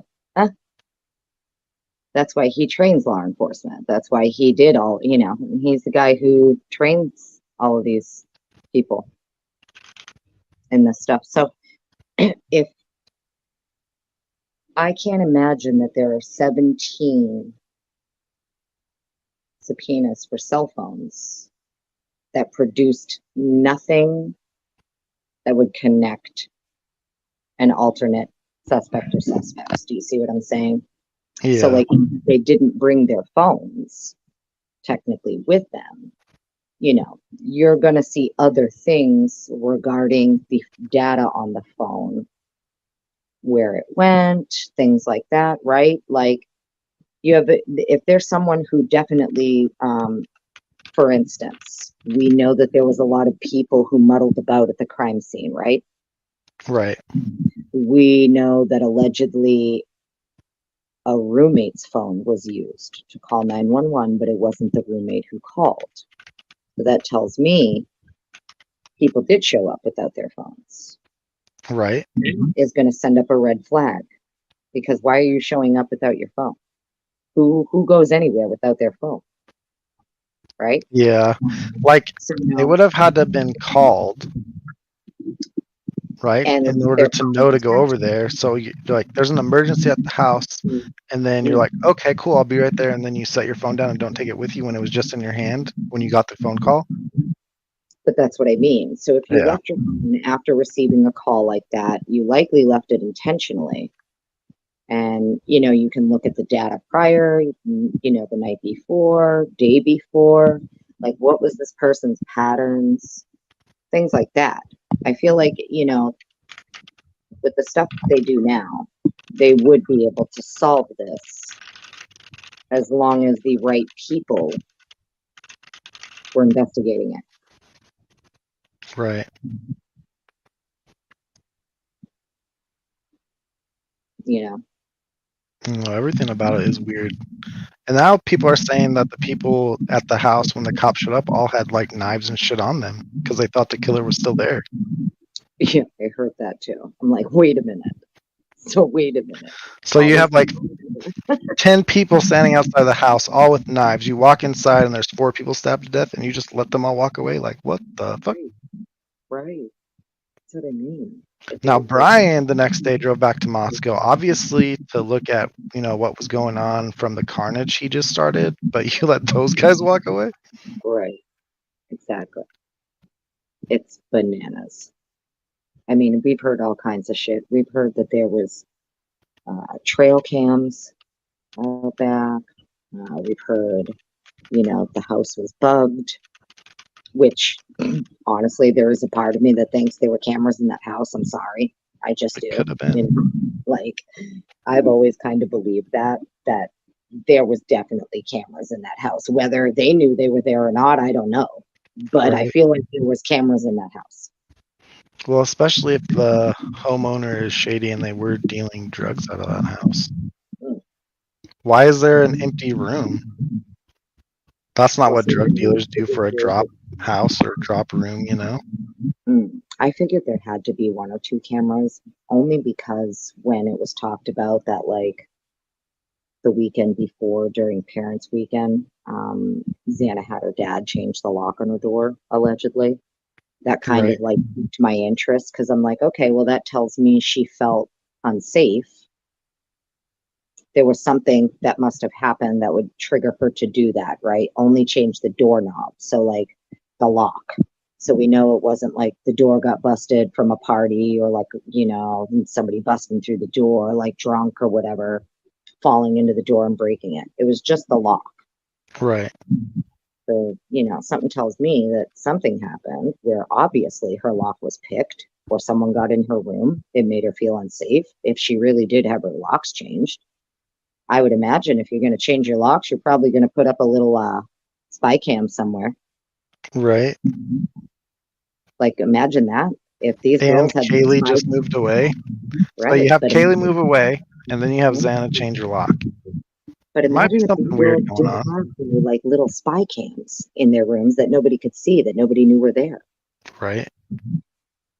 I mean, we live in, I've got good luck trying to find the cameras in my house. You know what I mean? Don't worry, we're going to see everything you're doing, and you aren't going to know we're watching you. Yeah. You know what I mean? No, it wouldn't be surprising at all. in today's age. Right. And I feel like if you're a young college girl who maybe feels unsafe in the house that you live in, you may put in a little extra security, including maybe a hidden camera. Yeah, just my- especially in like a party house where you have people coming in and out all the time, even when you're not there. Yeah. Or if you think someone's stealing from you and you want to catch them. you put a hidden Absolutely. camera in. If you think one of your roommates are stealing from you, you put a camera in. Maybe you caught one of your roommates stealing from you on that camera and it caused a fucking problem. I don't know. Yeah, that'd be really interesting if we ever find out why Kaylee moved out too. hmm Because Like I we know don't even know that. because we've heard for so long that somebody went in and killed them. Nobody's ever talked about, maybe nobody actually went in at all. Are we even sure that this wasn't like a 2-on-2 type altercation or something? I mean, I know it sounds crazy, but like it's kind of a viable option here. There has never been a murder-suicide where like 3 people died and then somebody killed themselves either. No, but like, I mean, in a sense that like if a fight broke out amongst the roommates and Yeah, there was no actual like perpetrator who came in and killed 4 people, but like, what it if would it was make a sense fight, as to you why know? there's no trail out of the house, right? You know, I'm just wondering if like a fight broke out and someone took it too far, and at that point it's gone too far, and now you have people in defense mode, right? And now you have a bunch of kids who all carry knives who are fighting each other, and maybe someone went a little too far and it got out of control. I mean, you have to defend yourself, right? If someone's trying to attack you with a knife and you have a knife, maybe you're going to try. I don't know. I'm just saying we don't know. We don't know there was an actual perpetrator, is the point that I'm getting at. For all we Yeah, know, it really could have been where something happened in the home amongst the roommates and there was nobody that came in and killed anybody. right. Well, imagine this, right? Because they're said to have like defensive wounds, especially on their hands. Mm, But if you hold a knife and you stab something and the knife slips, you cut your own hand. That could be the appearance of a defensive wound. right. And that's what made me wonder too, that like, the DNA on the sheet, that's why it was so suspect to me, because I'm like, wait a minute. There was a part of me that thought, okay, so that just told me that like they actually only found it. That just told me, in my opinion, that the only DNA they found in the sheath were victims' DNA or none. Right? Those are your 2 options. Yeah, Either there's lots of DNA on the sheath and they couldn't get, it was too mixed. They couldn't really isolate a DNA, or the only DNA, if the only DNA on, say, the weapons and the sheaths are the victims, well, then you don't have a perpetrator. You have a fight amongst the victims. right. It was always weird to me that the sheath. The scene is so bloody, but you Right. find the sheath under a victim, but there's no blood on it. Yeah. And whatever testing they did, it either came back where there was too much DNA on it and it was all mixed because it was victim DNA, or there was nothing. They didn't find anything. That's why they had to send it off to the lab. If I remember correctly, ISP, when they first tested it, they weren't able to locate anything, I thought. Yeah, they had to send it off to Othram. And it would be hard to isolate or locate a single source DNA if you have multiple sources of DNA on the thing you're looking at. Right. Mm.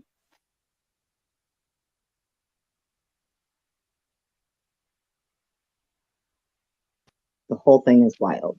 The way that the scene is described, the way that the car is described, all of it is wild. I think Payne thought he was gonna be all smart when he said there's DNA on the brass of the sheath, but apparently the brass doesn't handle DNA very well. Right. And I've always wondered too, like, well, wait a minute. So if they had eyes on him really early and they were still looking for sheets and knives on December 29th, was the sheath actually there on that day? Or was it like, I almost was like, wait a minute, did this idiot actually not make this sheath appear until like much later? Because it says I later noticed a tan leather knife sheath. I'm like, later noticed? How much later? When? Like what? And it would be logged in in the crime log as well. Right. So you have the crime log for like every piece of evidence that's collected, who collected it, the time they collected it, where they found it, it's photographed and everything. So you later noticed, and you're not accounting for any of the later noticed part. What do you mean you later noticed? I thought you were walked around the scene with your partner by another officer who secured the scene. Define later. Right. 30 Okay. seconds, 30 So there's part days. of me that thinks his later means much later. And it was not found that day. And that would make sense too if that's how she knows it's placed. You know, that would debunk the, 10 to life chick's husband. But it would make sense that she knows it's placed if it didn't appear until much later. Yep. It doesn't make any sense. If that's true, though, that it was found under Ethan. Oh, wow. What a bombshell that would be, right? What happens if a K-bar wasn't even used? Mm-hmm. What if it's just the sheath that was there? Mm-hmm. Like, what are they gonna say if a K-bar wasn't used in the crime? Right. Mm-hmm. Because there will be, I have no doubt, there will be like a forensic criminal reconstruction, done. Do you get what I'm saying? Like crime scene reconstruction is a real thing, and you're going to have to be able to, the wounds need to be consistent with what you're saying, the weapon that was used. Right. And you will be very easily be able to use a dummy, and your wounds should look a certain way.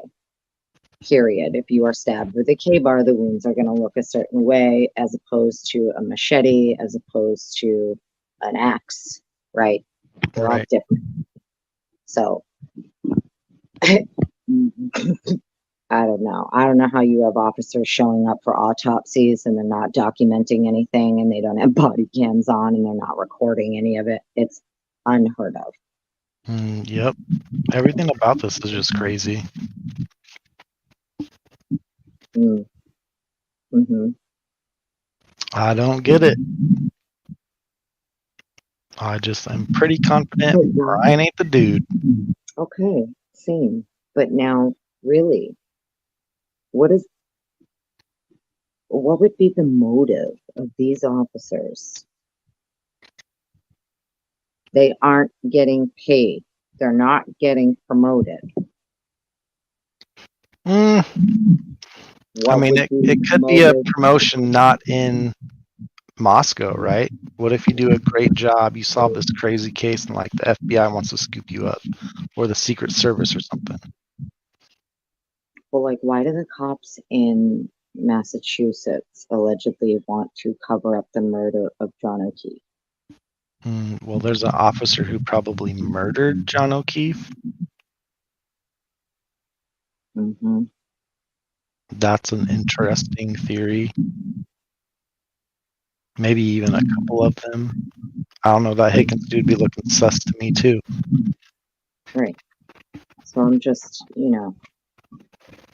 So that makes sense. It's not even that they're trying to cover up who killed John, as much as they just don't want to get another police officer in trouble.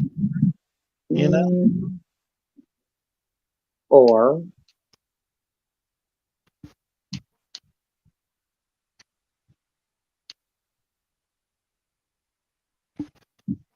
some of them did. What's his name got promoted, right? I don't think Payne did. Did Blaker get promoted? What did he get promoted to? I missed that. See, Heather's amazing. She knows everything.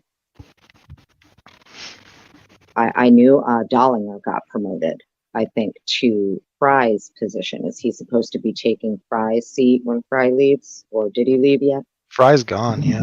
Okay, yeah. Dollinger took his spot. But as far as I know, Payne's still corporal. Blaker's still in his spot. Green's still in his spot, I think.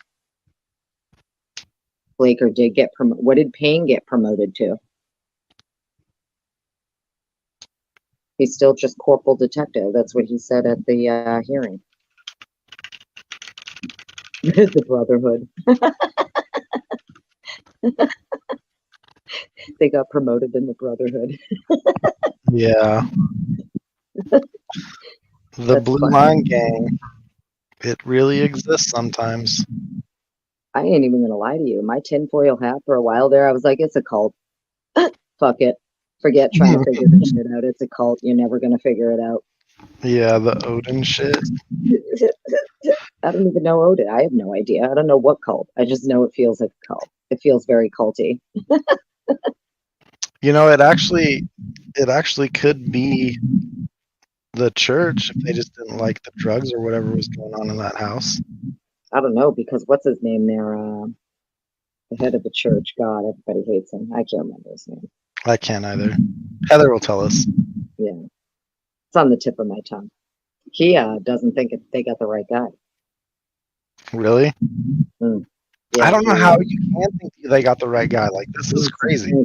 Doug Wilson. Yeah. Yeah. He doesn't think they got the right guy.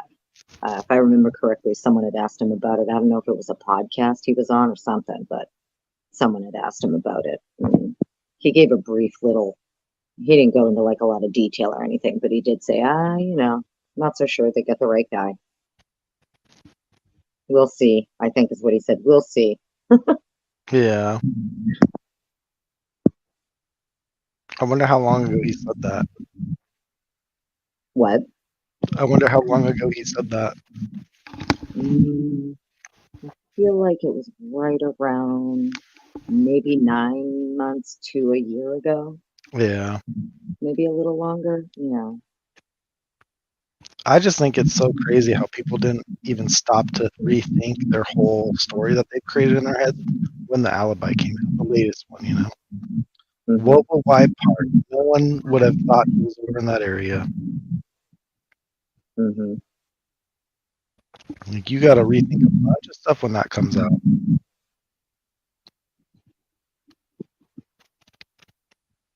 And like, some people are just like, nope, that's just stupid.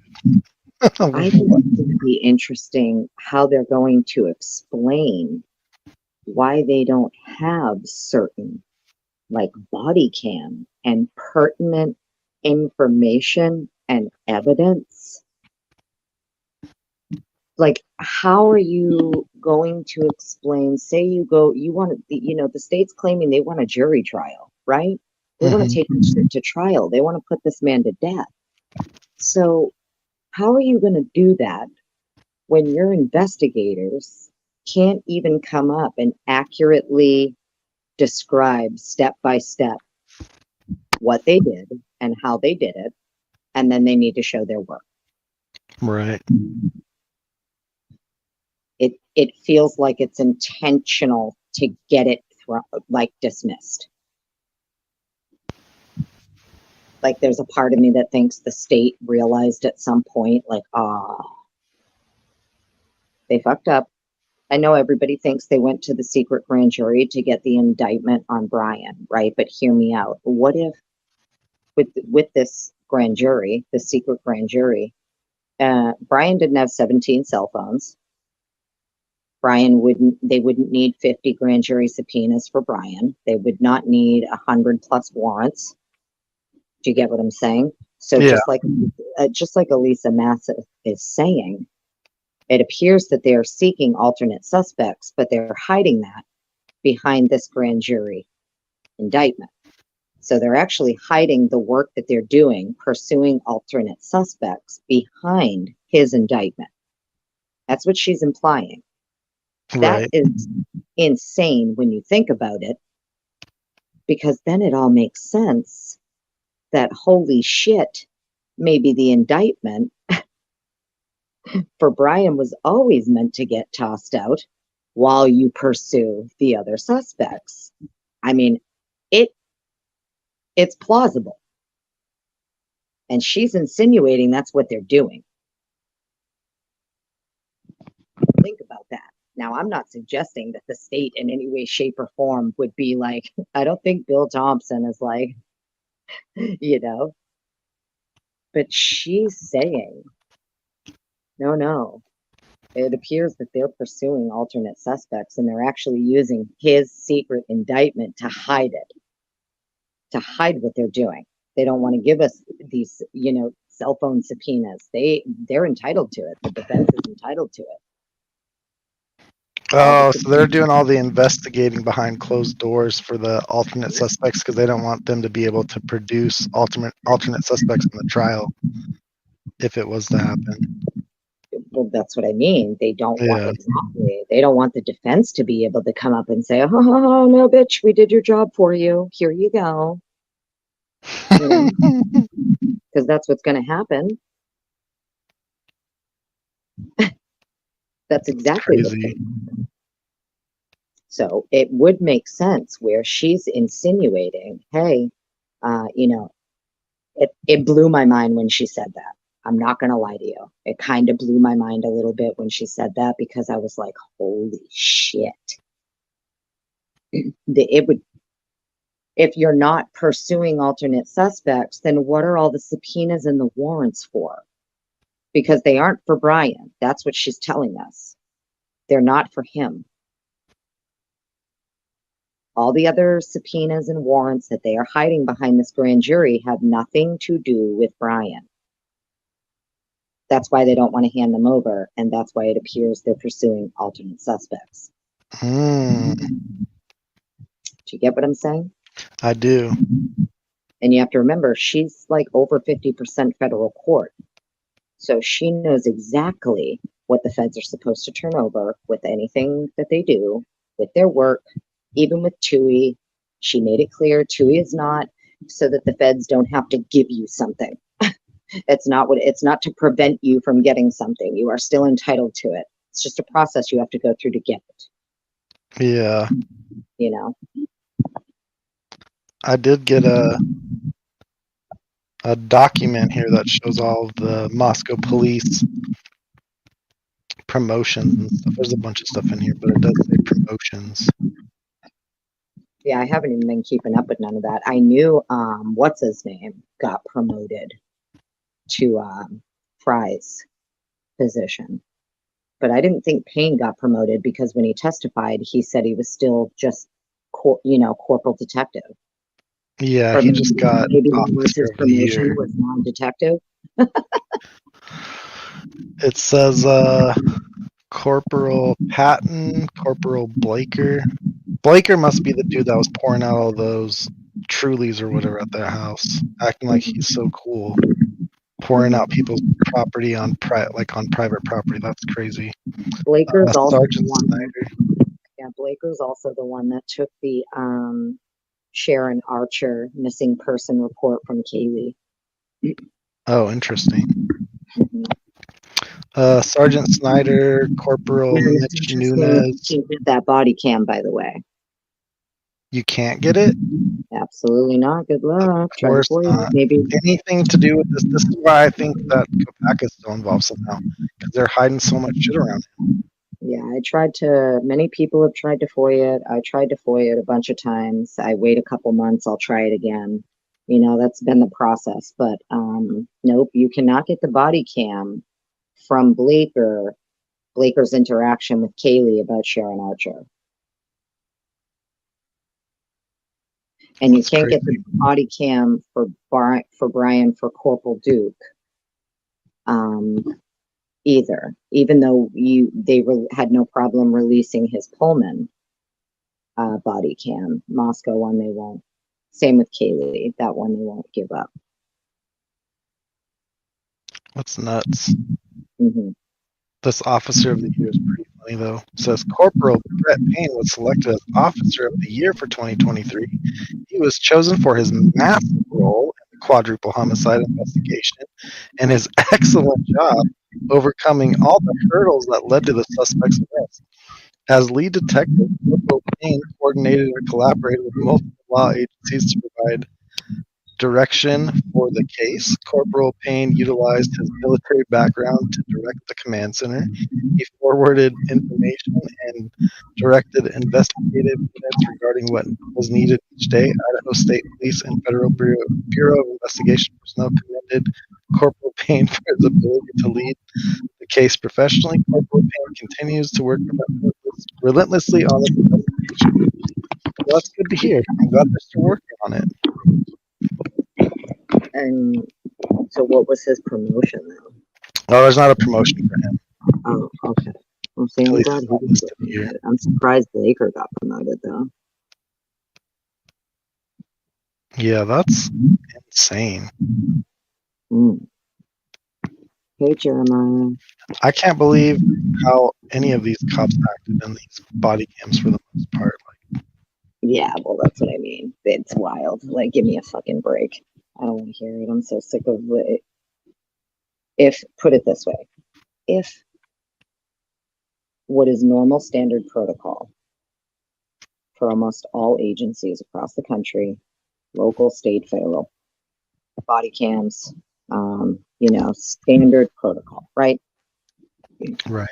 They're not even following standard protocol on these cases or standard protocol in their interactions with these students. Like every interaction I've seen, it appears that these officers are just there to like bully and harass the college kids. That's just Yeah. my opinion. I don't disagree. So I just don't, it blows my mind that people still want to send their kids there, that you have two entire towns. It's not just Moscow that went silent. Pullman did too. Like I noticed that. It's not just no one from Moscow's talking about this. No one from Pullman is either. Yeah, that whole situation's weird. Think about it. The only people that have come out really are what? These anonymous people on YouTube, right? Right. That's it. The locals. I mean, as far as I know, there is not anybody out of Pullman or Moscow that has talked about anything at all. Yeah. They do it like anonymously and they have to disguise their voice when they come on. And I think most of those are just fake, but yeah, they do like to use voice changers. It's insane to me. The people that have come out, I don't believe are actual. That's what the point I'm getting at. So like you have people that lived, within like 50 feet of this house. There's a camera on another house within 50 feet of this house. Okay. So yeah, nope. I'm sorry. There were plenty of people in and around that house that night that absolutely would have heard all this shit going on. And no one's talking. If it's a battle, if it was a massacre and a battle took place like they claim in that house, then everybody heard it. Because we can go back to those body cams and remember how loud. Remember, they're standing out in the street and you could hear every word coming from inside that house. Right. And they're standing right at the end of the driveway, just listening. Payne's like, let's just listen for a minute to his ride along. And they keep all their lights off and they stay dark and listen. And you can hear every word coming out of the house. So there's no way that the camera 50 feet away and the house 50 feet away, or the little fence in the backyard there that goes to the next house. My roommate doesn't, I don't live here, but my roommate does, that house. Right. Right. So they all heard it. There's no way they didn't. I don't believe anyone over there when they say, we heard nothing. It was a quiet night. They're lying. I mean, there's a quiet night, but how many people do we see driving around and walking around just on the Banfield body cams, and it's at the same time? If a battle took place in that house, people heard it outside. You would definitely think so. And the camera would have picked it up. It's only 50 feet away. It wouldn't have just picked up like a whimpering and a thud. No, it would have. It maybe if it didn't see it visually, audibly, it would have recorded everything. You can hear his body cam picked up every word in that house. So the camera on the house 50 feet away definitely picked up all the words in and around that house that were happening. Yep. It's just, that's logic. Like, think about it. If his body cam is picking up every word that's coming from inside that house and he's standing at the end of the driveway, which is directly next to this freaking camera. When was that one body cam where they talked to Maddie on the phone and then talked to Xana later that night? Wasn't that in like October? I think so, yeah. Wonder if they had a window open in that.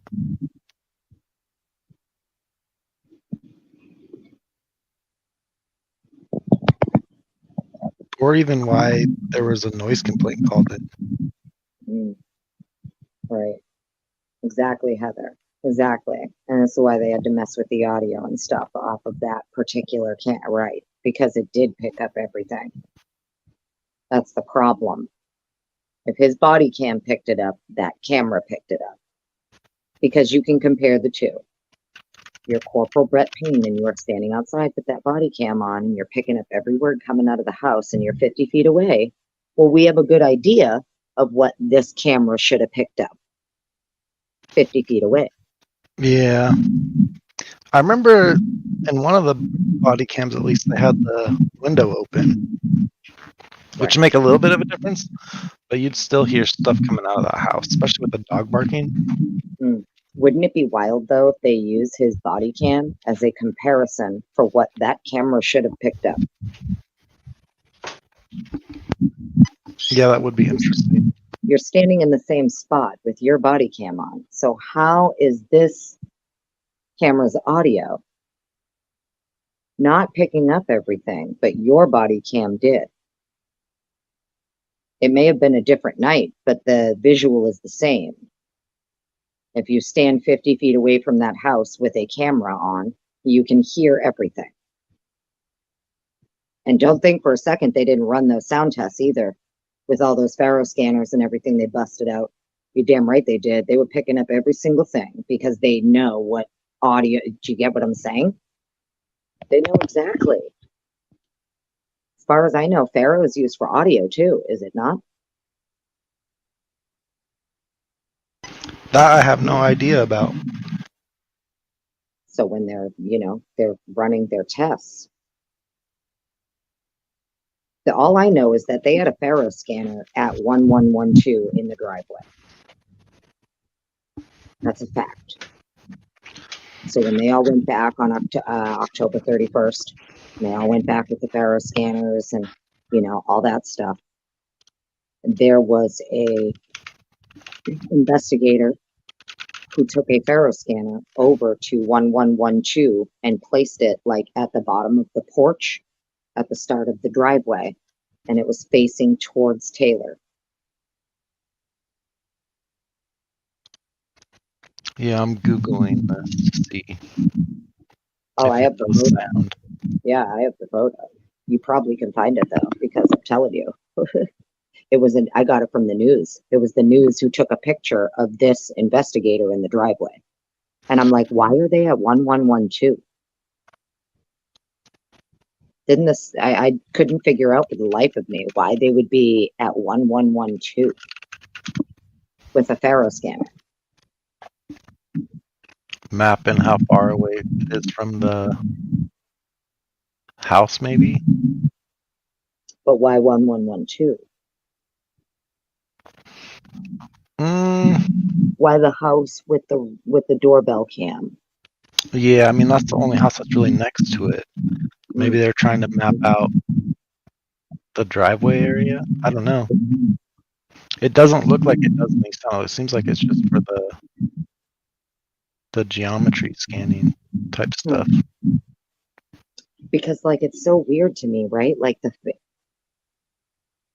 I feel like if you're obviously doing the Faro scan on the outside of the property, like where the vehicles were in the driveway and stuff, right? It blew my mind that they went over to 1112 because I can't figure out like what the comparison would be, I guess, if it's not for audio. Like what would be the comparison? What would 1112 play a part in the Were they reconstruction? facing 1112 or were they facing just like No, the front yard? No, they're standing at the bottom of the stairs at the top of the driveway with the scanner pointed towards Taylor. So like right at the bottom of the stairs of the light bulb camera house. She's kind of standing like right at the top of the driveway at the bottom of the stairs. Right. The scanner looks to be pointed at Taylor. So it was just, I was like, I wonder why they're over there.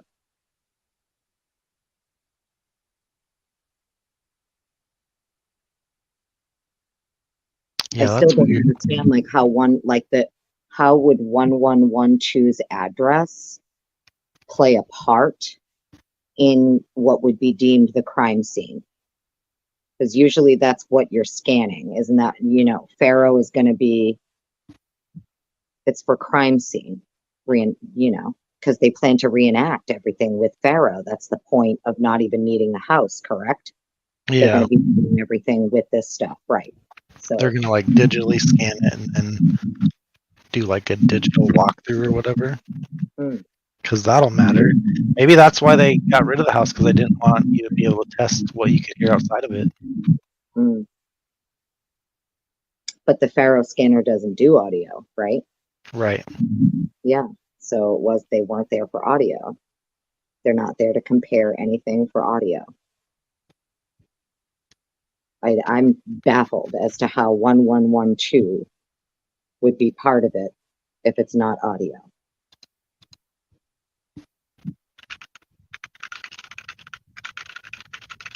Yeah, that's weird. I can't even believe they got rid of the house. Everything about it just doesn't make sense, except for them trying to brush it under the rug. So. Oh, I knew that shit was going down. Yeah. They were gonna let that thing stay up. They really don't want to stop people from coming back to school. Not only did they destroy it, they then made sure that it was driven out to the middle of nowhere and buried, in like a pit of hell, never to be seen again. And because they said people were going to try to steal like pieces of it. Yeah. Or alternate theory, they didn't want people to be able to find evidence, kind of like with 9/11. Well, that's what I mean, right? Or alternate theory, it wasn't buried, and it was driven to an off-site reenactment site or I don't know. I mean, they destroyed the fucking thing anyway. Who knows? But yeah, they might have burnt it all. At this point, the defense didn't fight it. So I knew when I saw that the defense was not filing motions to stay on the destruction of the house and try to intervene, I'm like, oh, well, they know they don't need it. Yeah. So, where they know they don't need it. Like, it's pretty obvious when Brian gets arrested, right? And like that same day, Ann Taylor's in court stopping them from cleaning it and shit. The people that buried it were then shot. I'm so sorry. David, is that true? I've never heard that, but maybe. That was if that's just a joke, that was hilarious. The people that buried it were then shot. I wouldn't doubt it. They like flew in some Russians or something, just said, all you have to do is go here, drop this shit off, and then head back home. Because you ain't telling anybody in America this shit. This is wild. I'm sorry, I didn't mean to cut you off. That comment just threw me. No, that's I don't know. Everything about this case just doesn't make sense. But the defense didn't want the house to be cleaned until after they were done doing their investigation or whatever, and now they don't care. And they're saying Brian's completely innocent, so clearly it doesn't matter to them. That's what I mean. I knew that if, because a lot of people were freaking out, and I'm like, listen, the defense is not concerned. So you shouldn't be either. Well, yeah, I mean, for Brian's sake, but if you want to actually catch the people that did it, it might matter. I don't know. Well, but I mean,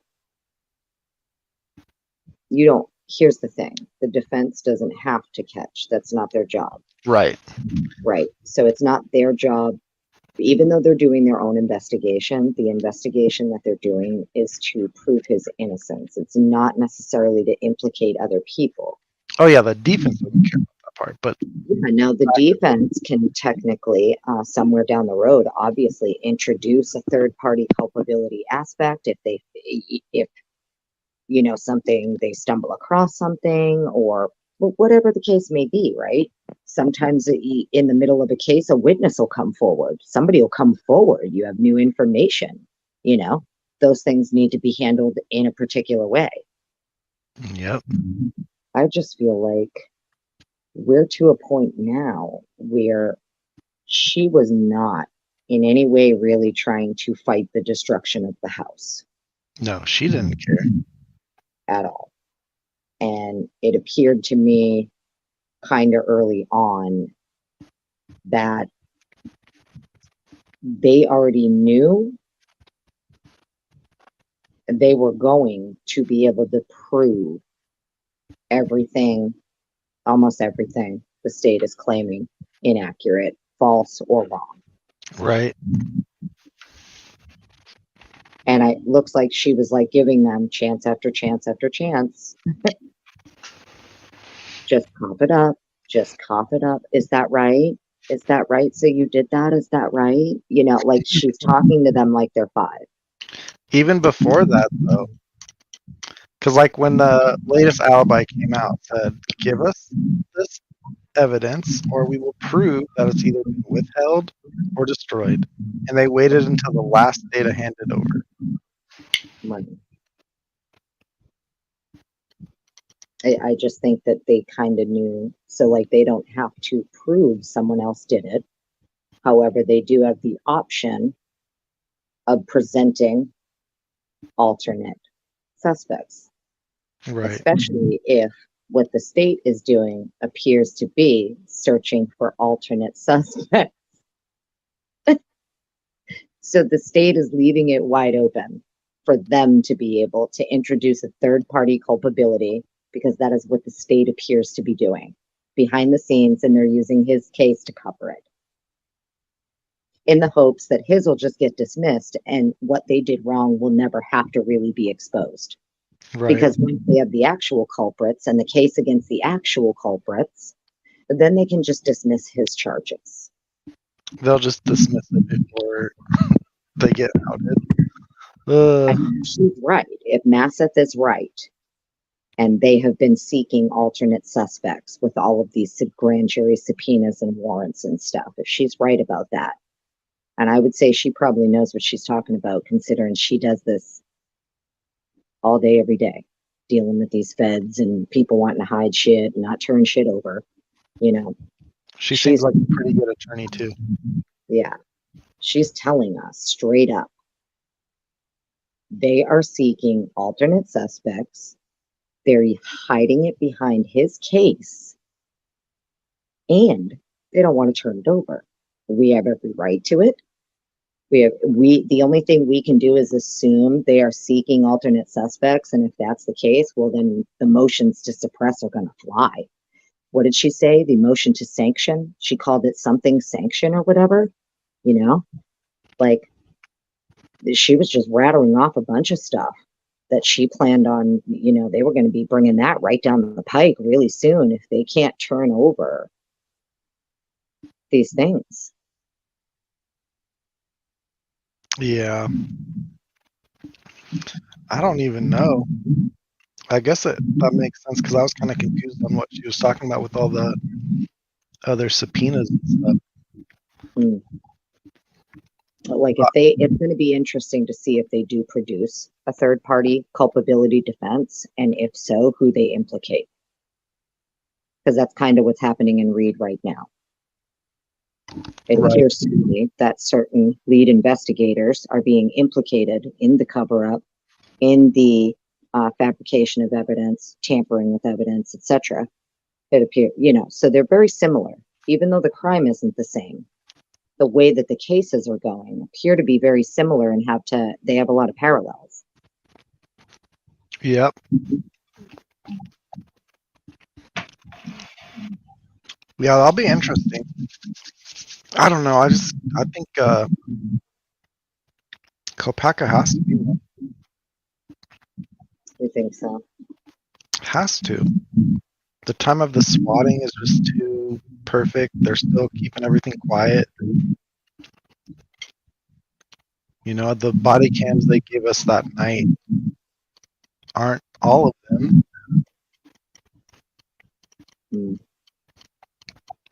Right.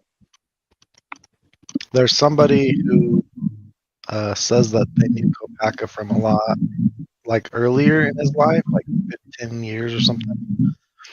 They said that he's pretty, like, he's not big, But she said that he was about 5'9". Dylan's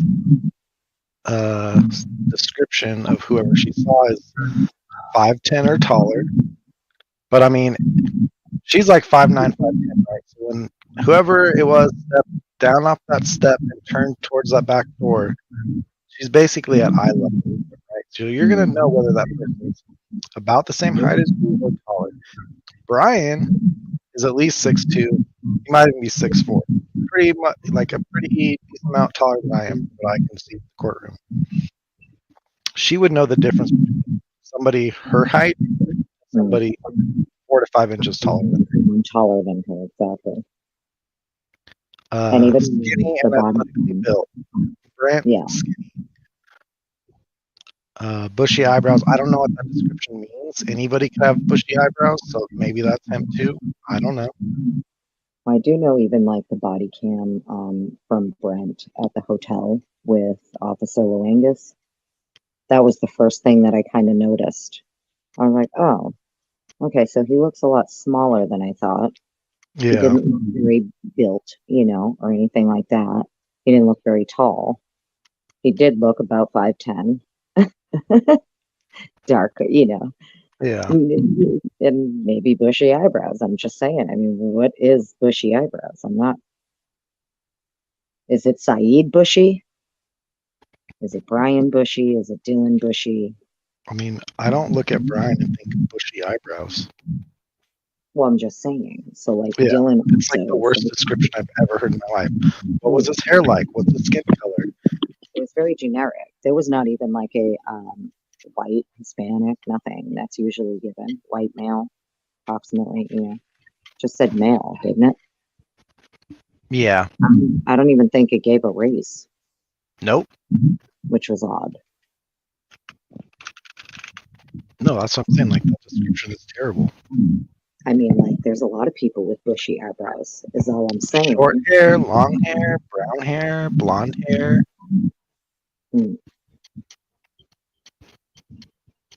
Was the hair slicked back? So now,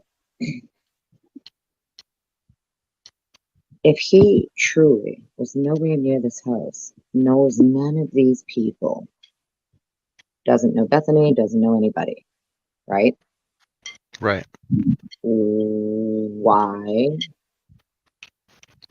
Why?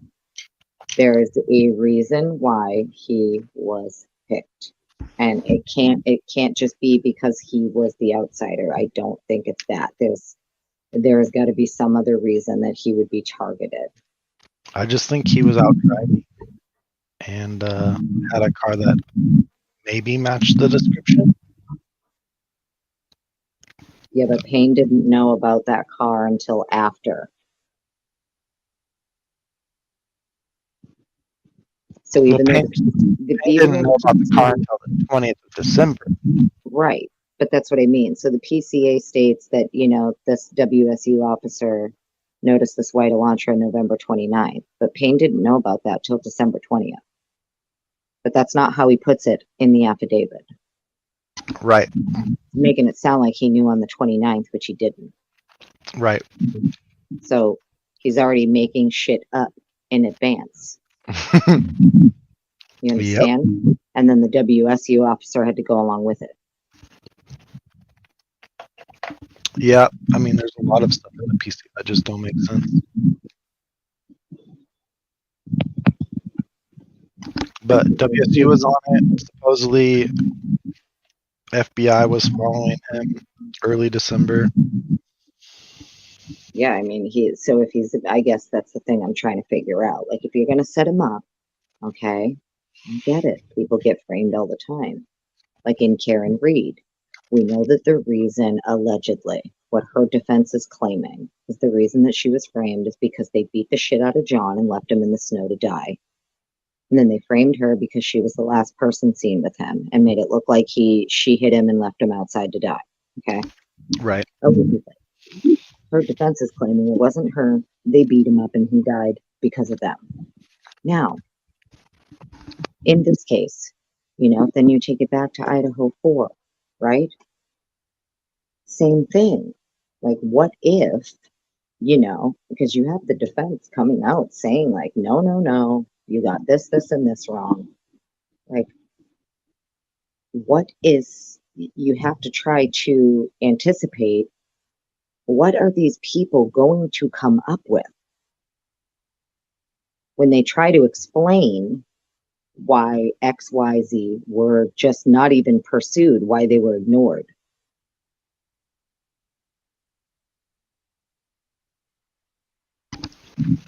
You get what I'm saying? Yeah. Like, why did you focus on him when you had this other stuff that was so much stronger, but yet you ignored it? That's kind of what I think happened with Kohberger, right? They go in there, he ends up dead or shot or whatever, and then they looked at his stuff like, oh, I guess it wasn't him. That's unfortunate. Mm-hmm. But I don't have an idea. What if people that actually did it aren't even on the alternate suspect list? Mm-hmm. Right. That's what I mean. I mean, that's the thing. Small college town. You have football that weekend. You have that axe throwing contest or whatever that weekend. There's going to be a lot of people coming out of town. What if one of them did it? What if the people that did it used it as a cover? Well, there's going to be a bunch of people from out of town anyway. Might as well go there and do what we're going to do. Mm-hmm. And then they didn't even get the footage coming in and out of Moscow. Right. And who were these alternate suspects you were originally looking at that you were like getting their cigarette butts and stuff? Right. Was that ever turned over to the defense? Because I know they asked for it. The defense knows they were surreptitiously obtaining someone's DNA from cigarette butts, but I don't know that they know whose DNA it was.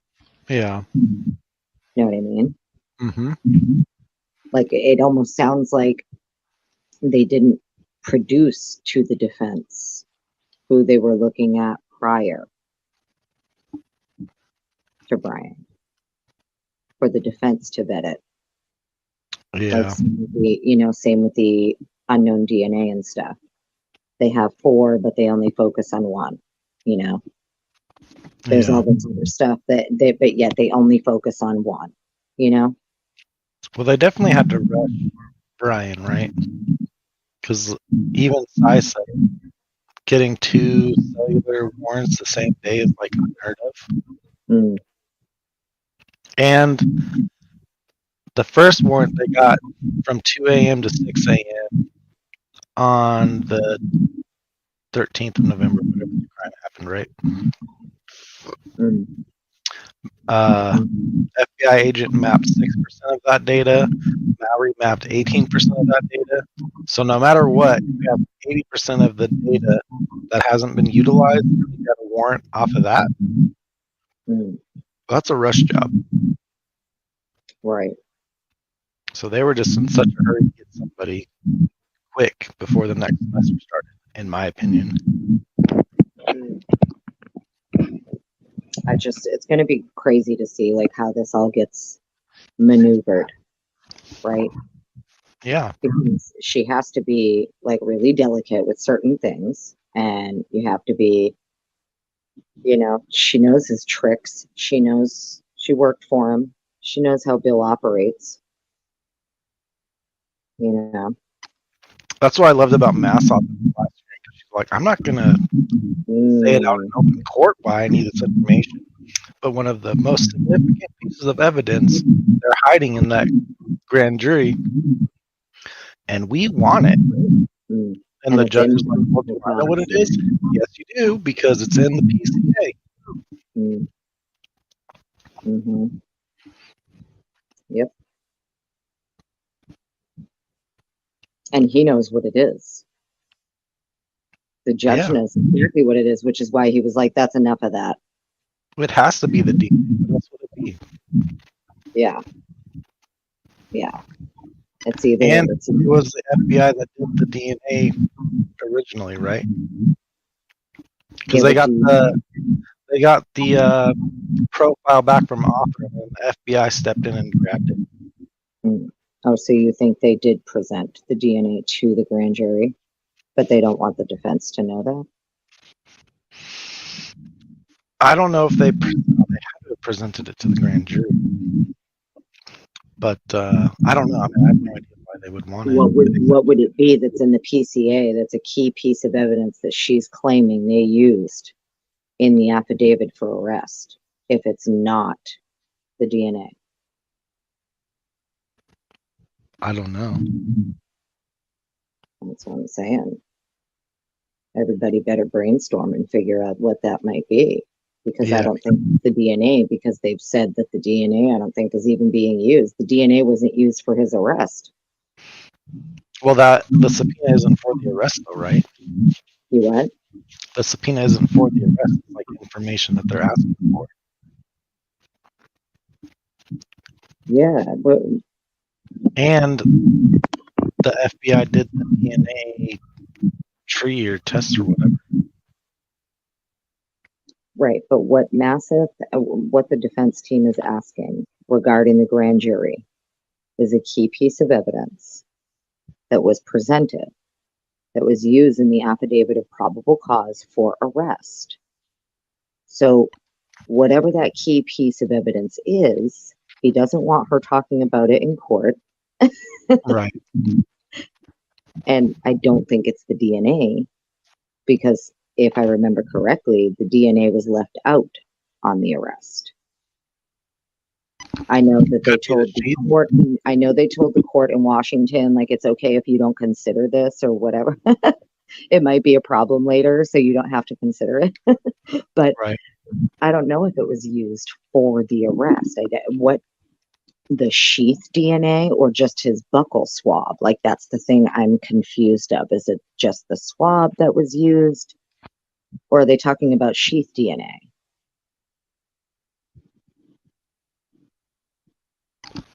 Well, the DNA has to match what was on the sheath, right? The what? The DNA, like the pupil swab, matched what was on the sheath. Mm-hmm.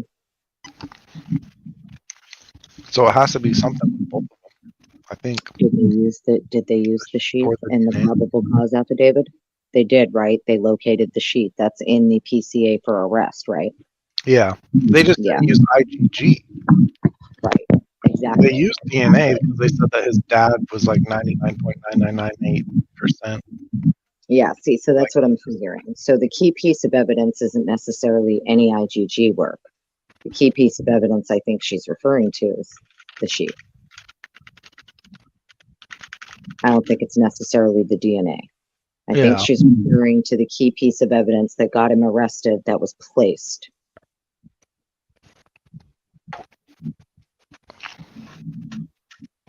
Yeah, it could be the sheet. I don't know. Would that count as two different pieces of evidence? Technically, and the IgG DNA? is, yeah, I mean, technically, like IgG is a separate piece of evidence from the sheath. Yes. Yeah. Mm-hmm. So if they used the account of the sheath and where it was found to arrest Brian, and now they know that sheath was possibly moved from one spot to another and placed, well, you can throw out that arrest warrant, I guess. And then everything's just fruit of the poisonous tree afterwards. Like, that'd be so funny if the arrest warrant gets thrown out. Yeah. That's what I'd fight for. I'd fight to have the arrest warrant thrown out if any part of it is fabricated, false. Absolutely. That's what their job is to do, is to get every single thing suppressed and tossed out that they did wrong because they did it wrong. Right. Kiss all that cellular data goodbye. I know, Because right? I guarantee you those maps aren't accurate. If I make a map that's inaccurate, is that fabricating evidence? Right. You know? That's what I'm saying. Like, if Homeboy actually went in and attempted to do like his own cast analysis based on some guidance that he got and knew damn well what he was doing, that he's putting in whatever data, I know you think the map is made up, but I don't think it is. I truly believe Payne's map is someone's route. It's just not Brian's. He just had to make it look like it was Brian's. Do you know how many hours of training an FBI agent has to do to present cast data into court? Isn't it like over 500? Yeah. Yeah. Do you know how much training yeah, we had at that time? Like 48 hours or 50 hours total, 24. I think. Oh, it's 20. No. Yeah. 24. I thought his first thing was 24 hours, and then he did another one. Exactly. That was in 2023. He did 24 hours, and then in 2023 he did 16 more. Okay. So yeah, about 40 hours, yeah. Total, but at the time of the crime, it was 24. Yeah, right. I hear what you're saying. That's bananas. Dude. Bananas. So I don't even think he's allowed to present that evidence to into court at all, let alone a grand jury, you know? Yeah. I think a lot of stuff's going to get tossed. I think that sheet's going to get tossed. I think it's all getting tossed. Yeah, IgG, the arrest, all of it.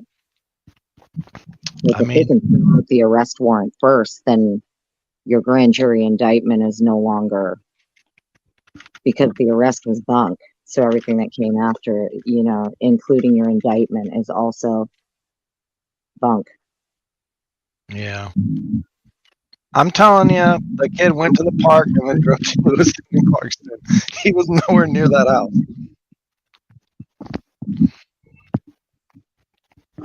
The closest he was to that house on that night was when he was at his own apartment. Oh, I agree. I'm fully in agreement with you, especially just with Cy, right? I think they will be able to prove he was nowhere near that house. You know what Cy told me after the hearing, right? No. He knows exactly where Brian is.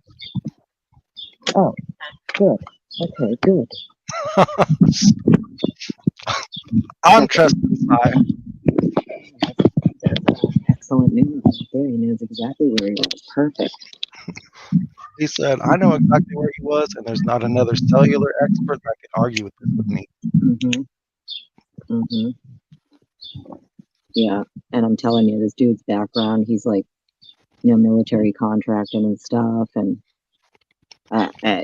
look, it's my personal opinion that the defense team appears to be coming for Payne's whole ass.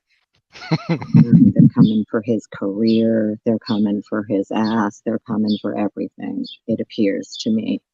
Yeah. And, you know, if you want to go after someone like Payne, I know everybody thinks he's wicked stupid, but he's really not. He's his training and stuff in the military and the stuff that he knows, especially when it comes to all of the same things that you guys are talking about technology wise. Like he did his tour like with military police, but he was also handling like logistics and things like that as well. You know, Yeah. 82nd Airborne. I mean, give me a fucking break. He was no lightweight.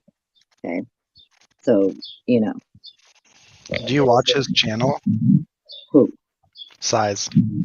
Oh yeah, I thought you were talking about Payne. I'm Oh. talking about Payne. If you're gonna go after, like, if you think about it, if you want to go after someone like him because he did whatever he did in this case that may have been illegal, right? You're gonna bring in someone like Payne. I mean, someone like Cy, because you're gonna need someone like Cy to go up against him because this is his claims. He's claiming that he was guided, right? He was given guidance, but I was able, regarding this cast data, I was able to determine. He's not saying the FBI determined it. He's not saying people from cast determined it. He's saying he determined. Right. So, But then on the stand, he says, "Oh, they told me that." and Cy has just like the military credentials that Payne got to say he had. I thought it was brilliant. Brilliant. She put Payne on first, then Cy Ray. That's exactly what you do. You let him get up there. You let him list off his credentials and say everything and try to pretend like he's has all. But then when you really get to the meat of it, he don't know shit. He don't even know the name of the agents he worked with. He don't know what he did. He doesn't know what other people did, and he's the lead investigator. You want to hear the funniest thing Cy told me? He said the only reason why he came is because Maori screwed it up so bad, and Anne said you have to come because like, we need you. So the two witnesses were supposed to be Payne and Maori. I wasn't even supposed to be there. Right. Exactly. Yeah. Exactly. That's hysterical. I'm telling you, it's like I feel like we're, you know, at any moment I'm expecting like Ashton Kutcher to jump out and be like, "You're all fucking punked." Right.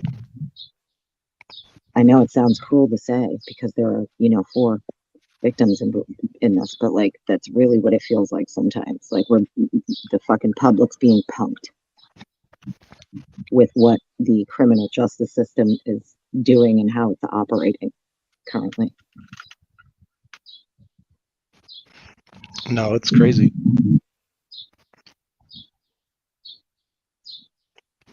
That's like the scariest thing to me. Is like if they could do this to him, they could do it to any of us. You're cutting out. Is it me or you? I don't know. You sound fine to me. You kind of break up a little bit. Here and there. It's not too bad, but here and there. I don't know. So you're going to stay out there for the whole trial, huh? If there is one? Yeah. That's wild. Like, yo, you just packed up and moved back there specifically for this? Not specifically. There are a few things I lined up obviously, but somebody's got to come out. Cool. I just wish there was more people out there, like with signs at least, like, you know, free Brian or some shit. I expected to. I was really hoping to see all those Christchurch people that Moscow PD were like rounding up and arresting for praying without masks outside. I was really hoping those people were going to come out just you know, because screw you guys. Shit on MPD. You what? Just to shit on MPD. Well, right. Yeah, I figured they'd be out there talking about like they're corrupt or, you know, at least saying, "Oh, Moscow police is corrupt. Don't believe them," or something, you know. But like nobody's seen the word, man. What's everybody so afraid of? I thought the killer's in jail. Yeah, I don't know. Well, ask people. You're out there. Yeah, I don't talk to people about it. Really? Nah. Oh, I'd be fucking chit-chatting it up. I did talk to a lady who lives in Moscow. Bro, I'd go get a job in the coffee shop and I'd eavesdrop and shit. Like, try me. Yeah, I don't know. I'd be out there getting doing part-time DoorDash. Just like driving around, see where it brings me. If you go during, I promise you, if you go towards the end of the summer when they're all getting ready to go back in for next semester, okay, and they all start getting into the houses like around July, end of June, July, you could go sit up like on Walenta and just listen. You don't even have to you can hear everything from the screaming, the yelling, I'm telling you, even people who went after the murders occurred and went and drove around the neighborhood and walked around the neighborhood and recorded, you could hear just the crazy parties coming from these houses. Oh, yeah. Yeah. All the conversations. You could hear everybody screaming, yelling. So if you're out there, why not talk to people and see what they get a feel? Be like, what do you guys think is happening? Why is no one talking? I would not even care. I would just be chit-chatting with people if I had to be out there. I don't know. I just think a lot of people don't even pay that much attention to it. Like the lady we talked to, I was she was like, no, Brian. I was like, what about Kopaka? She's like, Kopaka? Who's that? I've never heard of it. I was like, the guy that got swatted? What? She had no idea who Kopaka was. There's no way. I don't know. Okay, so the rest of us, right, can talk about this shit for hours every day. But the people who live directly there, across the street, right next door, oh yeah, no, yeah. Yeah, I really think that both towns kind of kept it on the hush hush, They got somebody arrested, don't talk about it anymore. I find it hard to believe there isn't anybody out there screaming about police corruption after what we've seen with our own eyeballs. It blows my mind too. You know who Turtle Boy is, right? Yeah. Apparently he thinks Brian's guilty too. Yeah, I noticed a lot of people who think Karen Reed is innocent think Brian is guilty. There's quite a few, actually. The craziest thing to me about that is Karen Reed was at the house. There's no evidence Brian was at this house. Right. Well, she pulled up into the driveway, right? She wasn't actually in the house or anything. She never went in. Right. Yeah. But she was there, at the house, she drove up in front of it. Mm-hmm. We know that. She's admitted to it. Brian, never near that house. Mm-hmm.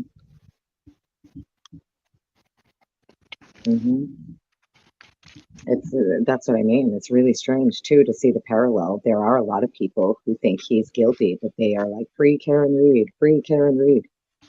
Blows my mind because I'm like, dude, it's the same corruption in both cases. Yeah, it's the same thing. I think Brian's is way worse though because he was never there. Well, I get that. I'm just saying, I'm talking about the way that the police operated. And if it is in fact true that they framed him, the steps, the steps of the framing in both cases appear to be coming from your lead investigators. Yeah. So if anything like that is presented in Brian's case, that these lead investigators intentionally framed him, intentionally ignored exculpatory evidence, intentionally hid exculpatory witnesses, that's going to be a big problem. Yeah. And I don't think they're going to want that to get out. People need to go to prison for this. I just feel like, if it's proven that they did any of that, you would think nobody would be getting promoted or, right?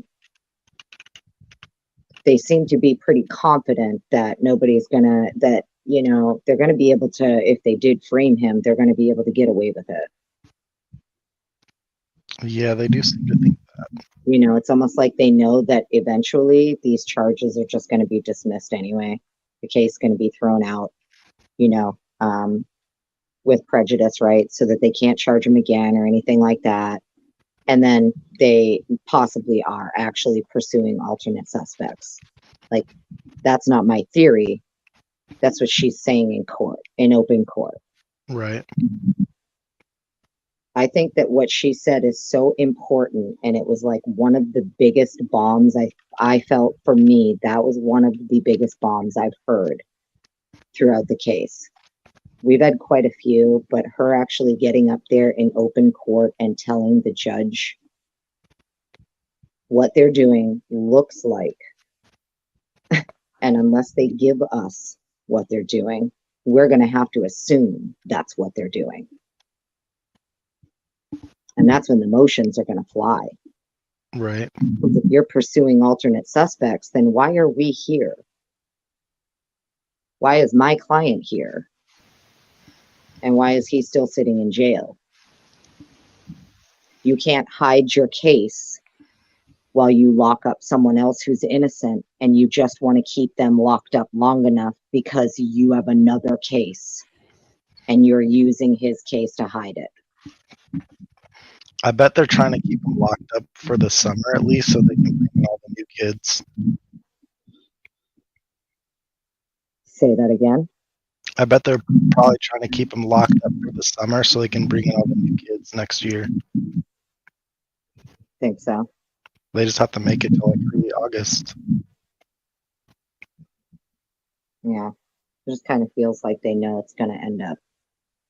They're going to have no other choice than to drop it. Yeah. I mean, if they really are going after other people, well, then he shouldn't be sitting in jail. Especially when you said he was the lone suspect. He walked in the house alone and stabbed 4 people, but you're investigating others? I mean, you should just cut him a check for like $500 million and let him walk away so that he doesn't have to come back later and sue you all. Because, if they really are pursuing alternate suspects, and they did realize somewhere along the lines that they got it wrong, so they had to double back with what they did have and pursue alternate suspects, but they're doing that and using his case and locking him up to do it, that is insane. Yep. Because in their mind, they think, well, it's all good. We'll just dismiss the fucking charges and send him on his way. No. Don't worry about his rights and him wasting his life sitting in a little cell every day. Right. Not only that, but your prosecutor is the lead prosecutor is the one who told the media, everybody, go get your hands on this affidavit of probable cause and spread it far and wide. Share it with all your friends and family. Because this is the facts of the case. That's what he said. King Tainter. So now think about that. This idiot is sitting there screaming at the beginning how this is the facts of the case. You need to share it far and wide. And then, oops, here we are, almost 2 years later, and we find out that they might potentially be pursuing alternate suspects and keeping him in jail and hiding it behind his case to do it. You imagine? Yeah, it's crazy. And Bill will never just step up. And just be, we fucked up. Sorry, dude. Here you go. Here's the check. It's blank. Make it out to whatever amount you think is fair. Yeah, there's a few people on that side that need to go to prison after this. I mean, for real, that's what they should do. Same with Karen Reed. If they can truly prove he's nowhere else and alternate suspects are being fucking sought after, then he needs to walk and they need to just hand him a blank check. I'm being dead serious. I don't disagree. And never mind what he can go after some of these news organizations for, okay, with some of the shit that they said about him.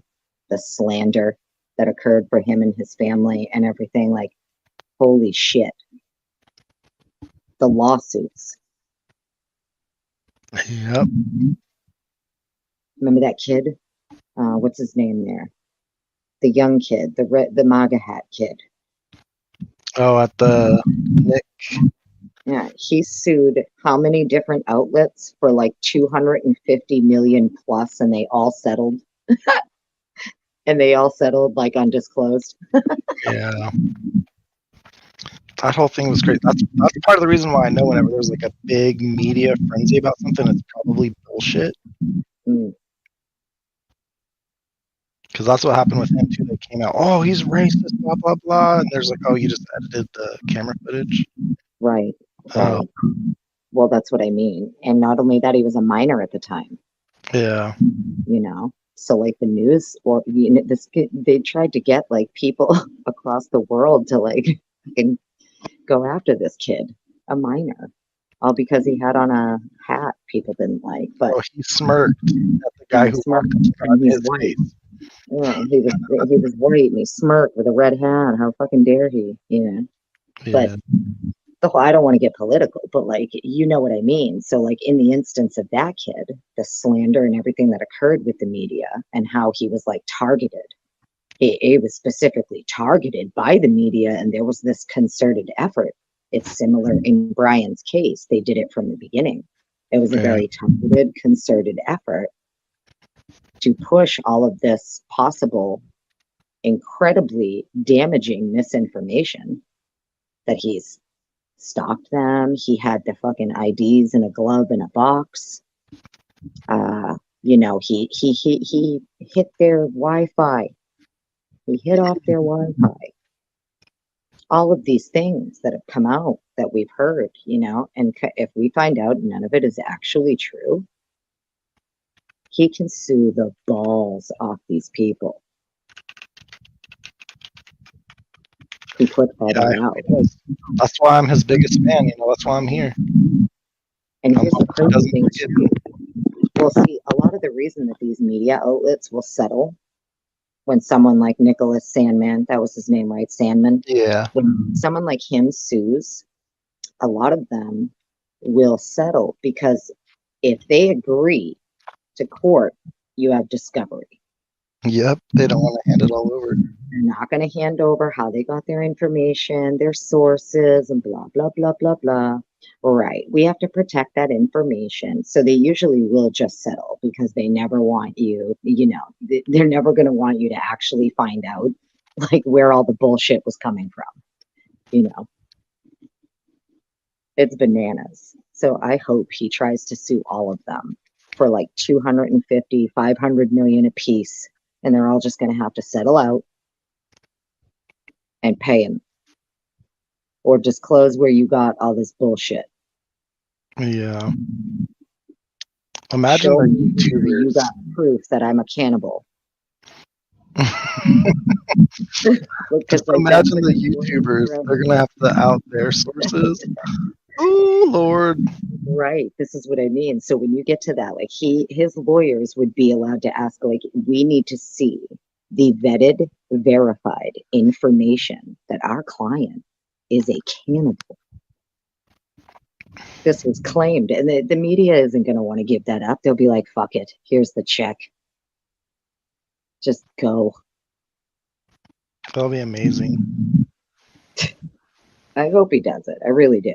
I don't know what kind of person he is. I know if I'm coming off of sitting in jail for as long as he's been sitting there and I know I'm totally innocent, it's probably going to be my mission in life from the moment I step foot back onto, you know, out into the fresh air to sue You'll the never balls. have to worry about tuition again. Right. No, it would just be my mission to sue the balls off every single person who claimed that I was a cannibal, stalking these people, had their IDs in my in a glove in my glove box.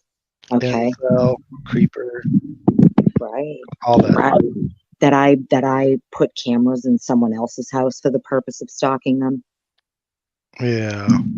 Turn it over. Like, you tell me where you got this information. Who vetted it? Who verified it? Where is this proof? You can't make claims like that without proof. That's the thing about the media. That's what pisses me off, because they can just come out and make the most outlandish, ridiculous claims and say they got it from an anonymous source and no one questions it. Well, somebody close to the investigation told me. Yeah, this world. You're breaking up. This world is just dumb. Somebody posted what, though? I didn't hear what you said. No, I just said that this world is dumb.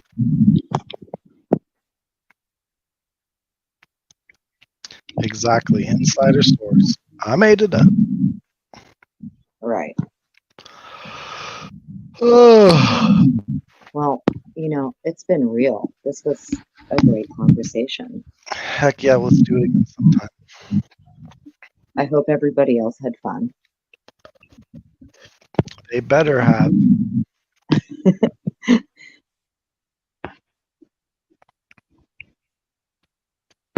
Okay. I think I'm gonna go to bed because I'm getting tired. Yes, I'm out of here. I hope everybody has a great night, great morning, whatever time it is where you are. We'll see you again soon, I hope. Catch you later, homie. Later.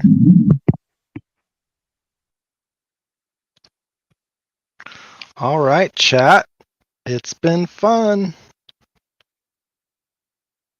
But it's 2 a.m. and I'm going to go to bed. I'll catch you all later.